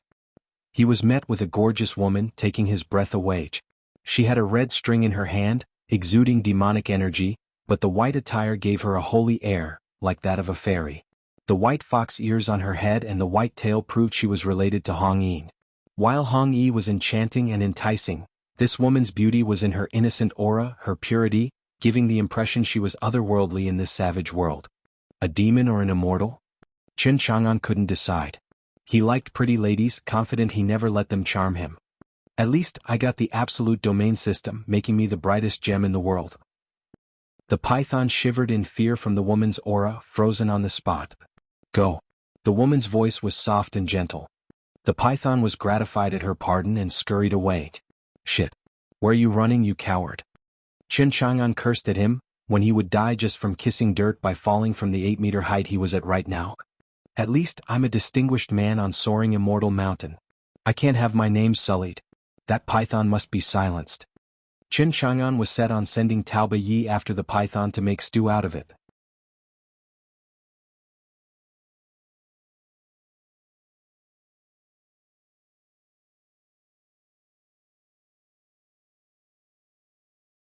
Invincible at the start, Chapter 47. Just call me Hong Xiaobai. You're not the python's match, so why taunt it? Do you want to suffer? The woman commented on Qin Chang'an's thirst for revenge. She had a gentle smile, waiting for his reply. Qin Chang'an sighed, you only see women like this in fantasy, never on earth. It was his first time seeing such a perfect woman. Qin Chang'an cupped his hands. The python wanted to kill me, tying the both of us in karma. I have to take it down so that the cycle of karma is complete and returns to being nil. The woman blinked as she considered. I'm amazed a mortal would have such a deep perspective. She gave him a curious look. She met her fair share of cultivators, looking at her like wolves in shame or fear of being inferior. None were like this cultivationless youth, however, who regarded her without malice, like equals. What was more, she felt a faint immortal aura from him. She had been passing by when she caught her eye. Even she was baffled why she got up and intervened to save him. Qin Chang'an was grateful. I thank you, fellow Taoist, for saving me from that python. The woman smiled, calling me that despite not being a cultivator? I never saw someone like you. It was no trouble for me and I don't need thanks. The red string in her hand vanished in a red glow. Myriad Mountains is teeming with demons. It's not a place for mortals to wander. You were lucky that it was only a minor demon. Qin Chang'an sighed. Yes, Myriad Mountains is a dangerous place. I made the right choice staying a month in the Immortal Temple. Would you like me to take you outside Myriad Mountains? The woman offered. No need. He didn't care what happened to the avatar, only finding dying from the python a bit unsightly. The woman was even more curious about him. Qin Chang'an felt the same way about her. I have a friend called Hong Yi who looks like you. Are you a heavenly fox? The woman gasped. You know Sister Hong Yi? Yes, I'm from the Heavenly Fox clan. She had an odd look in her eyes. Hong Yi is a demon king, yet he knows her? He may look like a mortal, but his demeanor is anything but that. He's completely wrapped in mystery. It filled her with interest to find out who he was. Figures. Qin Chang'an thought. He was also speculating about her reason for being here. Is it related to Hong Yi taking Foxy to her clan? That was the only logical explanation. The woman in white said, I'm Bai Yu, Hong Yi's elder sister. If you know her, then you also know about Soaring Immortal Mountain. You want to go to Soaring Immortal Mountain? Bai Yu nodded. I have some business on Soaring Immortal Mountain.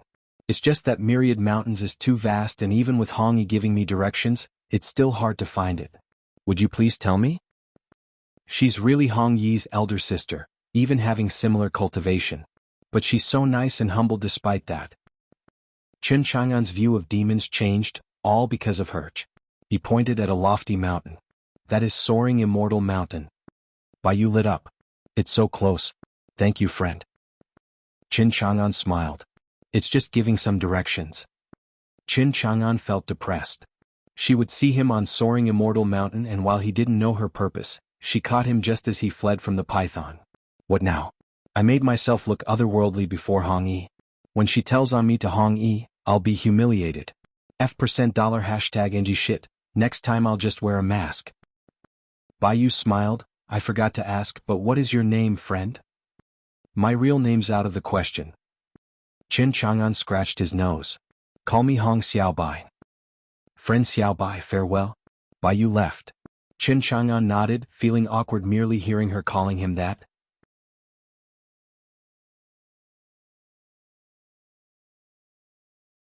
Baiyu turned into a white light and flew for soaring immortal mountain.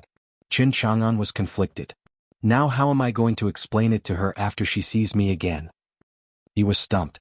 I'll just cover my face and she won't know it's me. Aren't I the little trickster? An eerie aura fell on him just then. The fleeing python was back behind him. It was hiding, waiting for Baiyu to leave before pouncing.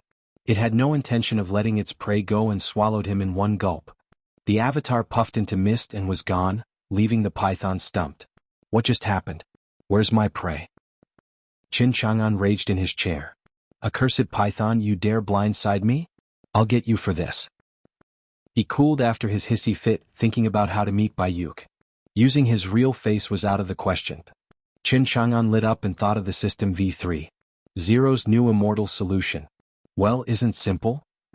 He traced his right hand over his face and used immortal solution before going to Ling Bauer. Bauer, can you see my face?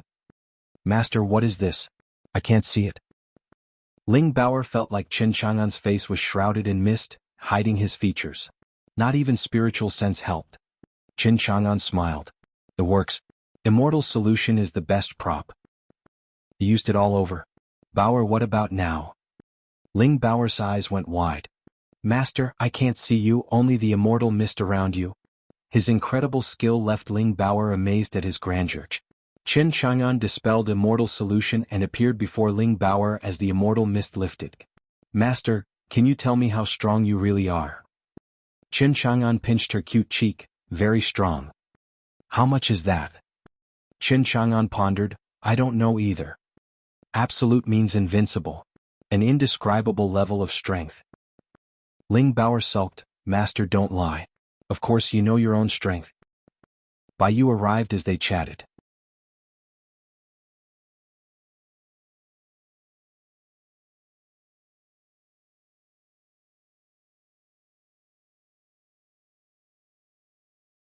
Invincible at the start, Chapter 48, Heavenly Fox's Insult. This is the soaring immortal mountain Sister Hongyi mentioned?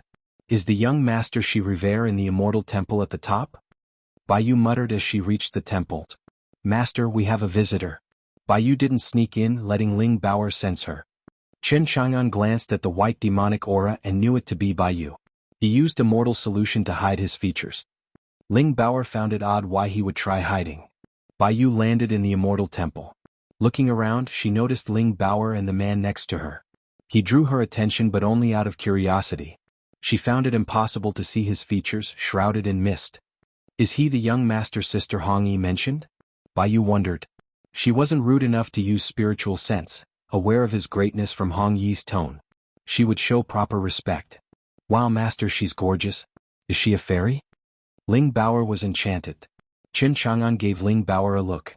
Baiyu was beautiful, but personality was far more important. Bauer is so young and has room to grow into someone of at least to Baiyu's level of beauty. As for temper, he recalled the teeth mark on his arm. She'll definitely have some fire in her later, though.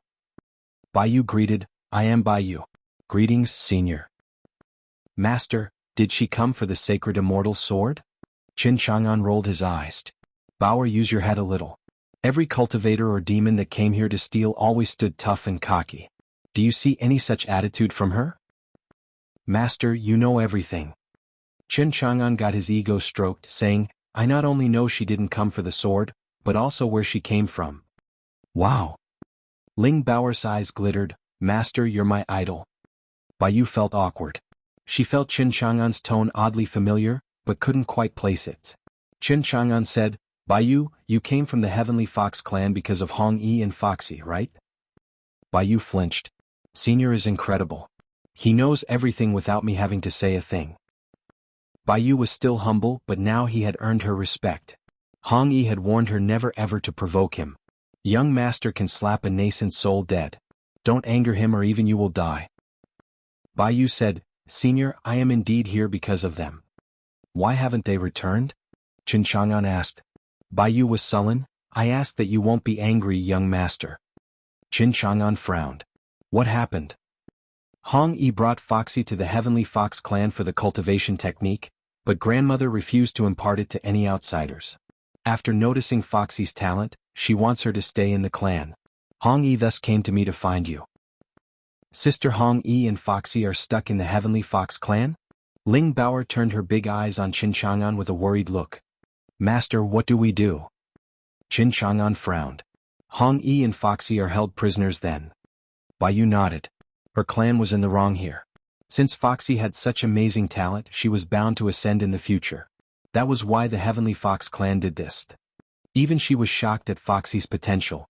But after seeing Ling Baoer so young and so incredible, she had to be just as amazing as Foxy. Furthermore, ever since she came to the Immortal Temple, she felt how shocking this place was. It felt like it contained some mystical energy that filled her with life. Heavenly Fox clan had its own sanctuary, but Bai Yu could swear it could never match this paradise. Senior, what are you going to do? Bai Yu asked. Qin Chang'an looked almighty to her, without limit. He would definitely take Foxy and Hong Yi from the Heavenly Fox clan. She was part of this clan too, but she found her clan to have made the wrong choice.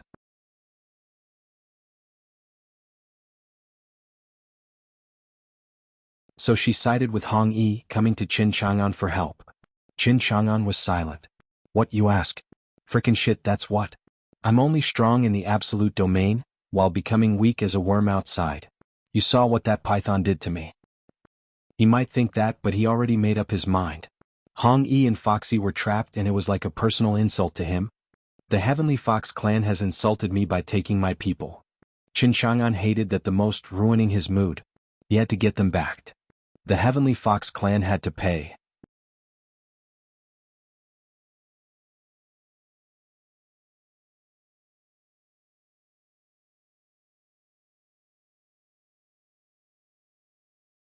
Invincible at the start, Chapter 49, Stepox, make an example out of them. You dare take my people? It's on now. Qin Chang'an was in a foul mood. Linga was worried about Hong Yi and Foxy. Bai Yu said, Senior, Sister Hong Yi and Foxy are unhurt in the Heavenly Fox clan. Grandmother hasn't touched them. The immortal mist drifting around his entire figure made it impossible to gauge his reaction. It only worked to unsettle Bai Yu. Hong Yi said that Qin Chang'an was beyond strong, though she didn't give a clear picture. Bai Yu thus disregarded her words, thinking Qin Chang'an could be at spirit-severing stage at best, something the Heavenly Fox clan had as well. It was why grandmother had no qualms in earning Qin Chang'an's ire by taking Foxy from him. Having met him in person, Bai Yu's thinking changed. Senior is an endless mystery, a mystery that instills fear. It's a fear that not even my spirit-severing grandmother could give. Is Senior stronger than her? Bai Yu's biggest worry was whether Qin Chang'an would be outraged by grandmother seizing Foxy to the point he'd destroy the entire Heavenly Fox clan. It was the last thing she wanted, yet she found no reasonable explanation on how to dissuade the impending danger. Bai Yu felt Qin Chang'an's intense stare, and while she had a straight face, her heart was freezing up. Bai Yu, go back to your clan and tell them to release Hong Yi and Foxy in 3 days, or I will destroy your entire clan. We'll just see if the Heavenly Fox clan can suffer my wrath.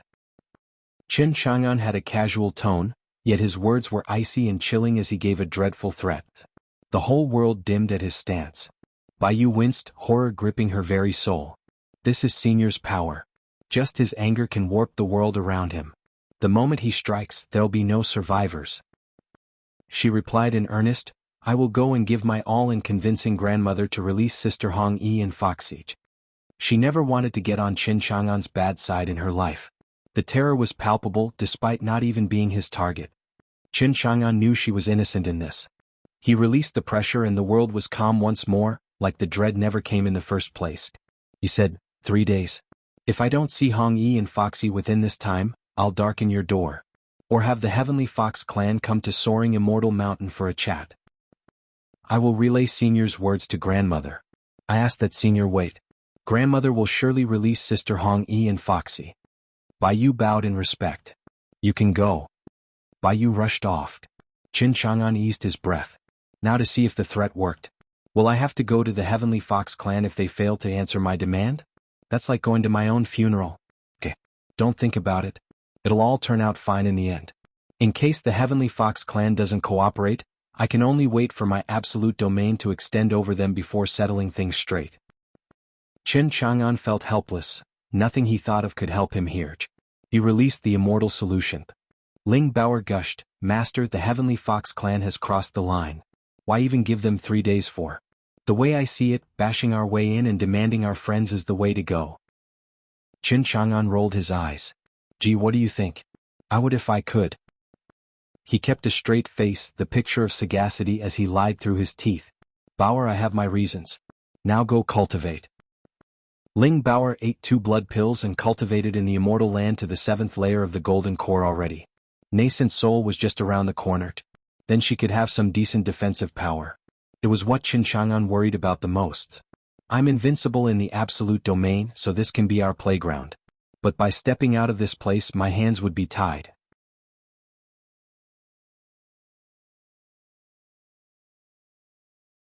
It makes me feel like a declawed tiger. Qin Chang'an felt sour. This is absolute domain's weakness. The sooner I expand it, the better. He racked his brains, thinking about the best way to handle the whole affair with the Heavenly Fox clan. As a last resort, he could wait for the absolute domain to cover the Heavenly Fox clan first before saving Hong Yi and Foxy. Before that, he was searching for a way to bait them into releasing the 2 instead. To do that, I need them to fear me. Make them think crossing me would be the last thing on their mind. I got through Bai Yu shaken on the inside, but she wasn't her entire clan. They have to enter my absolute domain to feel it too. Qin Chang'an returned to his chair, deep in thought. His eyes trailed over Ling Bauer practicing her sword skills. Sword waves flashed as she danced. The whole affair with Hong Yi and Foxy must have spurred her on to work harder. She isn't 9 sword sect leader's daughter for nothing, so young and yet so skilled in the sword. Paired with the sacred immortal sword, her strength multiplied. The sword fits Bauer best. Qin Chang'an lit up, an idea flashing in his mind. Of course. Having an immortal descend is sure to stir a huge storm through the 9-province continent. So when they come to take the sword back, the Heavenly Fox clan will catch wind of it too. And they will be sure to peek over. Qin Chang'an squinted. The cultivators of the 9-province continent, monster, demons, spirits included, dreaded the overpowering immortals. Say an immortal dies on soaring immortal mountain, then the Heavenly Fox clan will know my might. They'll be wetting themselves in fear and I won't even have to knock on their doors to have them release Hong Yi and Foxy. What a perfect plan, using others as an example. He was sure once the immortal died the Heavenly Fox clan would play ball. You're tuning into the Han Li's Wuxia Adventures YouTube channel. We're so grateful for your support and don't forget to subscribe to join us on this incredible journey through captivating stories. Your generosity through donations truly makes a world of difference, as it's the primary source of revenue that allows me to expand and enhance this channel for you. Thank you from the bottom of my heart for being a part of this adventure.